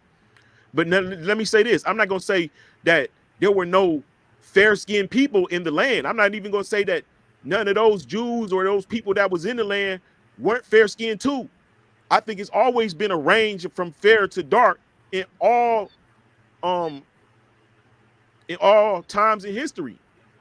Yeah, it becomes confusing a little bit, Lance, when you say that those melanated people were black, because black, the term black is specific for, a certain nation of people. It's not for all melanated people. So if you was to change that lingo, then, people probably would be able to receive the information a little bit better.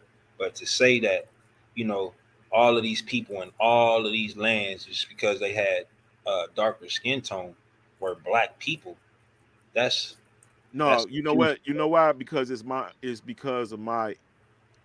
Okay, I have an understanding that those are the people who makes us black people today. Those amalgamations of people are who makes us black people here, and in Jamaica and in the Caribbeans. All of the Jamaicans, I mean, even in Germany and in France, all of the blacks, all of those people. But we don't have none of their DNA though. That's not true, bro. That is true.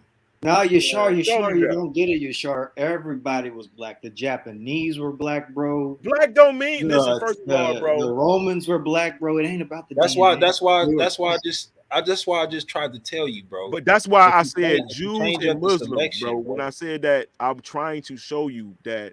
That's why I showed you the picture of my man. That's why I showed you a picture and to read up on Amy Levy and the dude Asher MD, showing you that these is people who you would consider to be black people today, if you ran into them, are Jews, and they're in Scotland and they're in England, and they're Jews. They're literally Jews. The Germans were black. The Nordic people were black too. You had never heard of the Palatines? The Palatines are black. Yes. Bro, the Celts were black. The Celts are definitely Everybody black. was black, bro. Yeah, It's they like- had fair gills. They had fair gills, and yes, bro. It's like I understand certain things that you make, the statements that you're making, you know what I'm saying? But for the most part, I wouldn't say that these people were black, right? I would say that our relatives, you know, migrated to their land and was able to, you know, learn their language and, you know, fit in to be able to speak at least, right?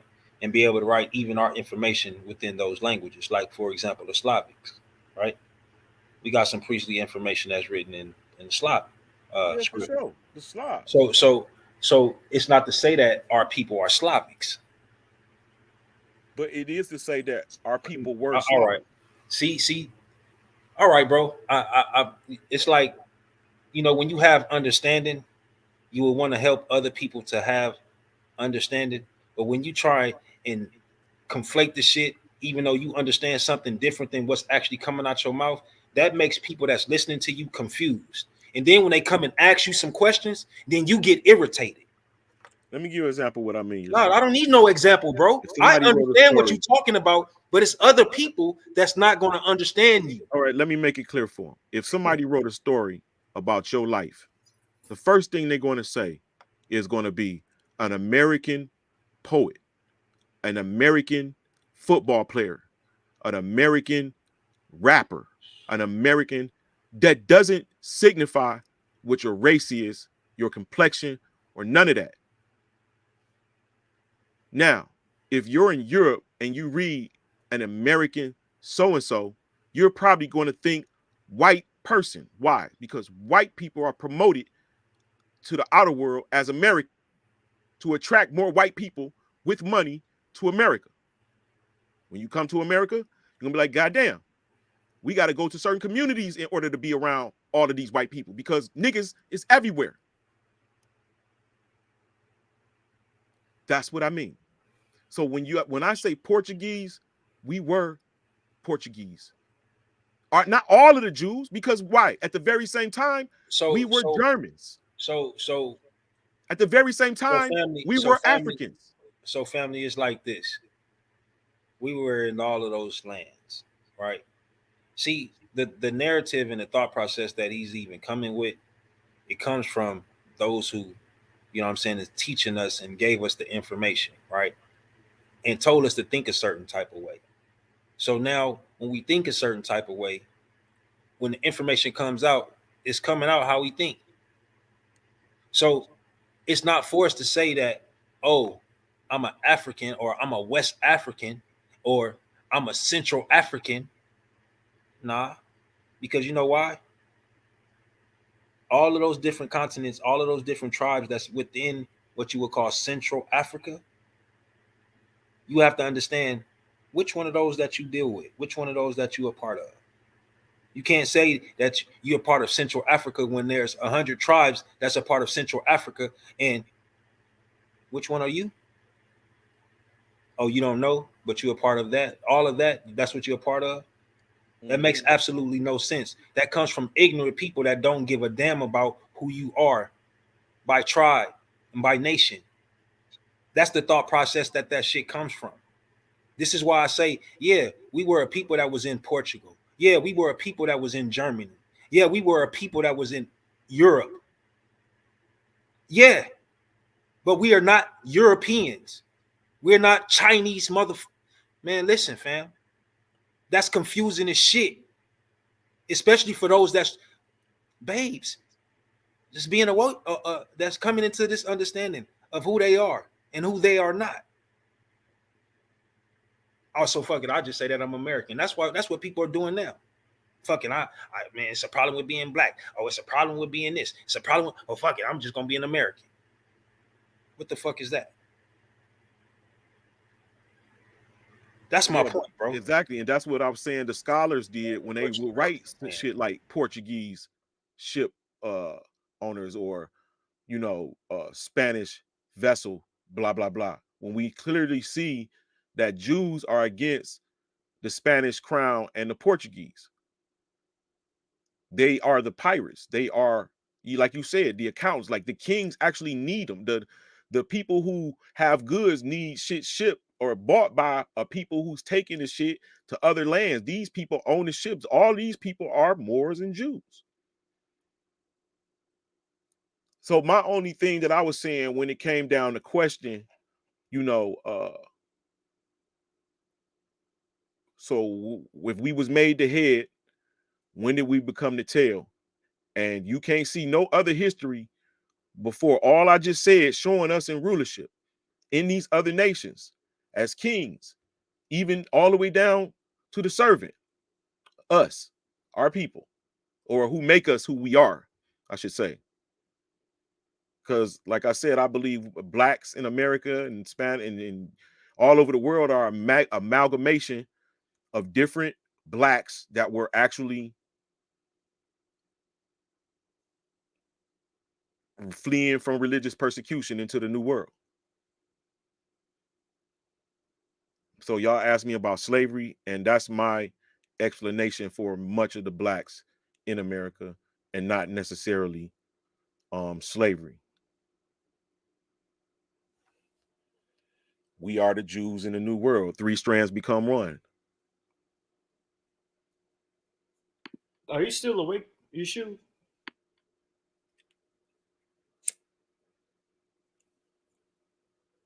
I think he fell asleep. Just shoot. Hey Lance, where when it come down to